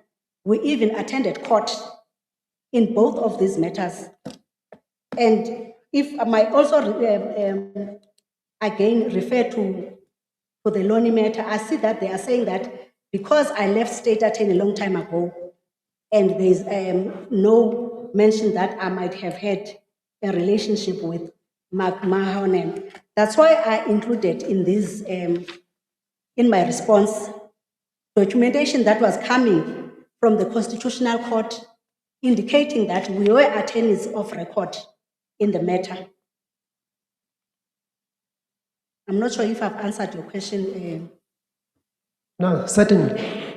Yes. Commissioner Poswa-Hirotol. Thank you, Chief Justice. Yes. Good afternoon, Ms. Tilana Mabekwe. Good afternoon, Commissioner. I note that in 2017, 2 of the judgments were overturned by the Supreme Court of Appeal. Yes, Commissioner. And these concern serious matters. The one, S versus Boyson, involved a femicide. Yes. And the second one, S versus Bailey, involved the rape of a 6-year-old child. Yes, yes, Commissioner. And these both were overturned because the Supreme Court of Appeals had no quibble with the conviction, but however, they found the sentences to be grossly lenient. Yes. And also not complying with the Minimum Sentences Act. What is your comment? Thank you, Commissioner. The cases flow from 2017. I accepted, and I still accept, the criticism in terms of how I handled the sentencing in the matters.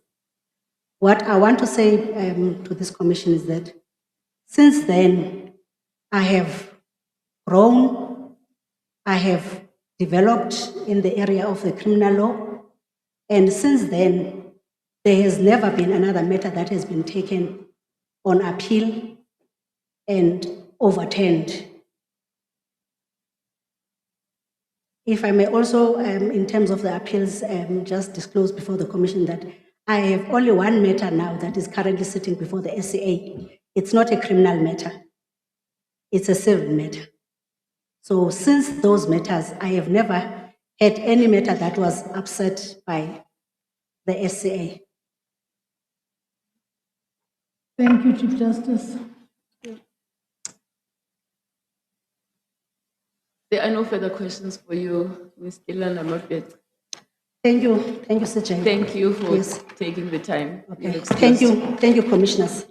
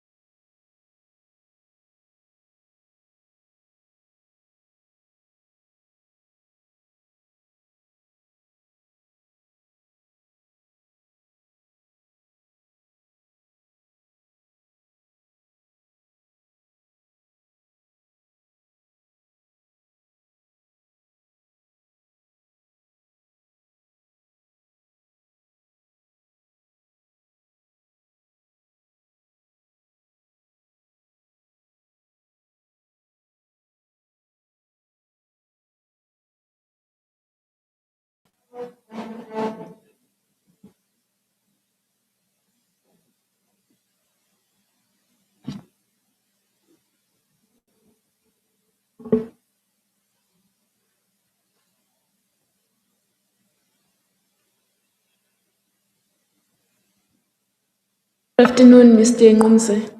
Good afternoon, Chief Justice. Are you well? Surprisingly, I'm well, Chief Justice. Good to hear. First, apologies, we're running behind schedule. Apologies for keeping you waiting for a long time. In fact, you were supposed to be interviewed yesterday already. Understood. Yeah, Understood. thanks for bearing with us. Thank you. You are a magistrate. Correct, Chief Justice. With a BProc from the University of Fort Hare. Correct. And an advanced diploma in labor law from UJ. Correct. And a postgraduate diploma in criminal justice law obtained from NMU. Correct, Chief Justice. And the last two qualifications you obtained whilst you're already in the job market. Correct, Chief Justice. All right. You started working in the Department of Social Welfare and Pensions. I imagine you've been fresh from university in 1986. Yes, Chief Justice. At that time, I had not yet obtained my, sorry. I had not yet obtained my qualifications. Mm. Then in 1992, you joined the Department of Justice as a state prosecutor. Correct, Chief Justice. You were there for 2 years, then joined the magistracy in 1994 at the dawn of democracy. Correct, Chief Justice. And that's where you've remained until now. You have acted in the High Court. Correct, Chief Justice. Since when? I've acted since 2018 in the Eastern Cape Division of the High Court. And then in 2021, I acted in the Gauteng Division of the High Court in the Pretoria High Court. For how long? It was for a term and a half, Chief Justice. All right. Are those the only stints you can? Yes, of course. And then I acted again in the Eastern Cape, directly from North Gauteng High Court. I went back to the Eastern Cape, and then I acted in the Eastern Cape 2021, 2022, and 2023. Was that your last acting stint, the 2023 one? That was my last acting stint, save for going for party Part matters. heads, Yes. yeah. Yes. So how long in all have you acted as a judge, that is? I would say that I've acted about 9 stints. Okay. What kind of cases have you done in the magistracy? Well, in the magistracy, Chief Justice, I firstly started as would be the case in the criminal law. That was 1994. And not really much on the civil. But when I moved from Ngushwa to Komani, then I started to immerse myself in civil litigation. And I never stopped thereafter. And that was, I would say, mostly my forte was in the civil litigation, much as I would do criminal work as well.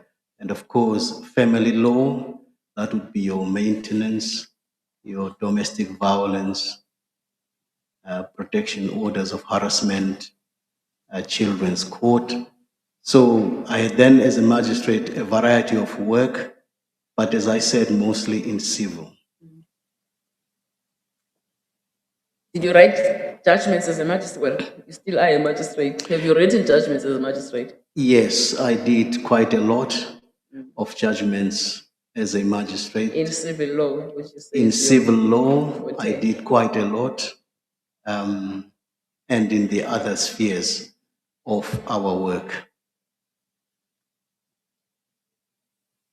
What kind of cases have you dealt with in the High Court? In the High Court. In the High Court. In the High Court, Chief Justice, once again, I remember when I started in the Bishop High Court. Incidentally, the first day I started, I was thrown in the deep end of motion court.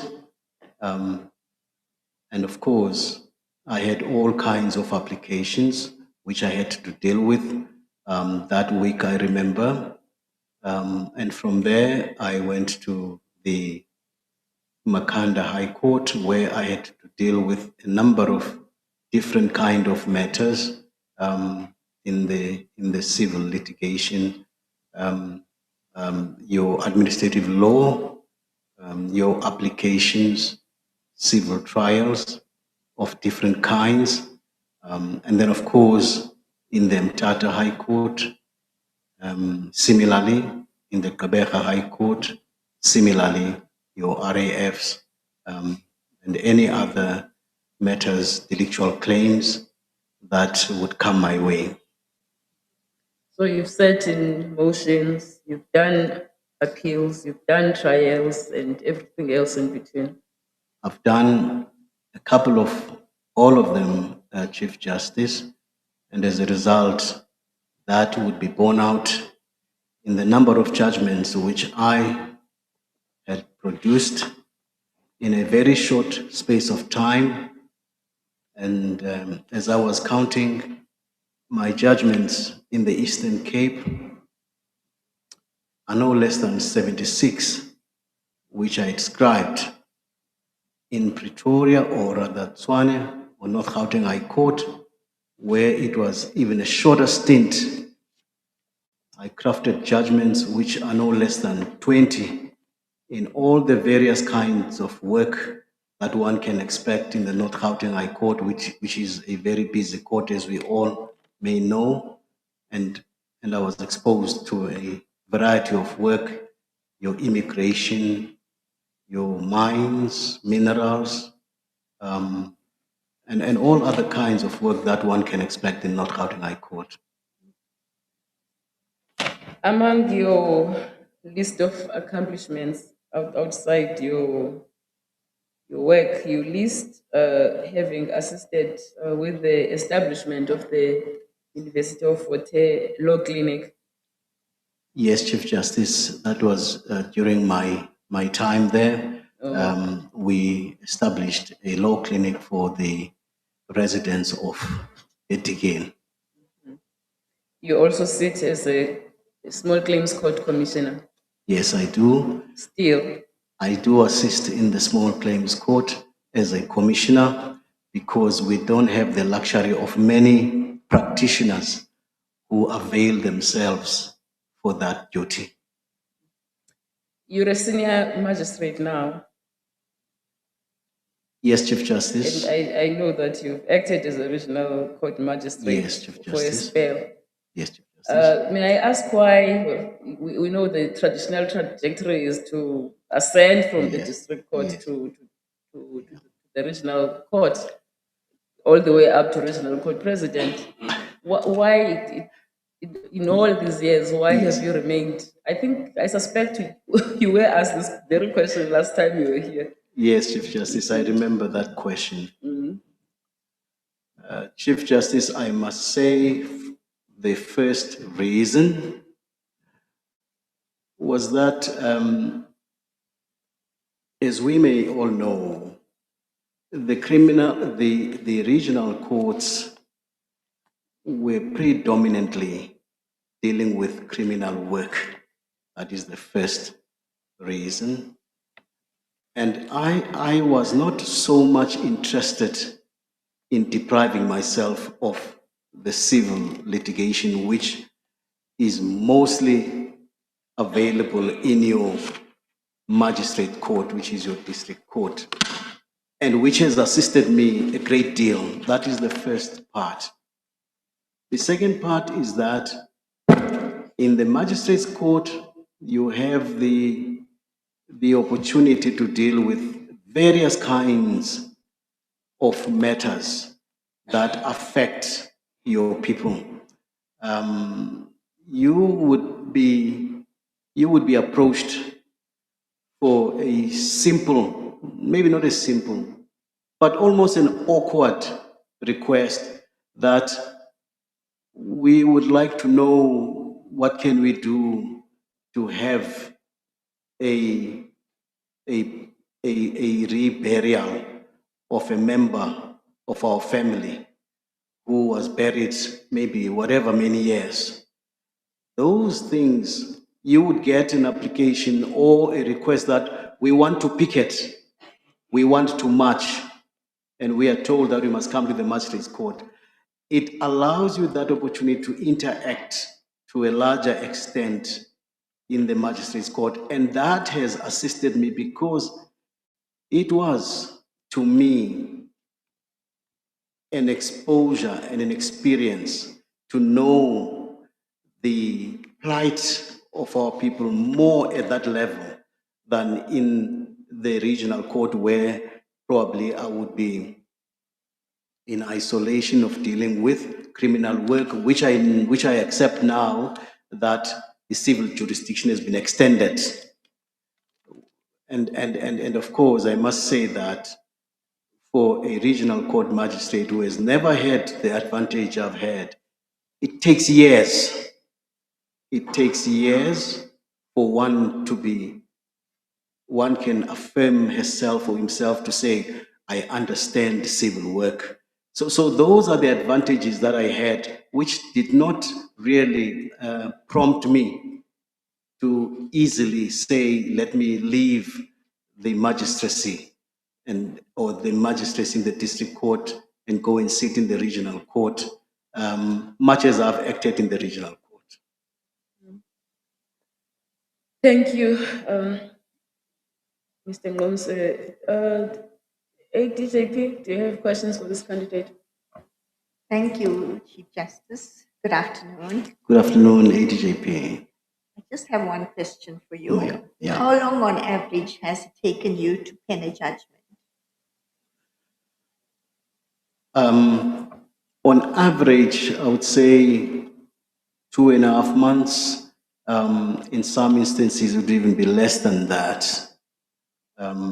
I say that, ADJP, owing to my experience when I was in the North Gauteng High Court, where one had to, as a policy, say, I'm not going to sleep.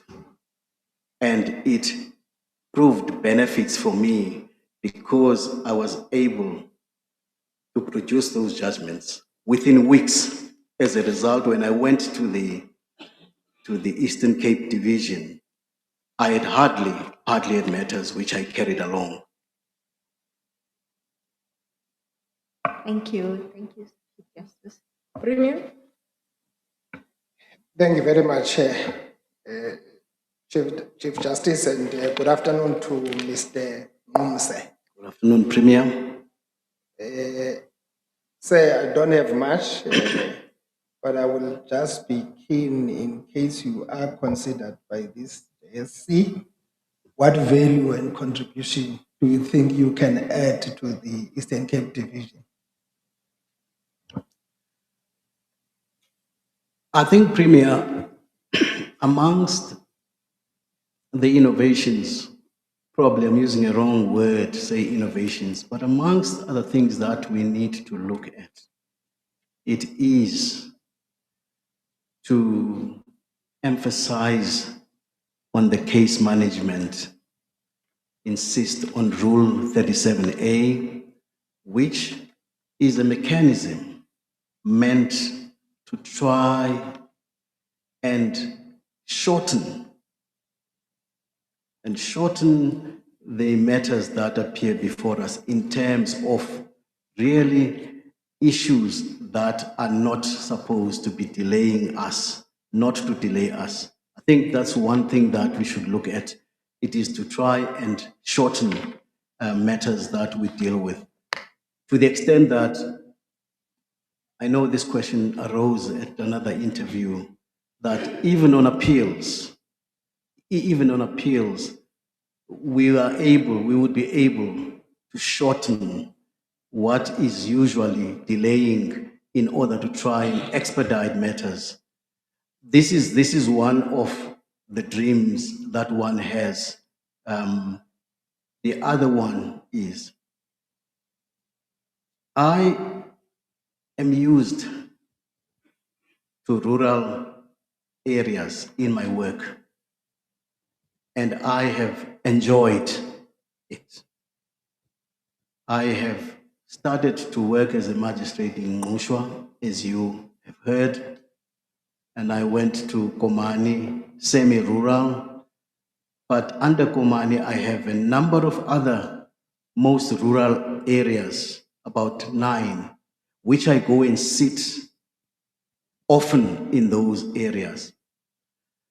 I cannot see why, as court, I'm referring to the High Court now, why I cannot leave the comfort of Bishop, the comfort of Makhanda, and go to Stainsburg and sit in Burgerstock and sit in Molteno. I cannot see why we could not look at that as well. That is something I would certainly advocate for, to bring access to justice closer to those people. And not only that, I'm dealing with a case in Dabankulu. It's a murder case. The accused persons come all the way from Mount Fletcher to that case in Dabankulu. But not only that, it becomes an empty room, a cold room, when there's not a single member of the victims that can attend that court. They can't attend it because how would they travel from Mount Fletcher to Ndabankulu now and again or every day to go and listen to that case? So it becomes an empty room. Now, when that case gets finalized, even were I to convict, even were I were to sentence, they will only hear it in newspapers. They are not part of the court. So in my view, those are things that we should look at in trying to realize the access to justice.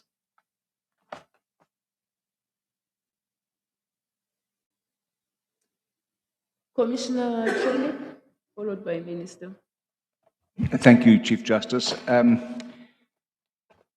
Mr. Ngumse, you are a magistrate in Komani, and you've mentioned where you work and the rural villages that you've serviced. The Mthatha Commission made a finding about court rationalization that the High Court should move from Makhanda to Episho. What is your opinion on that controversial matter?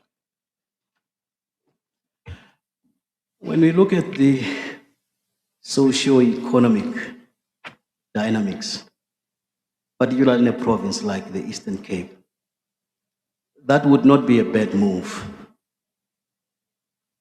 Besides the fact that, and I think it's just an ideal that the seat of the High Court must be where the seat of the province is, in this case, Bisho. Besides that, but if you look at the geographical setting, I think Bisho would be more central or serve its people in a better way than it is now.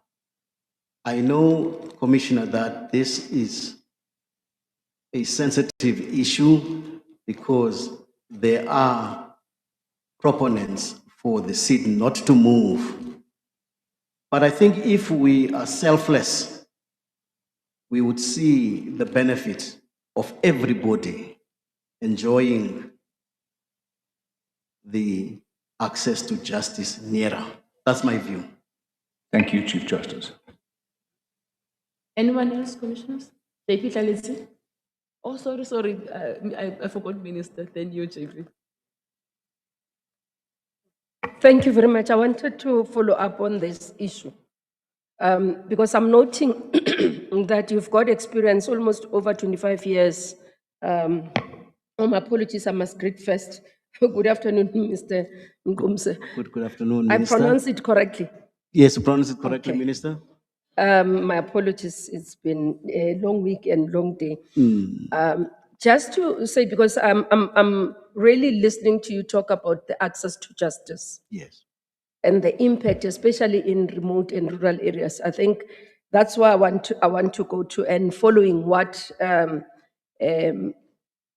Commissioner just asked now about the rationalization, though he calls it a controversial, I don't know why he calls it a controversial proposal.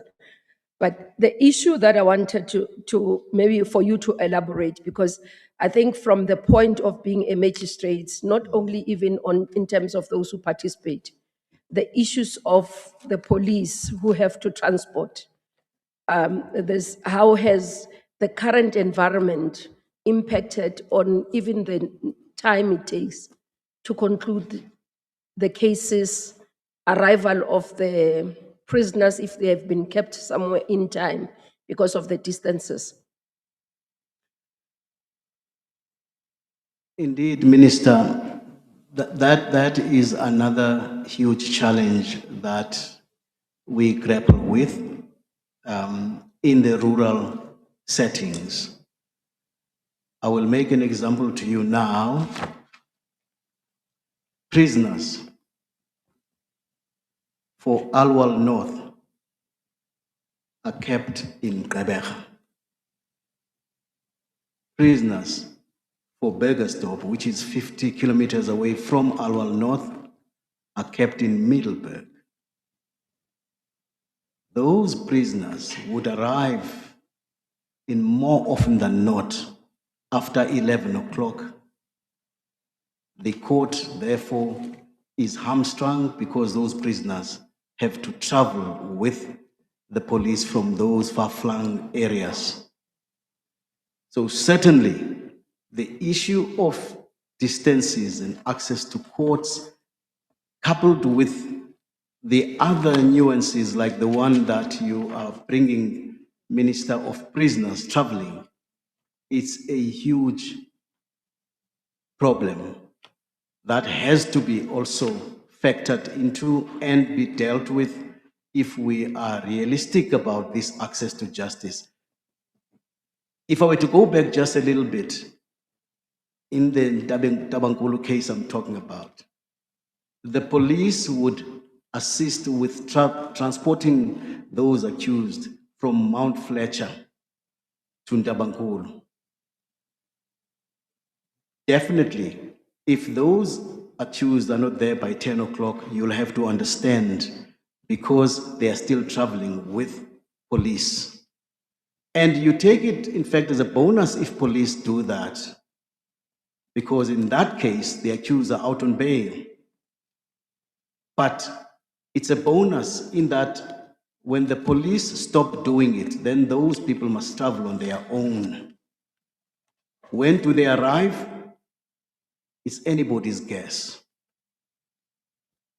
A case I'm dealing with in a place called Venterstad. Many people won't know these places I'm talking about, but I've grown to have passion for them. Venterstad, it's on your way to Colesberg. It's close by to Creydok. The witnesses in that case stay in Steinsberg and they've got to travel to Venterstad. Because of the geographical setting, the investigating officer had to assist the court by fetching those witnesses herself with a police van to come to court. And if the investigating officer is sick for one reason or another, those witnesses never reach court. So these are the challenges that when we talk about realization of access to justice, they are really a package which we need to be activists, and which I, who has worked in these places, fortunately, similarly in Mushwa, Pedi, which has villages that will go as far as Mpegwe and Fish River, and the court is in the little town of Mushwa, you can understand the challenges that our people experience. Then you, JP. Thank you, CJ, and good afternoon, Mr. Ngumse. Good afternoon, JP. Yes, what a promotion.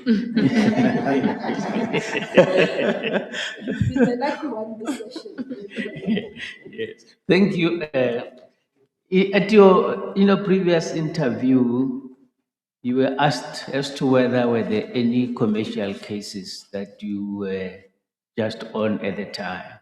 And you said you do not have then, you will rely on cases which were still in progress at the Pretoria High Court. Yes, yes, JP. What is your answer now? Has it changed or does it stay the same, and if so, what?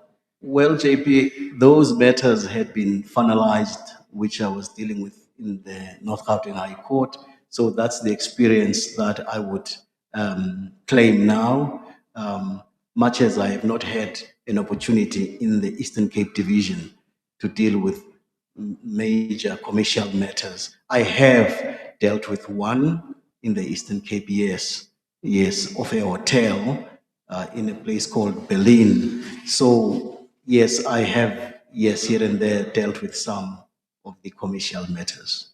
Yes. Your last acting stint was in 2022. 2023, yes. 2022, in December. Yes, JP, yes. Knowing that there are always new developments in law, how have you kept yourself abreast with the developments, seeing that there's already 3 years and 3 months that you have not been in the High Court? Yes. Well, JP, because I always had the aspiration, I had always kept myself abreast with what is happening, the developments, case law, and I was more interested in what is happening, as if I'm there. So yes, much as it has been a time since my last stint, but I am still quite very advanced in what is going on. I am reading quite a lot. I'm keeping myself abreast, the judgments that come out. So yes, I've kept myself in tune on reading for myself in terms of legal developments and authority. Giving you a blank check, any development that you can mention that you have noticed since then up to now? Well, if one were to refer to the legal authority from the Constitutional Court, I'm not sure whether would that satisfy the question. Just one thing you can mention, one just to bolster your answer that you keep yourself abreast. I have been interested in reading on the topical judgment of the Constitutional Court regarding Section 10 of the Customary Marriages Act, which was something spoken about. So, typical of that, I would then read other matters that come from the High Court or the Constitutional Court or Supreme Court of Appeal. Thank you, CJ. Thank you, Mr. Nomsa. Thank you, JP. DP? Hi, good afternoon, Mr. Nomsa. Good afternoon, DP. Thank you. Okay. I just need your comment. The GCP says you don't have sufficient experience in the High Court. What is your comment?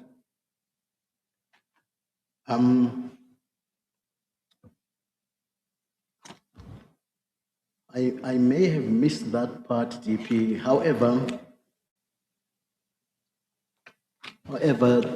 if I were to just answer DP from the question, I have had an interesting experience in the High Court. In the Pretoria North Gauteng High Court, which I've indicated is a busy court, without any assistance, I came out from that court getting thumbs up from the former judge president, the DCJ, even in the Eastern Cape division. There's never been complaints on all the judgments that I've written, which I've indicated maybe in the region of 76. There's never been any complaint. I have dealt with motion court of over 120 cases in Mthatha. I've dealt with heavy matters in Gqeberha. There's been never a complaint. In fact, in the Eastern Cape, there's only one judgment of mine that was overturned. It is the Manqina judgment, but all other judgments have passed muster. Even those that have been taken on appeal had been confirmed. In North Gauteng High Court, I have no judgment that was taken on appeal and overturned.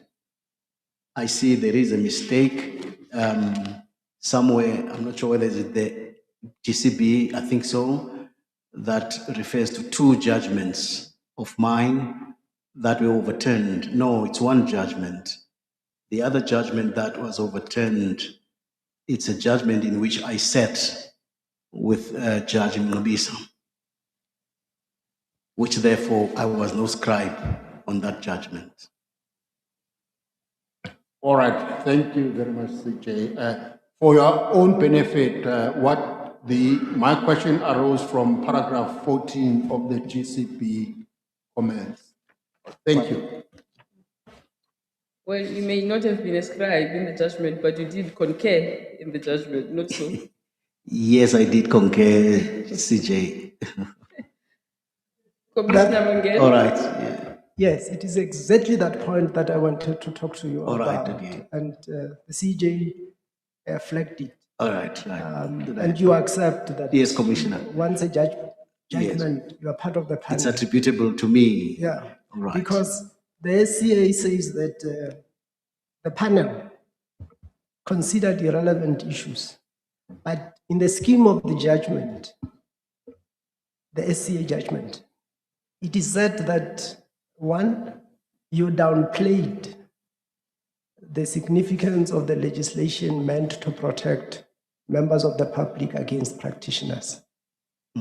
Two, you failed to, you ignored precedent, and it refers to two judgments, LSNP versus Mamato and Hewitson versus LSNP, in terms of how a court adjudicating a complaint from the LPC should approach the matter and what considerations should be taken into account. Yeah. Yeah. I accept that, Commissioner. I accept that. Thank you. But otherwise, an impressive output. It's surprising that you were never called back since 2022. It is. May I not comment, Commissioner? Please don't. Let me know. Thank you, CJ. Good afternoon, Mr. Ngumse. Good afternoon, Prof. I must say that your mention of Pedi Ngushwam Pegoni takes me back home. Oh, man. I just wanted to ask you if you can take us through your process of writing a judgment and what informs it.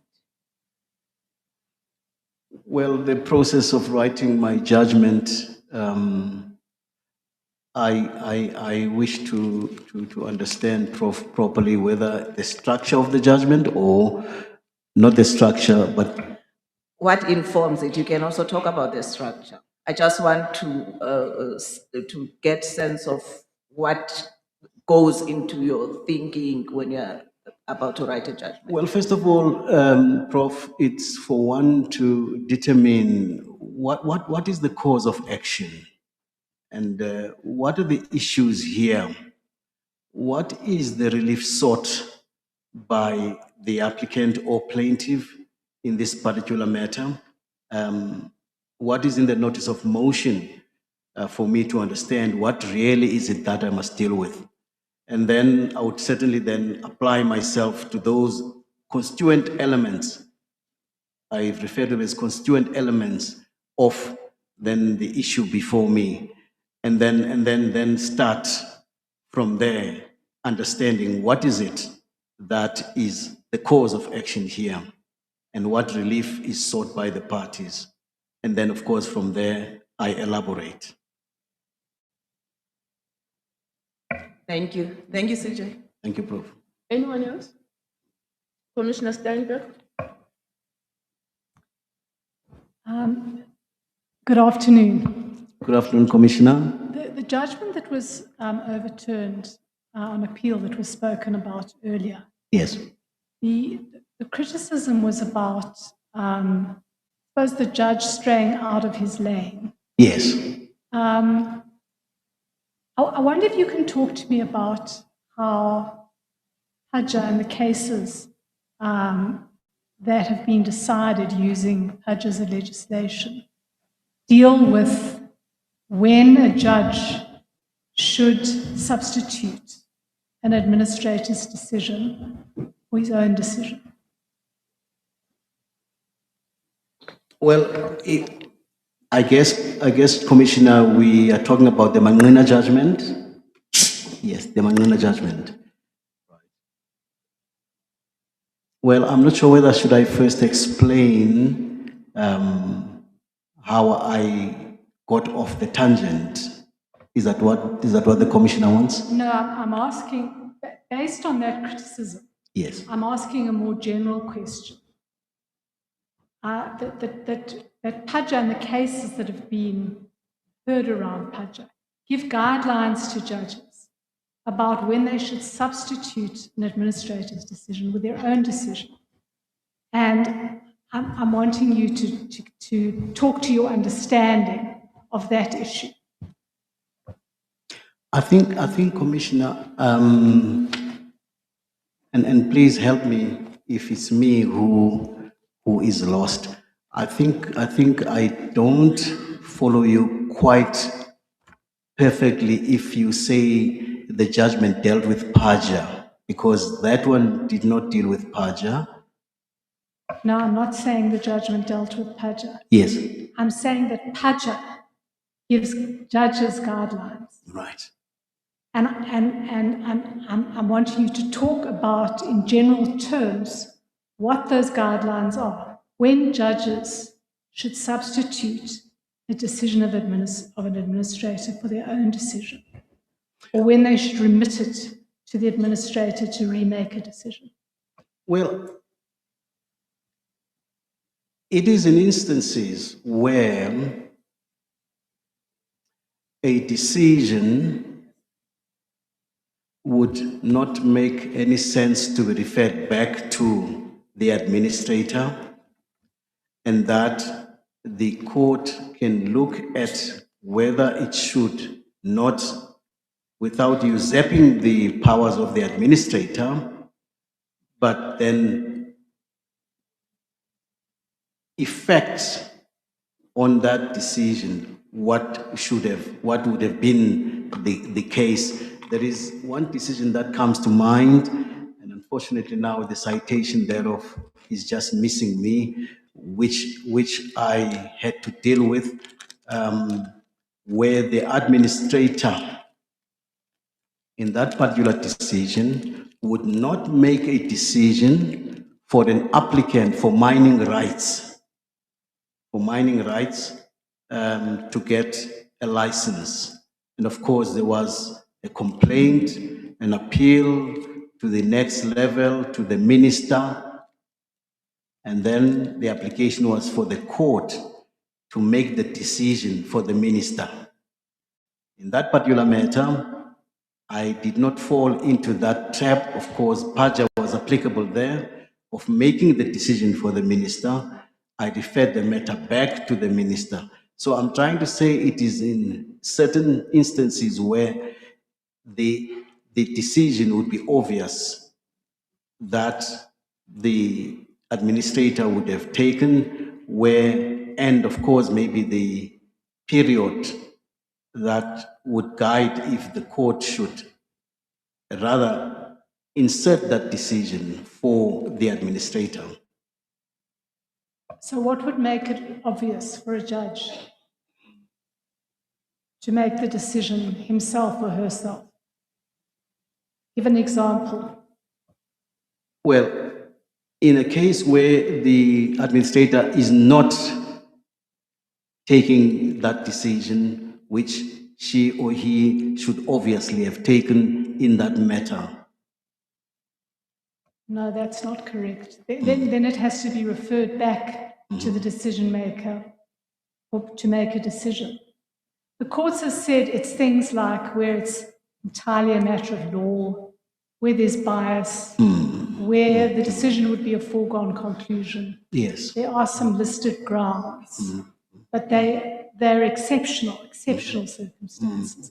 And one of them certainly isn't where the administrator failed to make a decision.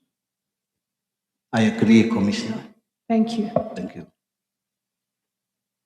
Anyone else? Thank you, Mr. Ngumse. We have. Oh yes. Sorry, Commissioner. So you told how could I forget? Please. Mr. Ngumse. Yes, Commissioner. Good afternoon. Good afternoon, Commissioner. Yes. I note that your last acting stint as a judge was in 2022. Correct, Commissioner. But of course, as a judicial officer, you would have been aware of the anti-sexual harassment policy? Yes, I am aware of the policy. Have you acquainted yourself with the policy? Yes, Commissioner, I have. Are you willing to subscribe to it? Yes, fully, Commissioner.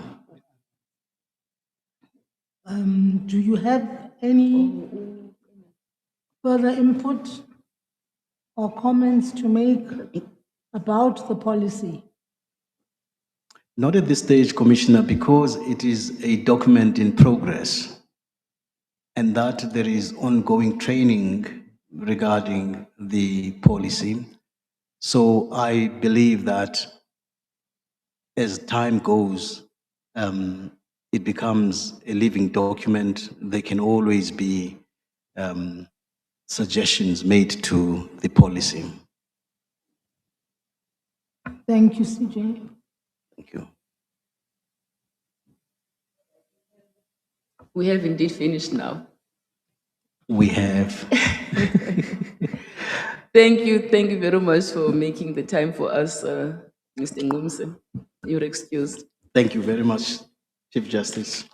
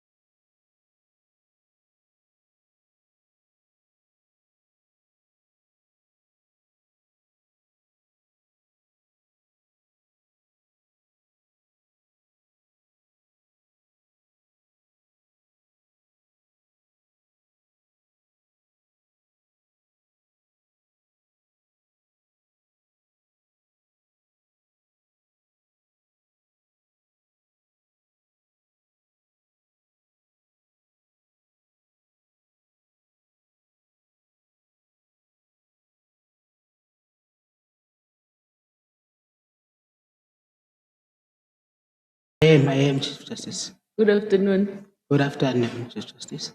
Nguwe lo wasemhlankomo. Jim Law. I know your village. Thank you so much. Has there ever been a judge in that Limote village? Come again, Chief Justice. Has there ever been a judge in that village, from that village? Not from that village, Chief Justice. Not from that village. All right. You are well, I can see. I am, Chief Justice, under the circumstances. Okay. You're a practicing attorney? I am. In Mthatha? In Mthatha. All right. You studied there? Yes. At WUSU? Yes, when it was UNITRA at the Still time. UNITRA? Yes. And obtained a recent LLB degree? An LLB, yes. Okay. Or a brief spell, you were a sales rep? Or yes, Med Shield? Med Shield. Did you sell insurance? Yes, I did. It was for a very short time. Were you any good at it? I wasn't. I think I got only 2 clients. Oh, that's something. Yes. All right. Then you decided to go and do your articles of clerkship with Hughes, Chisholm and Air. Yes, I was there as a clerk. Yes. All right. You started just after I'd left for Cape Town, so we missed one another by a month. I think I arrived when we were still there in 1999, Chief Justice. Sorry? Were you not there in 1999? I think you were still there when I was arriving at. No, well, in June I was still there, but in July I started acting in the Cape Provincial Division, as it was Yes. then called. Yes. Okay. So you did your articles with Hughes successfully and worked as a PA at Mlonyeni and Lisele Incorporated. King Where? Williamstown. King Yes. Williamstown, all right, but only very briefly. Yes. Then you moved back to Mthatha. Yes. All right, and you were PA there for another 6 months or so. Yeah, a very short time with Vianney Kwebindlala. And then started your own practice In August 2004. 2004. All right. And you are still running that practice to date as its director, It is the position. sole director. Yes, I am. All right. What kind of work do you do? Yes, it is a general practice, Chief Justice, covering a lot of work. The kind of work we're doing is contractual, commercial work. Constitutional law is the legislation, which is NCA. There is a lot of work that is in that office. We're doing intellectual claims against the state, for instance. Criminal law, that is the criminal work, is what we are doing as well, even though it is not too much. But you'll remember, Chief Justice, when we were still doing, it was in 2000, around 2000, there was this legal aid that was outsourcing the work because they didn't have the attorneys in-house. Then I managed to get much of criminal work when I was starting my practice from the legal aid. And I did a lot of it. Now with time that didn't, it reduced. I don't have much criminal work now. Another sphere of work, I've said contract is there, but there is a whole range. As I'm saying, it is a general practice. This All right. whole range of work that I'm doing. Okay. You chair the what is it, the Church board? No, tax board. the tax board? Yeah. How did you get involved? I cannot say because I was called by them. I think it was as a result of the JP who forwarded my name there because I didn't make any application, but I was called by the revenue services to say that they want me to be part of the panel there, and I accepted that. And I was appointed since 2024. And your it will, term runs until 2029. yeah, until 2029. All right. How is it going? I haven't been given a work to do ever since I was given. I don't know the reason, but I was I never hope you're given. not just window dressing. Come again, Chief Justice. I'm saying I hope you're not just window dressing. It's been 2 years now. That's quite old. I cannot tell you the reason, Chief Justice. No one is communicating anything. And I went to the orientation and the manner in which we should do our work, but from there, no work was given to me. All right. Just out of curiosity, you describe what is seemingly a busy law firm. Yes. And I just came to know recently that Mthatha, small as it is, has a staggering number of law firms exceeding 200. How do you how do you get enough work to sustain Yes. this seemingly busy practice? Yeah, proximity to the community you serve. That's where I get most of the time the work to do, because those communities, most rural, and I'm closer to them. And there are a lot of things that are happening with them. Now I make it my duty to take those things, those challenges they are facing to the courts.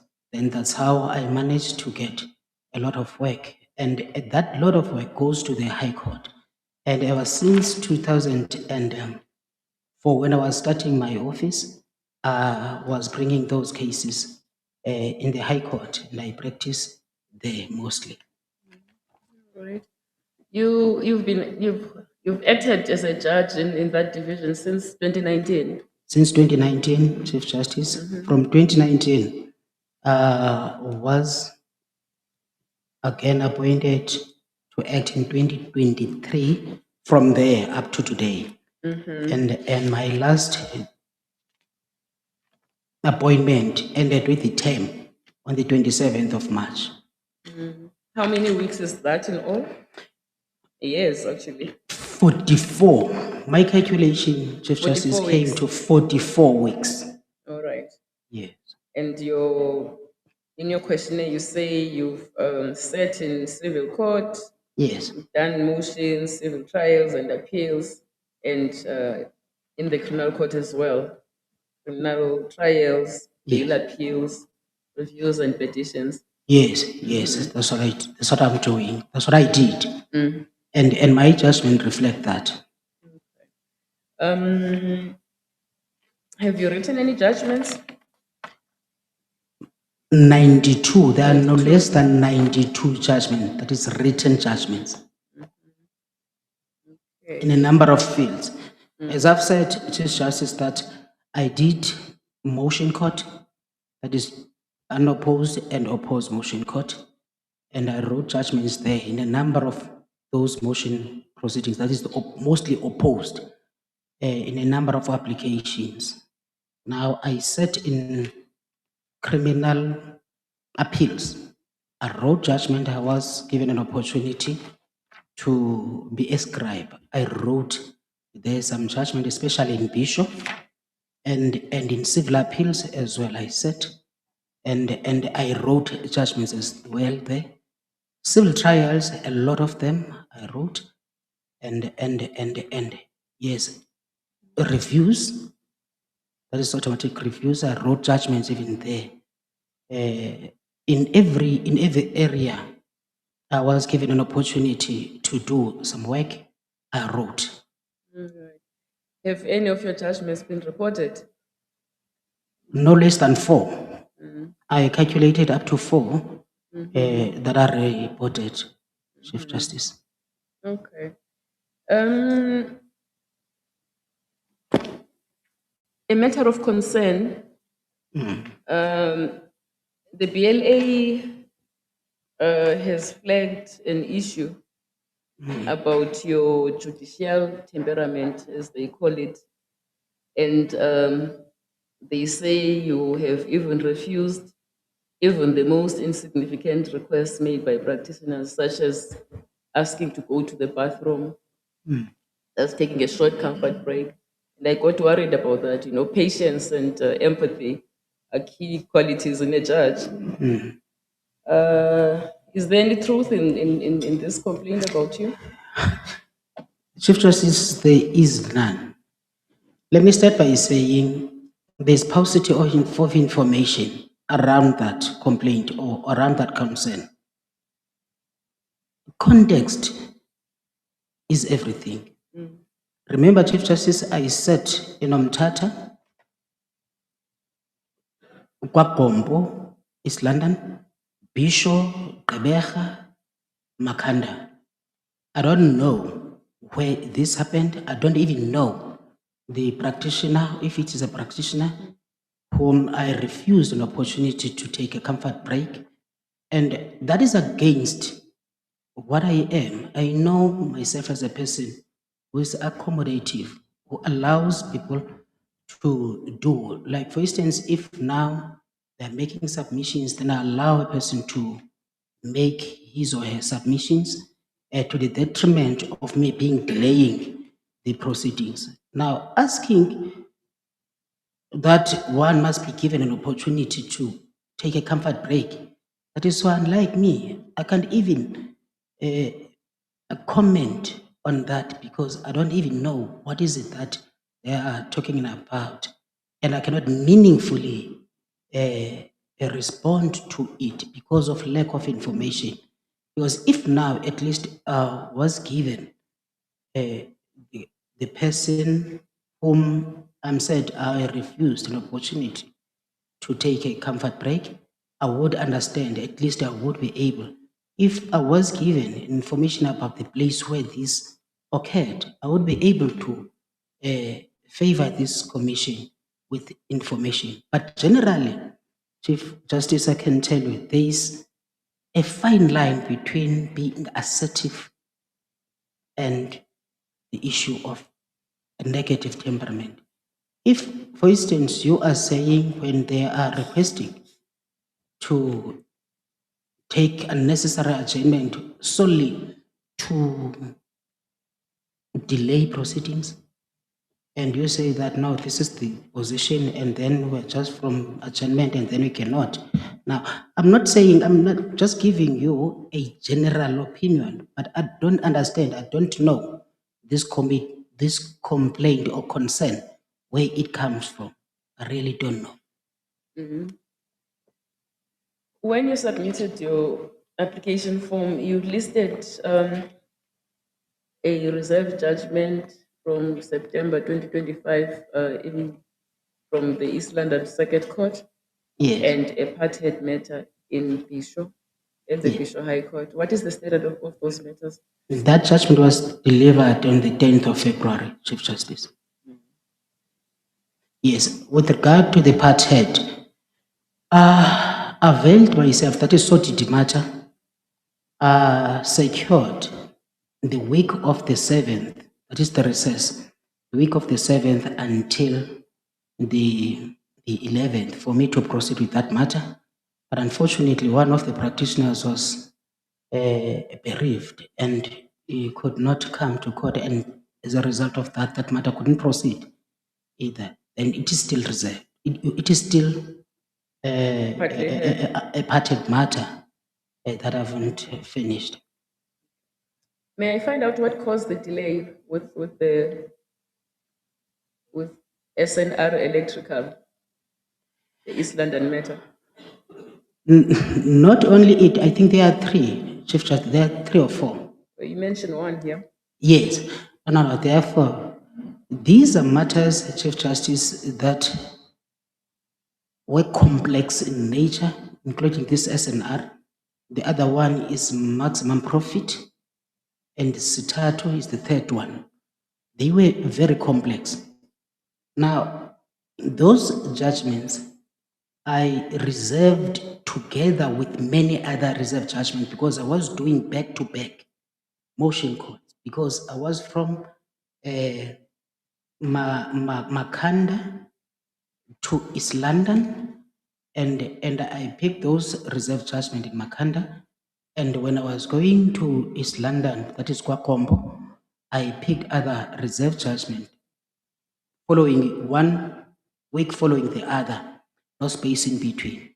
It was as a result of that, and they were complex and voluminous, because it's those judgments when you put and then it just scattered all over the desk, and if you put it up and then it goes up the wall, they were the kinds of judgment I was dealing with. But nonetheless, they were little more than 3 months, but still less than 6 months. Well, if it was delivered, this one you've listed was delivered in February. 10th February. Having been reserved from September 2025. That's not Yes. 2 months, that's 6 months. Is that Unless 6 months? Unless Exactly. my arithmetic is wrong.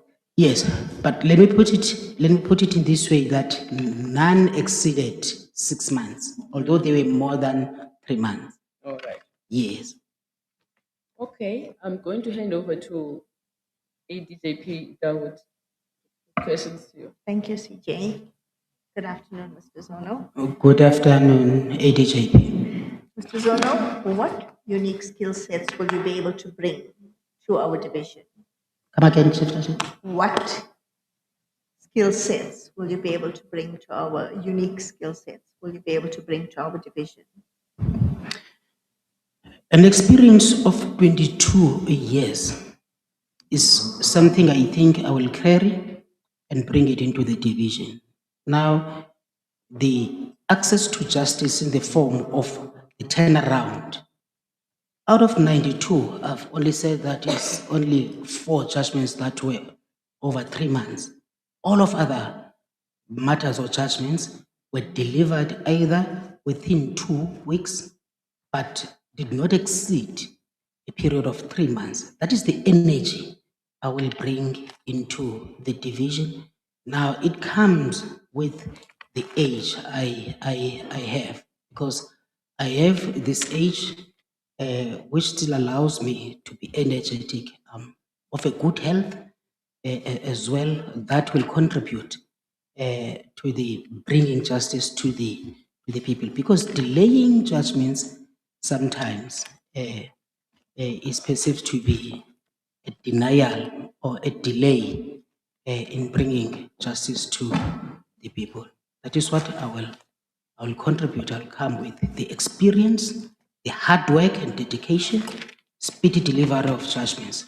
This is what now the judicial record showed that I'm able to do that.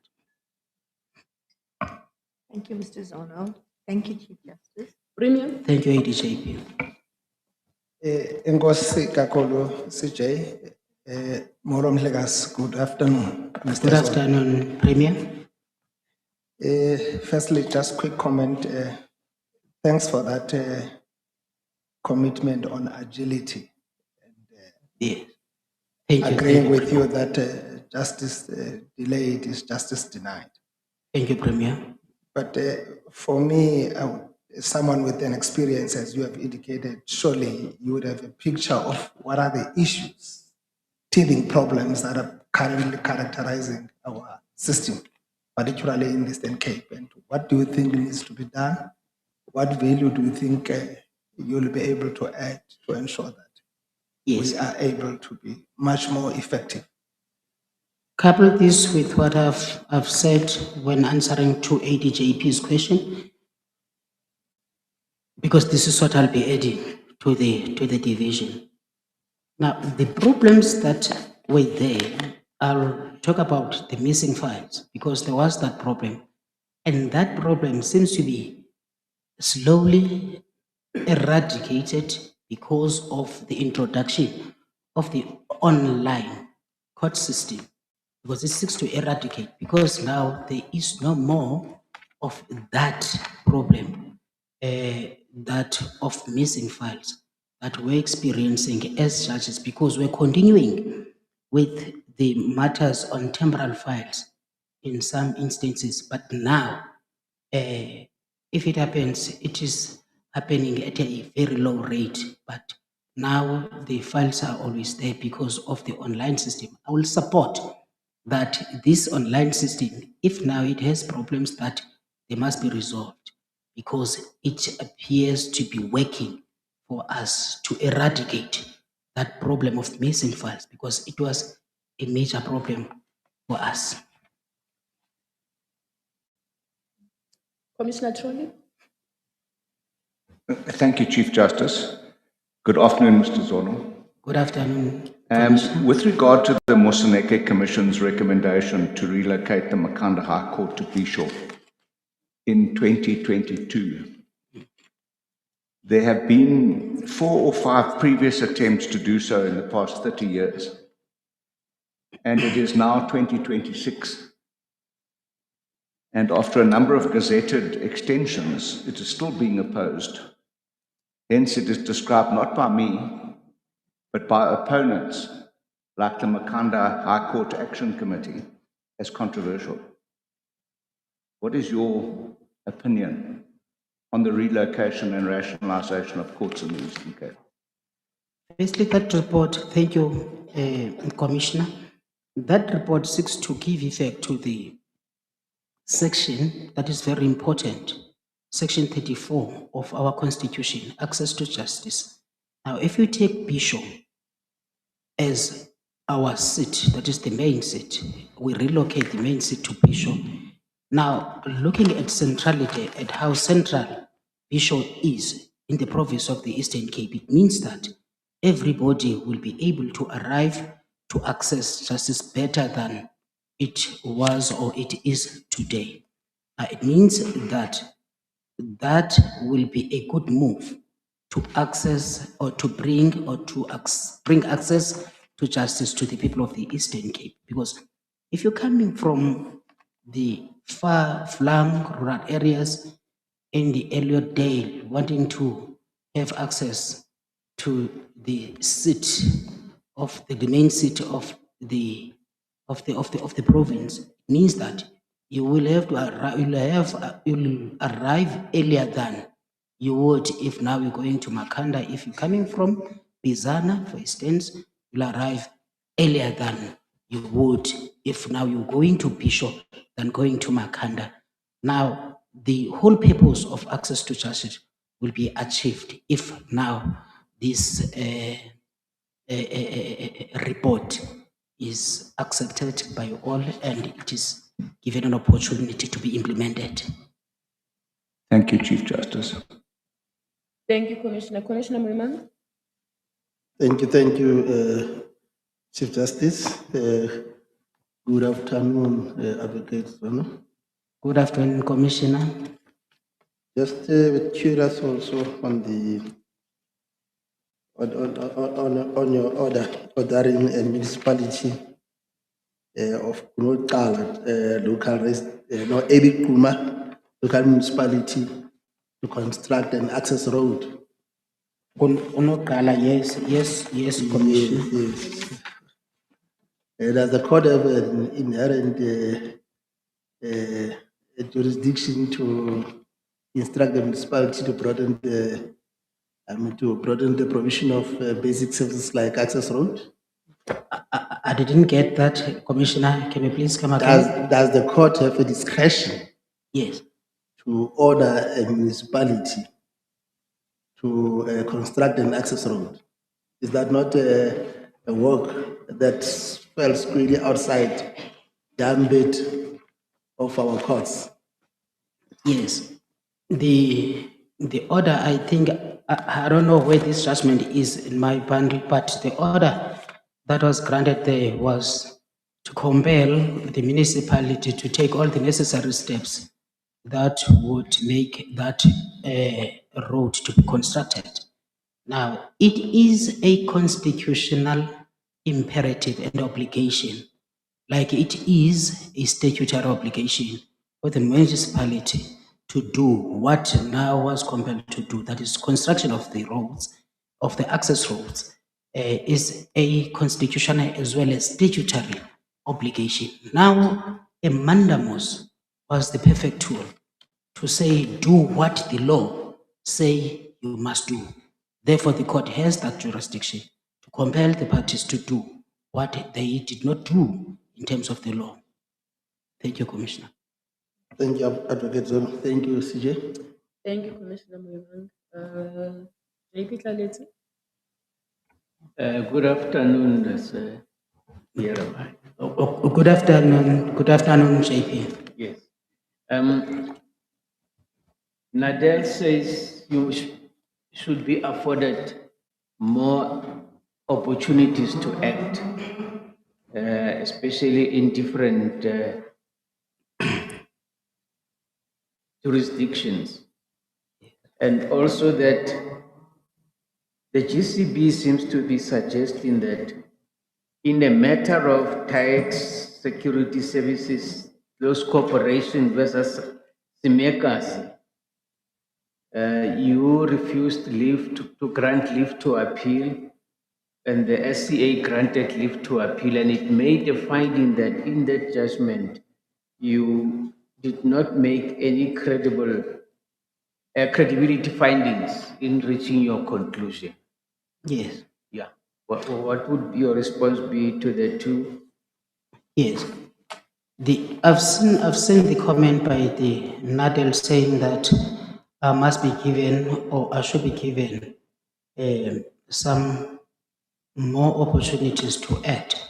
They are building that on the fact that I am still young. Yes, I am still young, but that cannot be a reason for me not to be considered for appointment, because being young, I think, is an advantage than a disadvantage for me to be considered for appointment, because they were building that only on my age, and which I say my age is advantageous. Now, the judiciary will benefit better if now I start when I am at my early 50s than when I'm old, when I still have energy. They are not saying that the judicial record, written judgment of about 92, I've made some mistakes which are of a nature that I am inexperienced or am unable to deal with the legal issues, or I'm unable to apply correctly the law into the facts. Coming to the Seneka's matter, it was in 2019 when I dealt with that matter. Yes, the Supreme Court of Appeal, or the full court, that is Semekase, the full court criticized me of having failed to evaluate properly the evidence and failed to make credibility findings. Now, from there, Commissioner, you'll have seen out of these 92 judgments that have grown, there is no complaint at all. A certain number of trials, I do evaluate the evidence properly. I do make credibility findings where necessary. Therefore, meaning that I've grown significantly from that moment. Therefore, it cannot be a reason for me not to be considered for appointment. Thank you. But then, objectively speaking, there are about 5 matters in which there were applications for leave to appeal against your judgments, and in all these matters, you refused leave. What is not known is what happened ultimately to these matters. In some of them, I was taken on. The Supreme Court of Appeal was petitioned, and then those petitions were refused. I see. And then they say there's still the GCB at 5.1. They say there is insufficient information in your questionnaire to draw any conclusions about your personal commitment to the values of the Constitution. Would you prepare any comment? Yes, gleaning it again from what the AFT is saying, that now not only because I grew up and I'm much steeped in the rural setup, but I did cases. Now I cause access for those people in the rural areas to justice, and I successfully, in many circumstances, fought for them. They attain justice. Now that judicial record is showing in a way transformative agenda that I'm able to use my skill, my profession to transform. Well, I thought they are referring to constitutional values in your judgments, not your role in transforming society, especially in the rural area as you refer. That is as far, Commissioner, as I can take, because I think it is part of transformation to fight for those to attain justice. But that is as far as I can take. I see. So thank you, CJ. Neela asked further question, but I know I'm restricted to. Thank you, CJ. JP. Commissioner again. Thank you, CJ. Good afternoon, Mr. Zono. Good afternoon, Commissioner. Thank you. In relation to the comment by Nadel that you are young. And you have just turned 52 this year. Yes, Yeah. I'll be 52 in November. That by no means makes you young. There are judges there are people who ascended to the judiciary when they were far younger than you are. Yes. You can talk about the DCJ, JP Hlophe, Justice Theron, and the current Chief Justice. Yes, thank you, Commissioner. You've got nothing to worry about. In fact, it is an advantage to the judiciary that you're coming in. Thank you. There is a matter of, let me get it here. It's worrying me. Lindega Nonwai and Mazuta versus King Sabata Dalinyabo municipality. Come again with the name, Commissioner?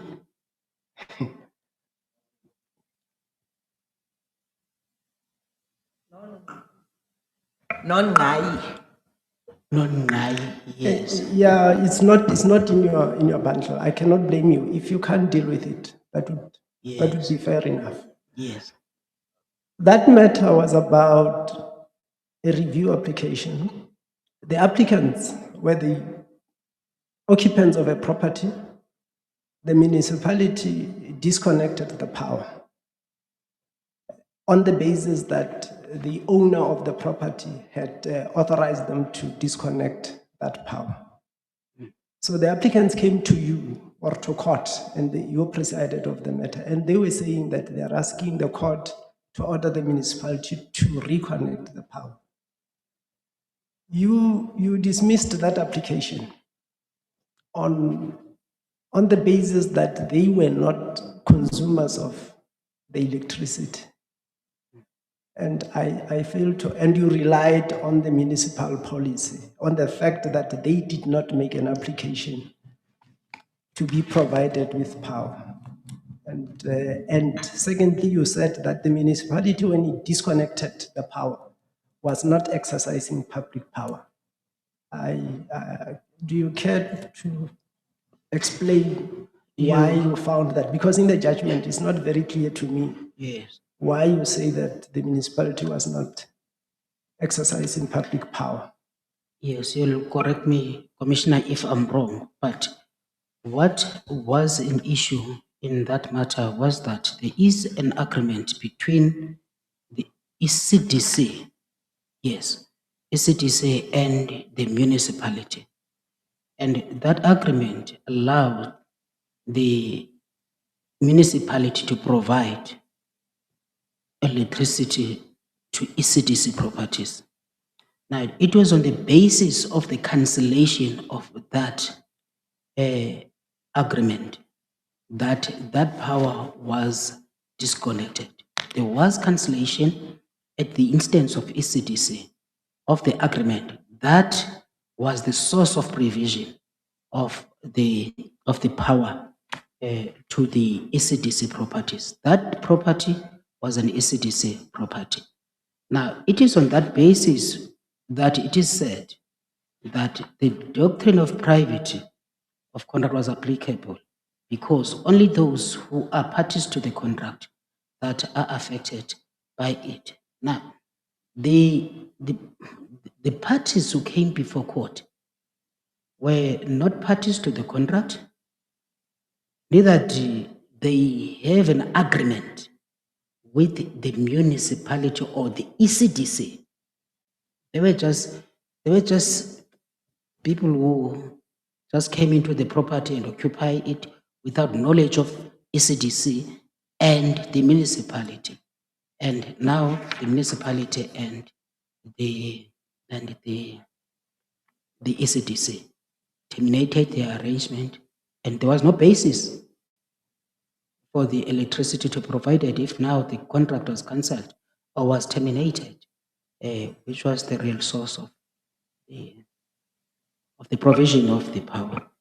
Another thing that I think it is there, you'll correct me again, because I didn't check that judgment, is that the bylaws, when they talk about the contract and the cancellation thereof, They say that a party who think that he needs that power must approach the municipality. For him now to be responsible for the payment or whatever, that needs to be an obligation between the municipality and that party. Now, according to the papers that serve before me, if my memory serves me well, the municipality more than once approached the occupants of the property to tell them that this power will be terminated. Now, you must know that if you want to have an arrangement with the municipality, take that opportunity. They did not, then I think it appears in the judgment. We are pressed for time, but there's something fundamentally wrong with that. Yeah. Because the municipality cannot despoliate. Even if the municipality may have went to them previously and told them that they do not have the right to power, the municipality should have come to court to get an order to disconnect. You get where I take that point. I take that point, Commissioner. Thank you, CJ. Thank you. Commissioner Poso, your turn. Thank you, Chief Justice. Good afternoon, Mr. Mumse. Oh no, well, sorry, Mr. Zono. Thank you. Good afternoon, Commissioner. On your way back, do say hello to the folks in Mthatha. That's my home. Oh, yes. I didn't know that. As a judicial officer, you must be aware of the anti-sexual harassment policy, are you? I am. I am aware that it was introduced on the 9th of August 2024, and I've familiarized myself with it. And do you think it's implementable in its current form? It is. It is implementable in its current form, because it is so important for it to be implemented, because it touches on a number of important rights of individuals. One of those rights is Section 9 of the Constitution, which guarantees the right to equality. No one should be abused or be treated in any manner on the basis of gender. And it touches on that. Now, it should, and the right to dignity as well is implicated in the sexual harassment policy. So it is so important for it to be implemented as soon as possible. Thank you, Commissioner. Thank you, Chief Justice. Thank you. No one else? Thank you, Mr. I'm sorry, my back is killing me. Thank you very much for making yourself available for this interview, Mr. Zono. I wish you all the best. You're excused. Thank you very much, CJ. Thank you very much to the commissioners for the opportunity given to me. Thank you.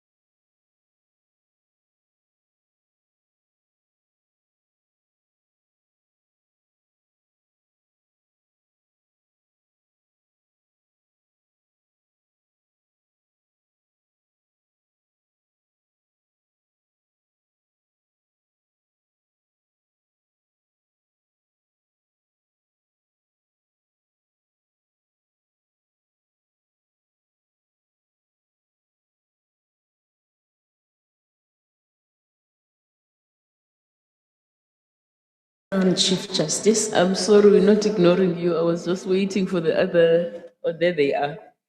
That is, thanks, Chief Justice. That is understood. Yeah. Well, thank you for coming back. We are grateful to you. Yeah.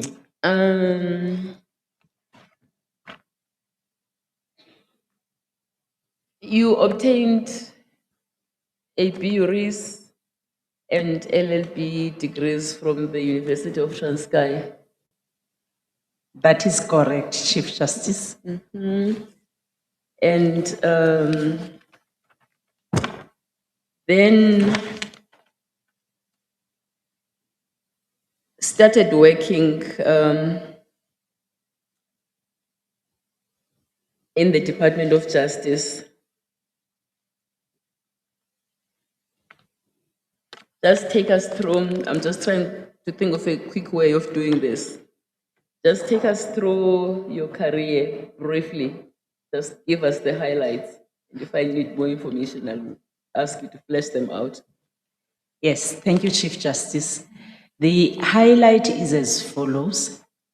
Immediately after I completed my degrees, I worked in Butterworth as a prosecutor on a voluntary basis.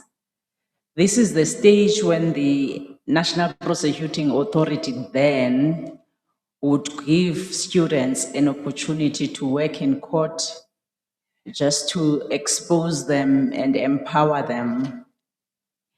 And the scope of my duties at that point was not to decide whether to prosecute or not, because I didn't have delegation. It was legal education and practice. From there, I was appointed at Zwelitsha as a public prosecutor, but I was a temporary prosecutor. Fortunately, there were posts advertised. I went for interviews after I was shortlisted. Then I was permanently employed as a public prosecutor. I started working, doing my practicals in Gqeberha. Then my station that was allocated to me was Butterworth. So in Butterworth, I was appointed in the district court. I didn't spend a lot of time there. I was elevated to a rank of a regional court prosecutor. I was working in a backlog court, which was known as Tramatex, a court that is situated in Mika Township. You were there for 3 years? Yes, yes, Chief Justice. And then I developed interest in pursuing my career in the prosecution. I applied for a job of a state advocate in Witwatersrand, as it then was. I spent some time there doing prosecuting matters on behalf of the state. I requested for a transfer. Then I was transferred to Makhanda, DPP's office. From there, on the 1st of October 2006, I was appointed as a magistrate in Fixbeck. Some few years later, I got a promotion as a senior magistrate in Putadichaba. So in that area, I was a senior magistrate and the head of office. Then in 2015, in April, I was appointed in Zwelitsha as a regional magistrate. And this is where I am to date. Thank you, Chief Justice. So how long were you in the National Prosecuting Authority? I would say plus minus 5 years, Chief Justice. And as a magistrate? I've been a magistrate for 2 decades, almost, yes. Yeah. And you are currently serving as a regional magistrate? Yes, Chief Justice. Okay. Since 2015? Since 2015, yes. All right. You have acted as a judge in the Eastern Cape Division of the High Court. Well, it transpired that you had acted for more than the period stated here. You said 61 weeks when you submitted the questionnaire, and you added a further period. How long is it in all? The total is over 70 weeks, Chief Justice. And when did you start acting as a judge? I started in April 2023, but I was acting sporadically. Yeah. Have you written any judgments as a magistrate? A lot of judgments, Chief Justice. Both in the district court and in the regional court? That is correct. In the civil and criminal law spectrum? Yes, Chief Justice. All right. And as an acting judge? As an acting judge, I've written a lot of judgments, both in public and private law. In the criminal court? Have you sat in the criminal court? A lot, Chief Justice. Have you done trials? Trials, yes. Appeals? Yes. Reviews? That is correct. Bail appeals, or you have Bail done ap- those? Yes, that is correct, Chief Justice. Actually, if I may just add, insofar as bail up, I've sat in the full bench with at least 13 senior judges so far. Right. You have had a very active life in addition to being a mother of many children. Four, you say? Yes.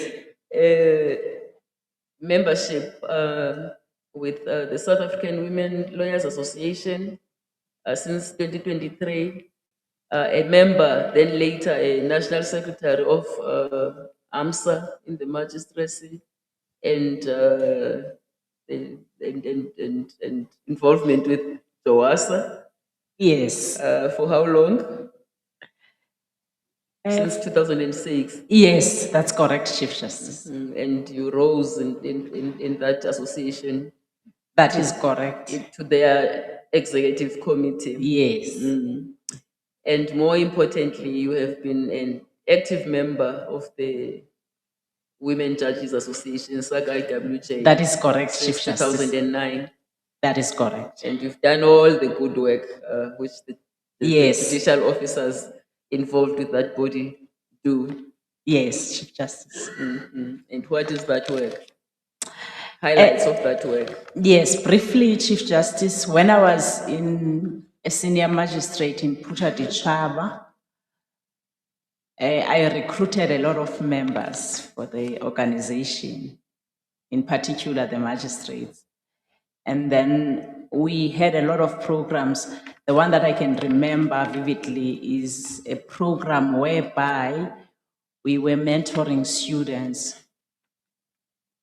So I was actively involved in that program, and we even wrote a report to the executive about it. And then when I was in the Eastern Cape, we were doing breakfast wellness programs wherein we would invite people like doctors and psychologists to assist us with wellness. You have garnered a wealth of experience, administrative experience, as a magistrate. Would you be able, if you are appointed to this position you seek, would you be in a position to assist the judge president of the division with the administration of the division, including issues such as case flow management?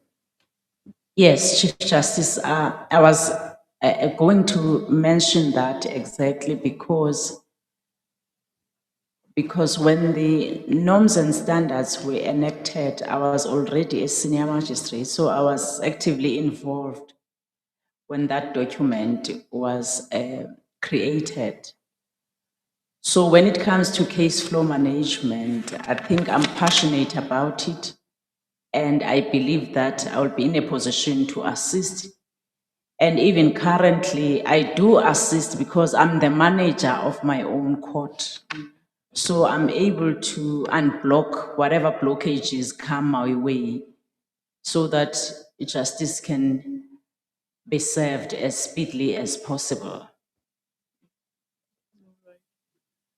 I'm going to hand over to the Objections Committee representative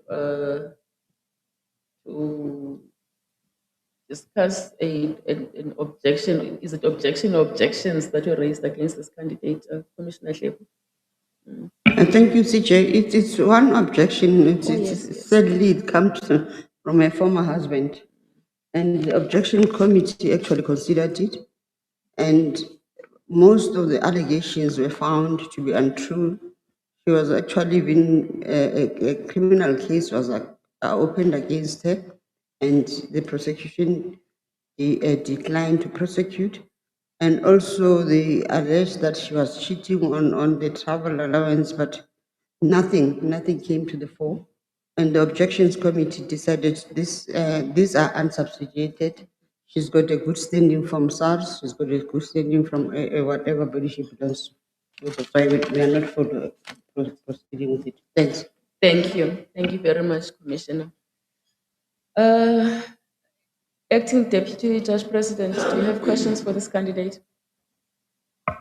Thank you, Chief Justice. Good afternoon. Good afternoon, Have you- ADJP. Have you acquired sufficient practical experience and expertise in all areas of law whilst you've been acting as a judge? Come again. Have you acquired sufficient experience and expertise in all areas of law whilst you've been an acting judge? Oh, thank you. Yes, I would say yes, Commissioner, because I'm an all-rounder. I'm working in all courts, criminal courts, family courts. In fact, I've been exposed to criminal law, admin law, family law, civil law, and all other, the motion proceedings, opposed, unopposed, bail appeals, criminal appeals, civil appeals. So I've been handling all those matters throughout my acting stint. One more. How long on average has it taken you to pen a judgment? Mostly 3 months, unless in exceptional circumstances, Commissioner. For instance, I remember there's a case wherein I applied for condonation, and that case was delivered after the period of 3 months had expired. So it's mostly 3 months and some days, except the case that I've just mentioned. Thank you. Thank you, CJ. Thank you. you. ADJP. Premier? Thank you very much once again, CJ. Thank you once again. Good afternoon to Ms. Tengani Mbagaza. Good afternoon, Premier. I think I must just appreciate that indeed perseverance prevails, your resilience as a woman standing up against all odds. But I will just be interested briefly on your understanding of what is called the medical legal that has been really ravaging or eroding the baseline of the Department of Health. What do you think about that? What could be done from where you sit as a judge? What could be done in terms of, Premier, if you may just clarify the question? The medical legal, there's been these ongoing cases of medical legal that have been imposed more often on the Department of Health, whether it is said it's negligence and all that. But there's been a lot of funny things around it. Yes, I think what can be done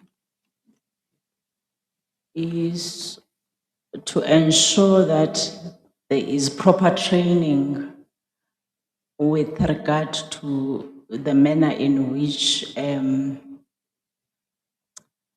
patients are handled by the doctors, but that is not the responsibility of a judge.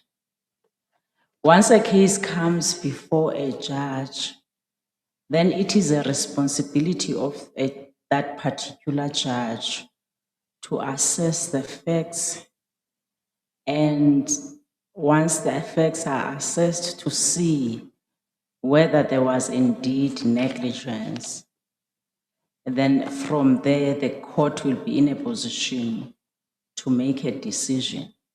Otherwise, that is insofar as a judge can go, is to only be responsible once the matter is brought before them.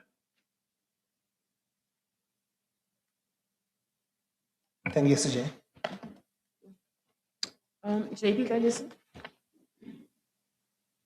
Thank you, CJ, and good afternoon, ma'am. Good afternoon, Yes. JP. You come highly recommended by the Organization of Women Judges South African Chapter.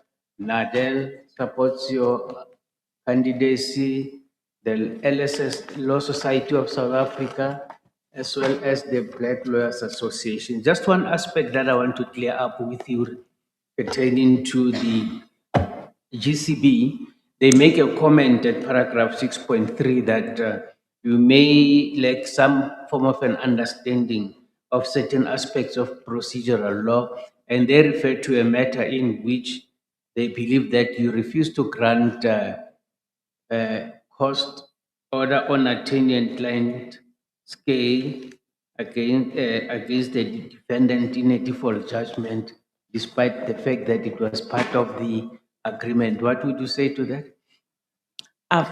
Thank you, JP. I've seen the comment, and my comment is as follows. They have specified the court on which that order was made. And in my recollection, and in fact, I've verified it, that I was not in Gqeberha in February 2026. I've also realized that they made some few mistakes, which we corrected, in the sense that they tendered an apology in writing, and this relates to a judgment that they thought it had been authored by myself. So in that regard, I did not make that order. Thank you. Thank you. And then at 9.2.4, they say the candidate's ability to structure succinct, clearly structured and reasoned judgment dealing with crisply with the issues placed before her for determination could be improved. What would you say to that? Yes, thank you for bringing that up. Insofar as that is concerned, I requested through the Secretariat a copy of that judgment that they were referring to. However, instead, they tendered an apology to say, actually, the judgment was authored by another candidate, and they apologized for that particular mistake. Is this on this one as well? Yes. I see. Okay. Thank you, CJ. Thank you, Ms. Thanks, JP. And just for the record, none of these apologies you say were issued by the GCB were placed before this body. We have not, well, speaking for myself, I've not seen them. They're not part of my papers. Yes. It is unfortunate, Chief Justice. When I was here yesterday, there was a copy in this bundle. All right. The copy of the letter. Just to confirm, I've seen them.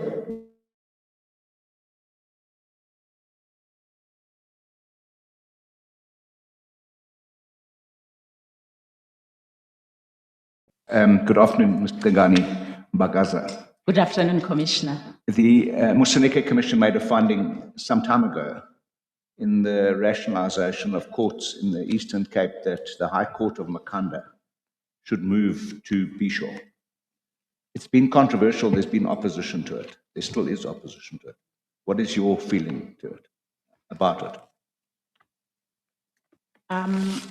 it? Thank you, Commissioner. I'm very concerned about access to justice because I've worked in rural courts throughout my life. I understand the frustration that is put in the society because people are traveling long distances for them to access justice. For instance, in this case, if the main seat is in Makhanda, then it means somebody from Queenstown has to travel a lot of distance before they reach the courtroom. So I think it is best to support, and I do support the notion of moving the court to Bisho for simple reason that we need to promote access to justice, which in my view is a constitutional imperative. Thank you, Chief Thank you, Justice. Commissioner. Anyone else? Commissioner Poswani Rotol? Thank you, Chief Justice. Ms. Tsangani Mbagaza, I wish to reiterate my sentiments that I stated yesterday, that you are really a pride and joy to see a woman who has struggled through adversity and continues to struggle with attacks coming from the domestic realm, and to see that you have ably raised 4 children single-handedly, an architect and one in medical science. You are truly an inspiration. Thank you, Commissioner.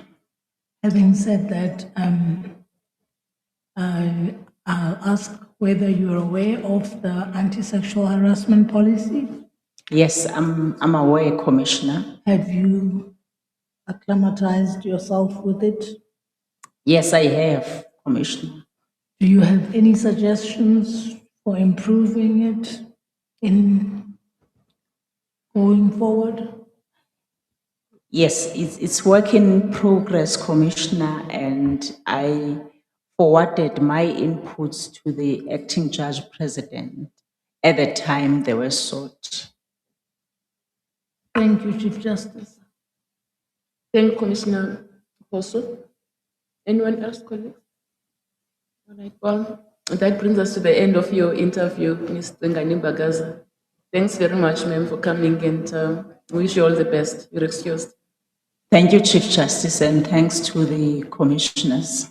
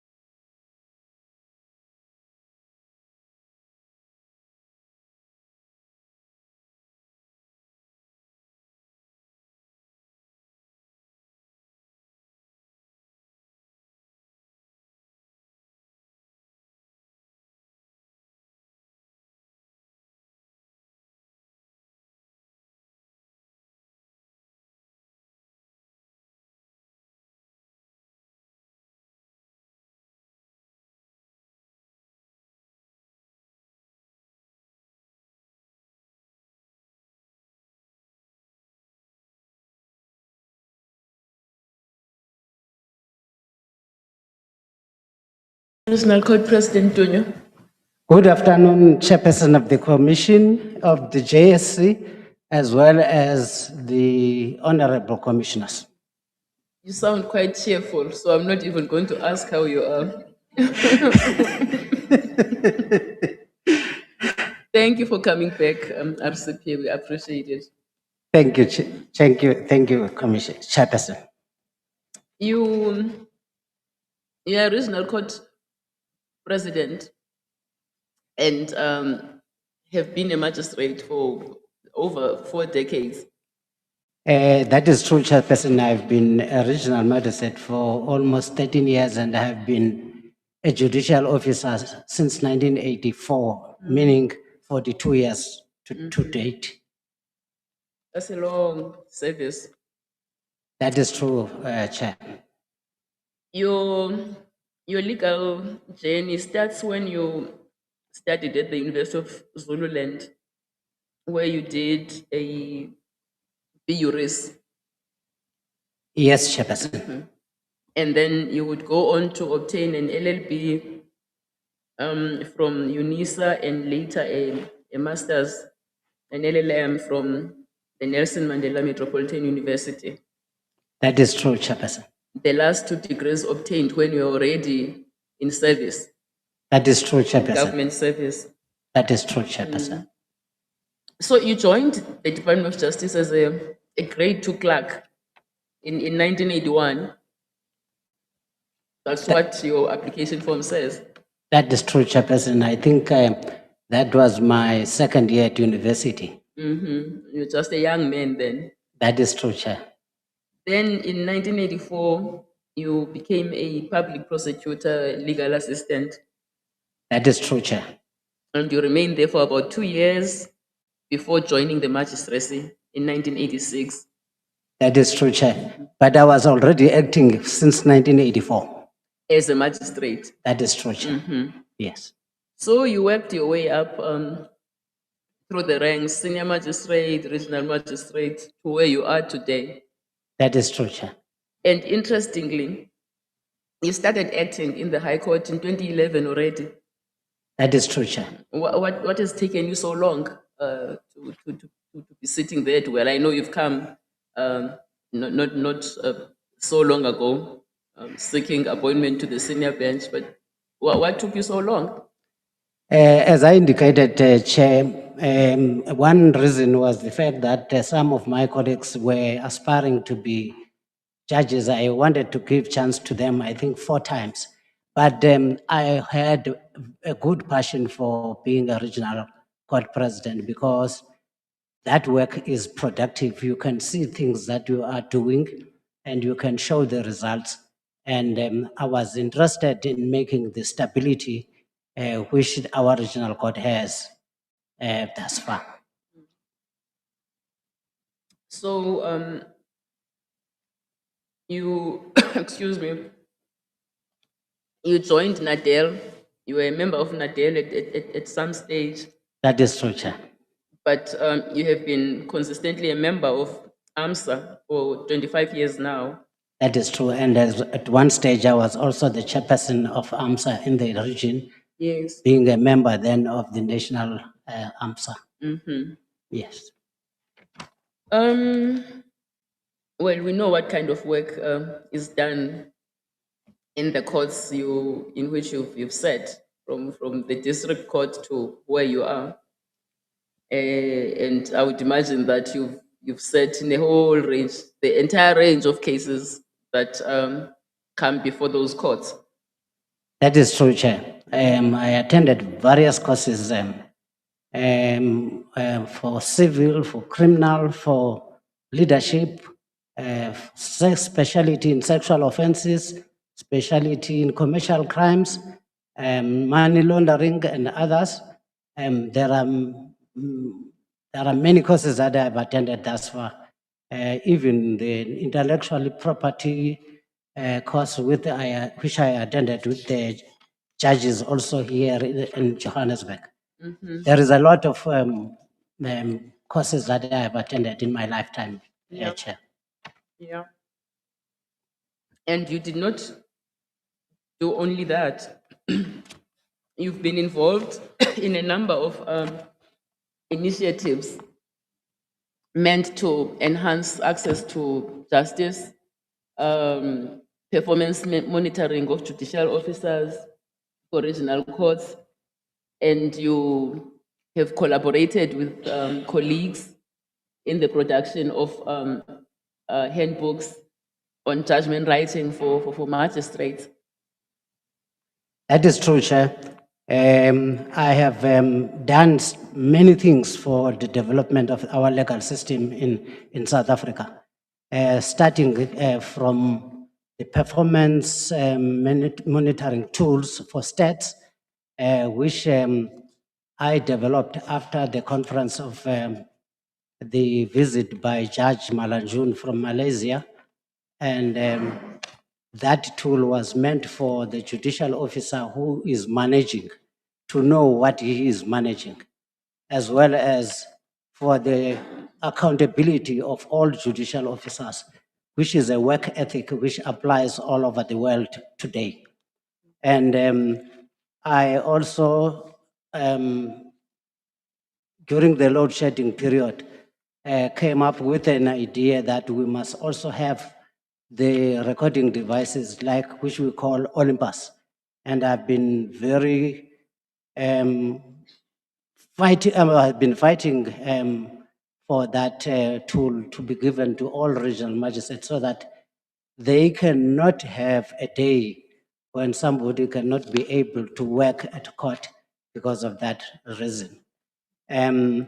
Also, Chair, I also think the fact that I also, in my court, although I'm not the real person who was the author of that, but in my court, in the case of S versus Wilmot, I came to a conclusion which was later accepted even by the Supreme Court of Appeal regarding the similar fact evidence, which is quoted even in our books of law of evidence, as well as in a case of Bonyoti. There was a confusion or a disagreement by judgments in Mthatha.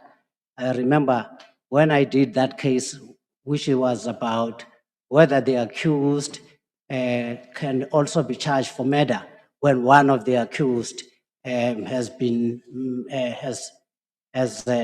died during the fight with the police or security guards. And that judgment was confirmed by S versus Nkosi.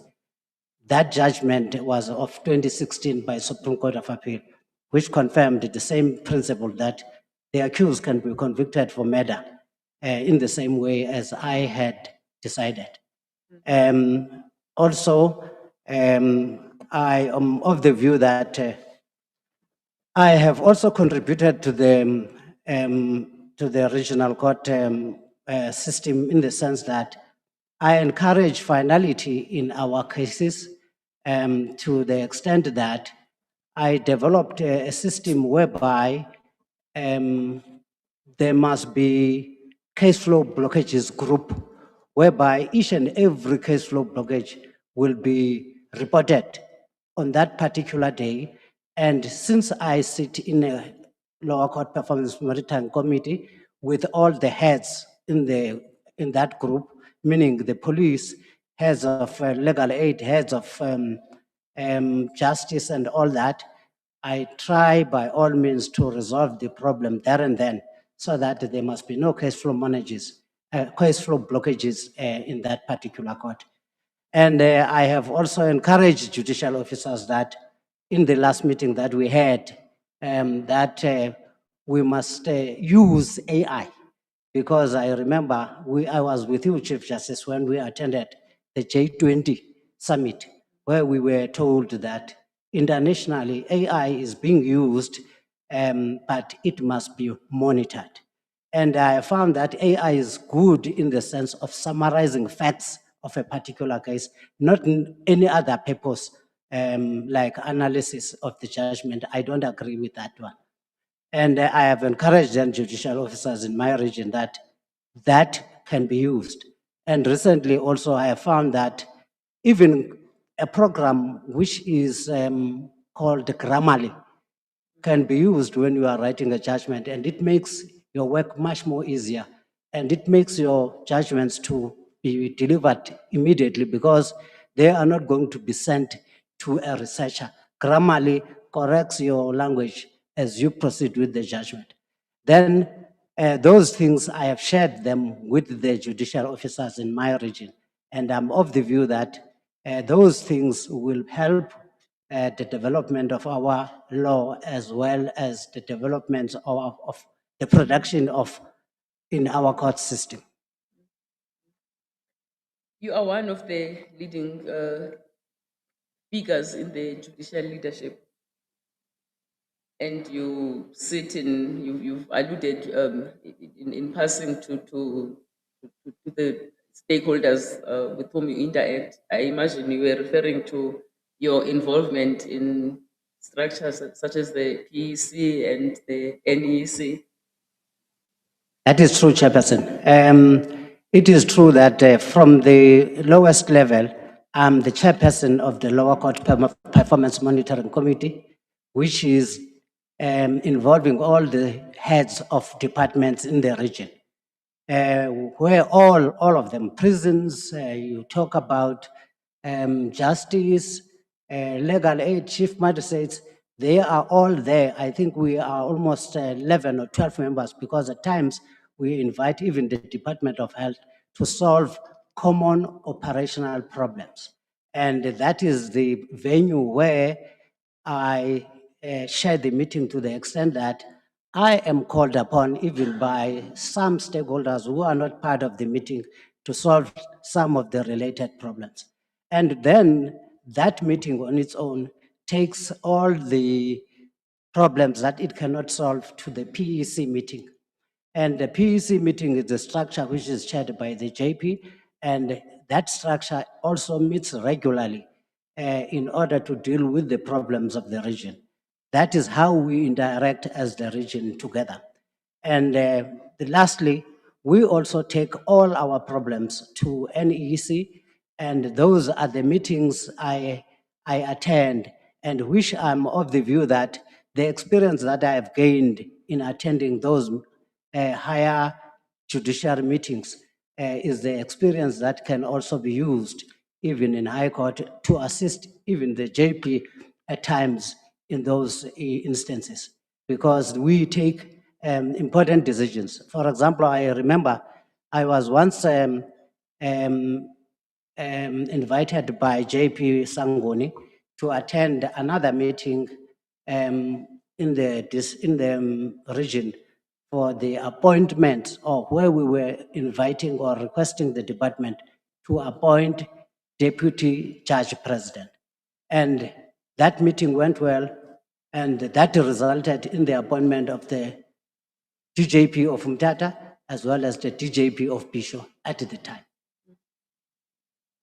All these skills you mentioned, this experience, could you use it? Would you be able to use it to assist the judge president of the division in the running of the division if you are appointed? That is true, Chairperson, because the skills of interacting with various individuals and various stakeholders is the best skill because it makes things possible. And it is my view that that interaction that I had with the stakeholders, for example, our division is vast. I know most of the areas, and I have been to all the areas of the Eastern Cape, and that will also assist me to deal with the issues which we know about particular areas. And in my view, that interaction also relates even to the other departments. I remember at one stage we had 100 days challenge, the one which was propelled by Alrin, and it was a challenge whereby we are trying to deal with the backlog. I remember the Premier of the Eastern Cape was also involved in that. I mean, I do have communication skills and I do interact with many people in my profession, and that has made my job to be much more easier because of that interaction. Have you sat in all the seats of the Eastern Cape Division of the High Court? That is true, Chairperson. I have sat in Mthatha, and that is the longest period that I was trained in Mthatha, because Mthatha is the most litigating seat, more than all others. And that is where I got my civil training, because I was not given most of the criminal work there. I was trained mostly on civil. And I did sit also in Bishop. And I remember during that time, it was the time of Judge Lodlo, who was there and who was very friendly and welcoming also. And I have sat also in Grahamstown, which is my place of home as well. And I found that also work is there. And I found that even work all the way from Mthatha is taken to Grahamstown. More especially when you deal with the duty, you will have cases arising all the way from Kanduli and Flagstaff coming all the way to Grahamstown. And I've sat also in Port Elizabeth. Most of the time, I'm still sitting in Port Elizabeth as I speak since the beginning of this year. Even last year, I was in Port Elizabeth, Chairperson. You mentioned that in Mthatha, you said you did get a chance to sit in the civil court. I was going to ask if you've been able to produce judgments in civil law, because the ones you've mentioned as having been endorsed by senior courts were on criminal issues. So you do have sufficient experience in civil law, you reckon? Yes, Chief Justice, I do have a lot of experience in civil, because that is the law I was trained in. Most of the time, as I indicated, that when I was in Mthatha, most of my cases were, I was only put mainly in civil, because I do have enough experience in criminal work to almost saying I should be called an expert in that regard, because I've been there for 44 years. But when it comes to civil, yes, we were doing civil as heads of districts, for example, when I was stationed in Mount Elif, and even when I moved to Grahamstown, it is only then that I did not do civil, because of the fact that in regional court then civil was not there.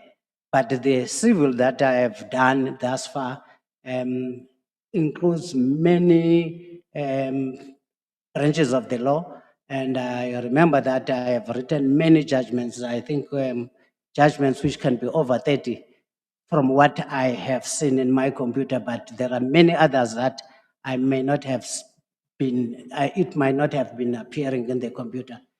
I have experience in property law, RAF, as well as matrimonial law, delict and contract, procedural law, including other laws relating to tenders. I did a case in Grahamstown 2023, which was also dealing with municipalities and tenders. And my experience in civil at this stage is very enough, to the extent that from now, from the beginning of this term, I was given civil all the way. From Mthatha, I was at Mthatha. I went to Port Elizabeth. I went to Grahamstown. I went to Port Elizabeth again. I did duties 3 times, meaning a duty. One of the duties I had to do duty this week and the following week, which something which is not necessarily done in most cases, because of the fact that it accumulates, the judicial officer accumulates more cases, more especially from the opposed motion. Therefore, even today, or this term, I'm also doing civil in Bishop as we speak. I don't have any challenge when it comes to civil thus far. You have declared 2 health conditions, but you have not told us if they are under control, they affect you in the execution of your duties. What is your state of health? My state of health, Chairperson, is very good. I have been having diabetes as far back as 2014, if I can remember, even the high blood pressure. I used, or my doctors have prescribed me something very good for me. I don't have a problem. For example, my pressure is, for my pressure, I use Coexfach, which is very good and very making more stability. And recently, I was also in Johannesburg, where I was given another type of prescription, which is very good. My pressure, pressure as well as diabetes is under control, because also I have learned something that diet is best when it comes to diabetes. That is true. All right. And if you are appointed, you would still have how many years to serve until retirement? Well, over 10 years, like by my count. That is true, Chairperson, but I heard whether that is true or not, that maybe if you have served plus minus 2 years acting, maybe that is deducted. I don't know how far true that is. If that can be true, it would mean then -2 from that 10 years. But you could work as a judge until you're 75 years old. I can't do so, Chairperson, because I feel I'm very much energized at this stage. Thank you, RCP. Judge Delt, do you have questions for the candidate? Thank you, CJ. Good afternoon, Mr. Donwa. Good day, Commissioner. Your CV and responses to the Chief Justice has demonstrated the invaluable skill set that you possess and have acquired over your illustrious career. Aside from assisting with interaction with relevant stakeholders, what other unique expertise will you bring to enrich our bench? I didn't get the last part of the question, Commissioner. What does that mean? What other unique expertise, aside from from assisting with interactions with stakeholders, will you bring to enrich our bench? Thank you, Commissioner. Interacting with stakeholders, I have found that it solves many problems. Although in High Court there are certain restrictions in relation to the fact that maybe you may not phone correctional services and say, please bring the prisoners today because I want to proceed with that case. In an instance where, for example, the prisoner has not been brought before court. That is the style that I've been using. But at one stage, I did ask the JP, the current one, to do the same, where I was finding that whilst I was acting in High Court, that it was not possible. I was not going to proceed with the case because of a particular case flow blockage. My view is that interacting with stakeholders is the most important thing. For example, I remember that at one stage there was a case, or maybe let me put it this way. I visit many places in the Eastern Cape, more especially if I found that there is no production in a particular place, I go there myself. And then when I have gone to that particular place, I will myself interact with the head of prison, the head of police, and all the stakeholders to see to it that the court which I had gone to do will be proceeding in any event. That is how then I am able to solve the problems in that way, and my court becomes productive in that way. But I'm of the view that there are other skills that I would bring to the High Court. For example, I remember that at one stage, as the regional court in the Eastern Cape, we were of the view that virtual court must be used because we use it, the virtual court, using Section 159 of the Criminal Procedure Act. And more especially when it is a criminal court case, for example, where you find that the evidence is simple, like in a case where there is a theft of a motor vehicle. The only reason that witness will be coming there is to testify that I'm the owner of the vehicle, something was stolen from my vehicle. And then we have found that virtual courts cannot be used only for civil. And we are of the view as the regional court that virtual courts can also be used in criminal cases. For example, there is no reason why a person would come all the way from Johannesburg to Eastern Cape to testify about an issue of maintenance. Why should that person not testify from a court in Johannesburg? Now, that is another perspective that we want to influence the high courts also to adopt, because it saves money, cost, and it saves time. Thank you. Thank you, Chief Justice. Thank you, ATJP Premier. Thank you very much, CJ. Good afternoon, Mr. Dunga, once again. I think let me just appreciate your patriotic work that you have been doing and the experience that you have been impacting. As I'm seated here listening, I'm also learning a lot about what is going on there on the ground. But my interest in the work that we have been doing is, to what extent have you been interested on transformation, understanding that we are in a very patriarchal society, which has been exacerbated by both the colonial and apartheid system. What's your attitude on that? Thank you, Premier. Sorry, thank you, Commissioner.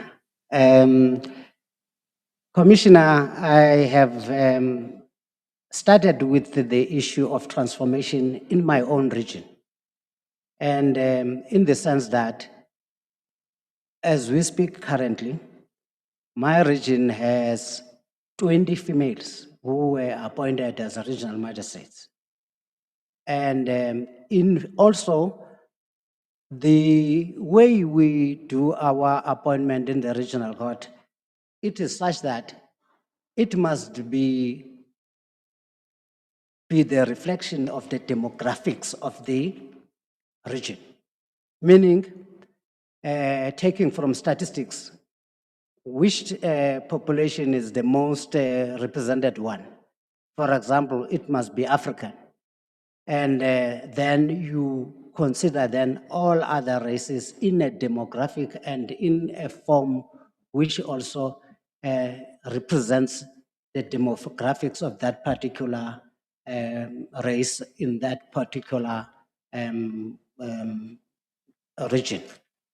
Therefore, the issue of transformation is my priority, and we have worked in that system, in that way in the region.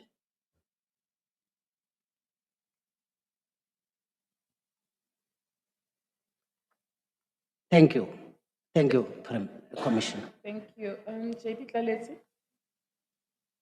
Thank you, Chief Justice, and good afternoon, Mr. Dunga Yeraman.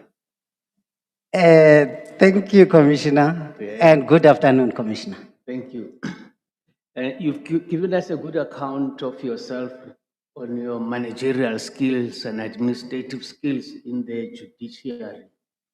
In the questionnaire that was provided, there was also provision for this body to be able to assess you on your judicial, intellectual acumen and leadership, and that we should not only depend on your ipse dixit, let me say, on your say-so.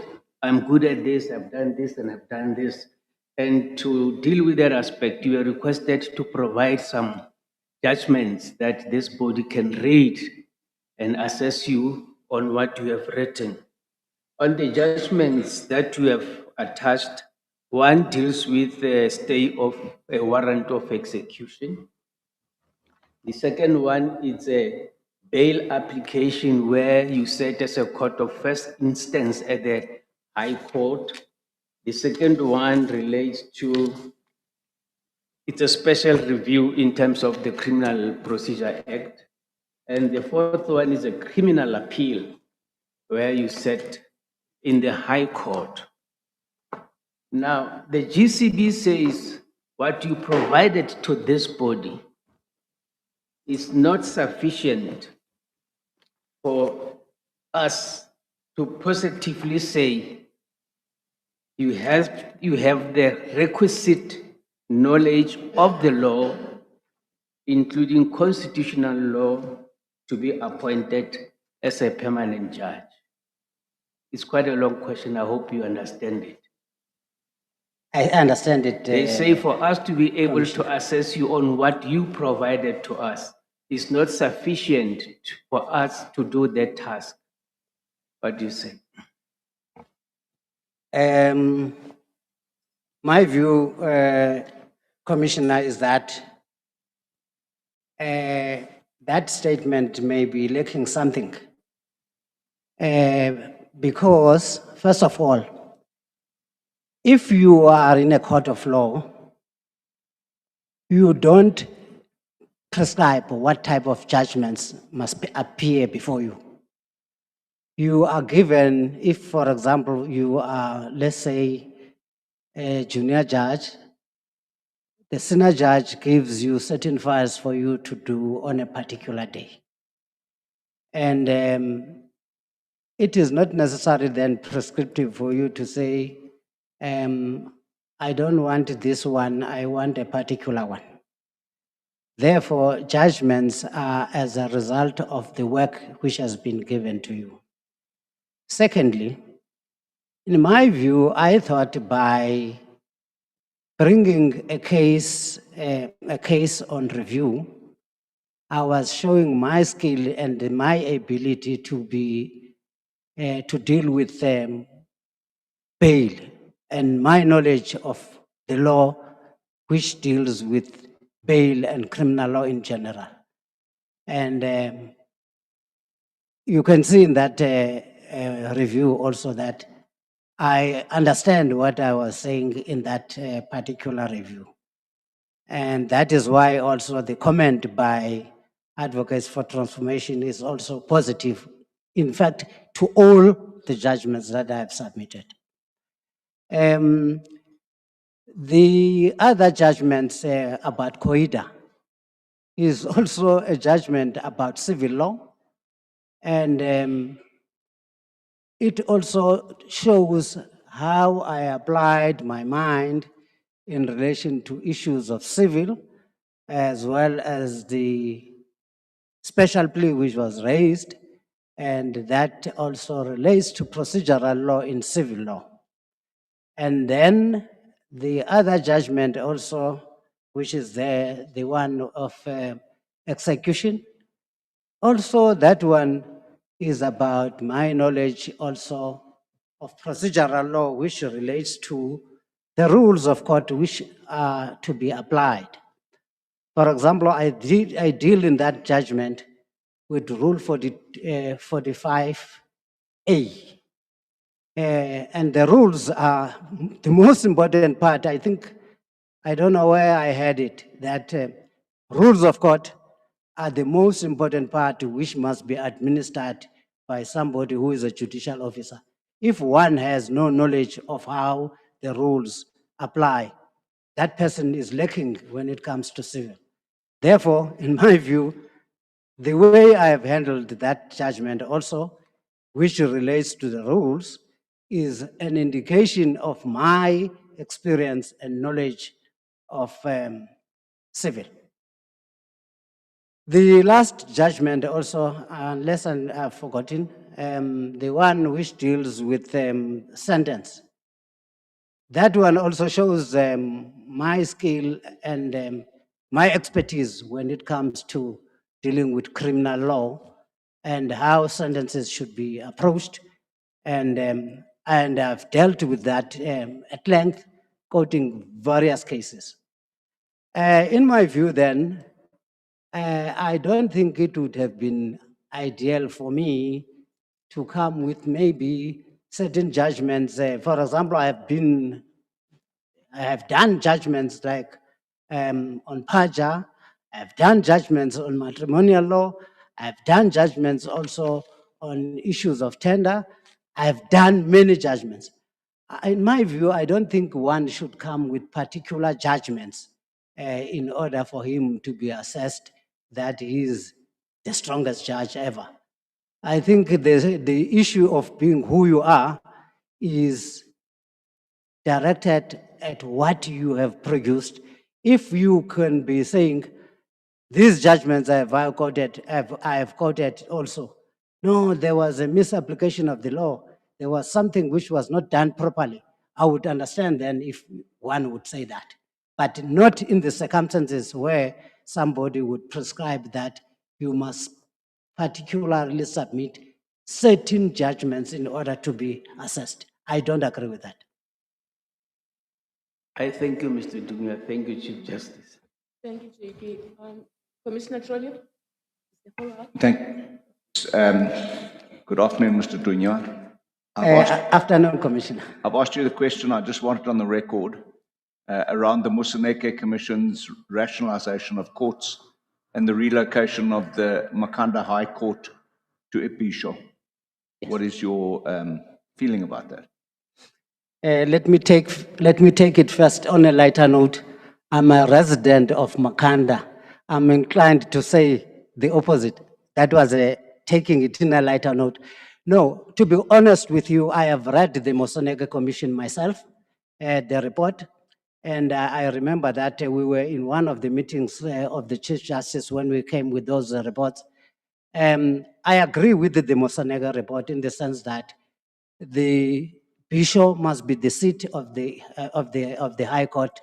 And for example, let me take my position as a regional court president. I have an office in Port Elizabeth. Department of Justice is in East London. High Court is in Grahamstown. Now, I don't know where I belong between the two places. Therefore, I agree with the Mthatha report in that as long as Grahamstown will remain being a court with all the staff there, in the meantime, there is no accommodation in Bishop.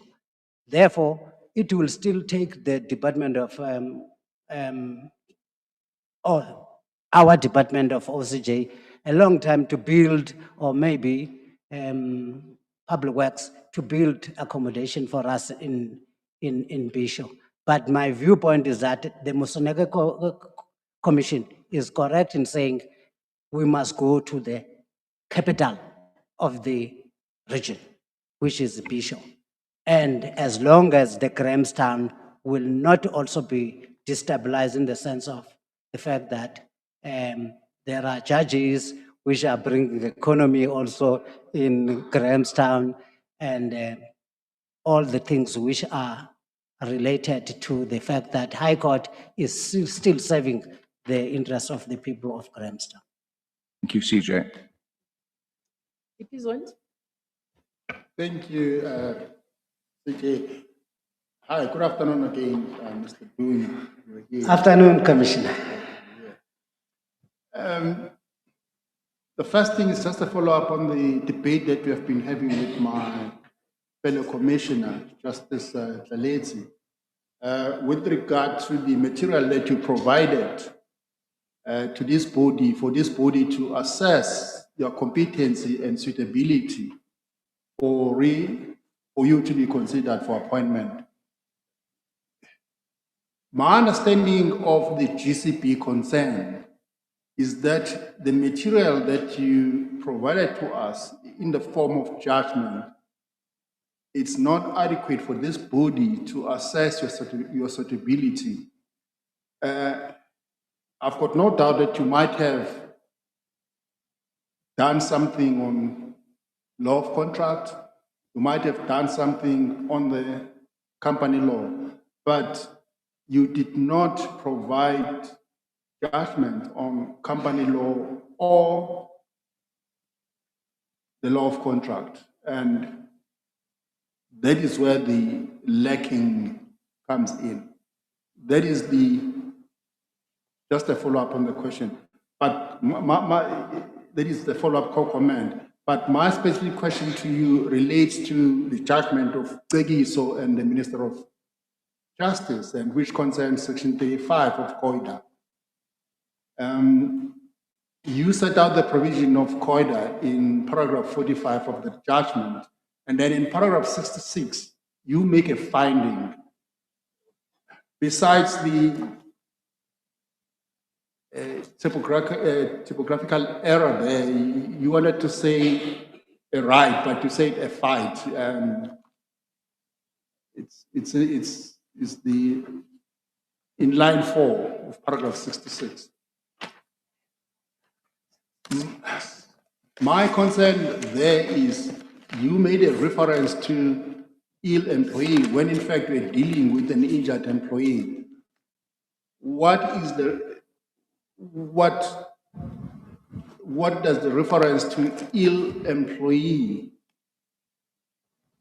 does it have any connection to the issues that were before you?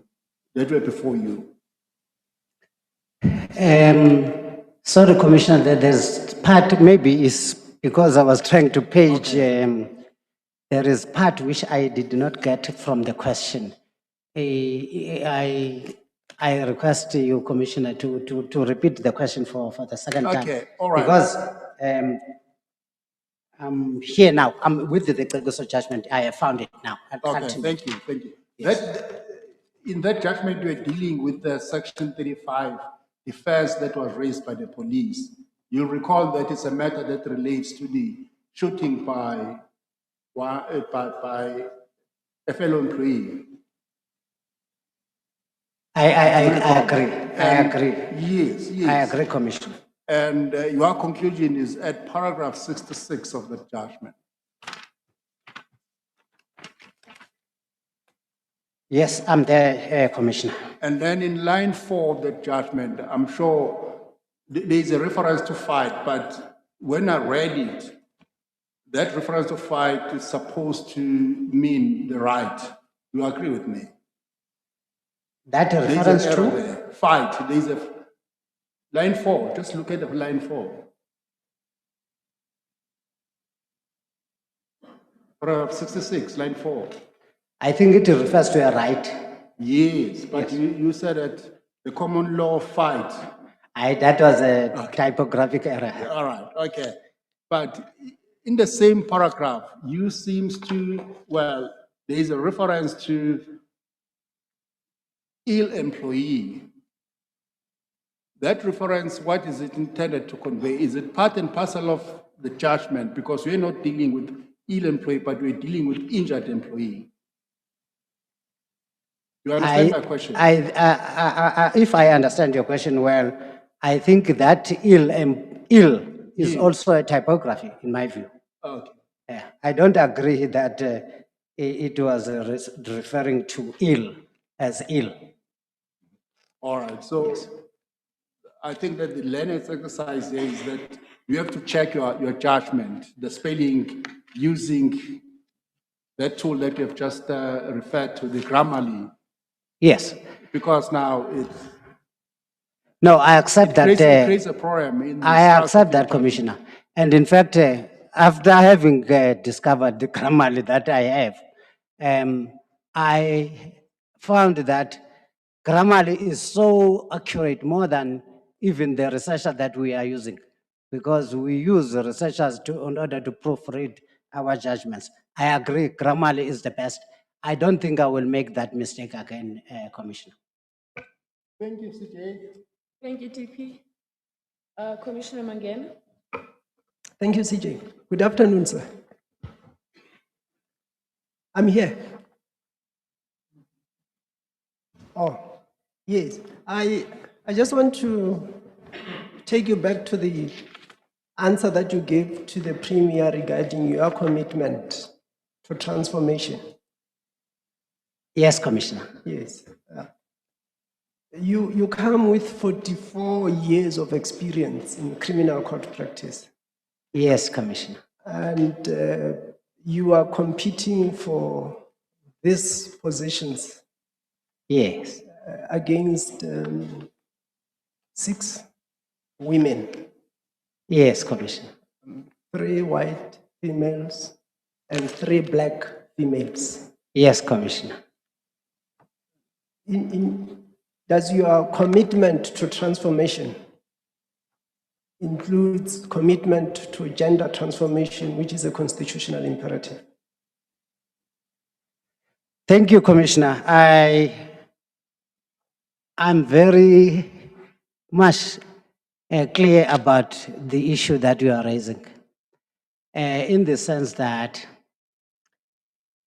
as I indicated previously when I was responding to the questions by the chair, I specifically said that the reason for my waiting, I have been waiting, I think I had 4 regional magistrates who, at different times of the advertisement, applied to the JSC to be appointed as judges. To be honest, I did wait for all of them to apply. But when the post of Makhanda and Mthatha was advertised, I felt that the appointment of an African male has been not done by the JSC for the past 5 years. There was no male ever appointed during that period. And my viewpoint was that, at least now, men have been waiting, African male. Even in the last one, we had other races appointed, males also in other races appointed. But in my view, if we look at the demographics also of the country, African male as a dangerous species, which is not, I'm sorry, which is, I mean, maybe let me put it this way, endangered species, which is also needed for the judiciary because they represent the highest population of this country, and in particular, in this region of the Eastern Cape. I will leave it at that, CJ. We are pressed for time.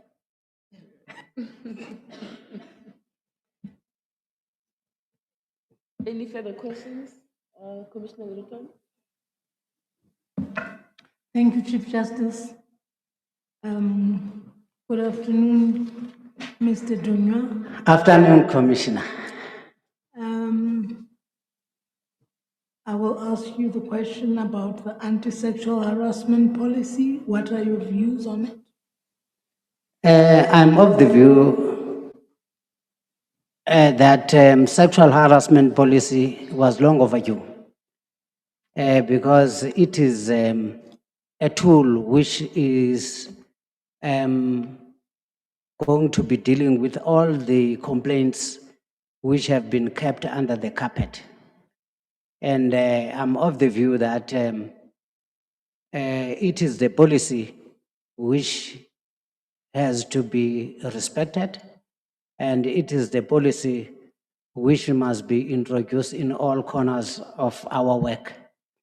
Hence, as regional court presidents, we were the first people to deal with this document of sexual harassment, giving our inputs, giving everything and after that we sent that document to the Chief Justice.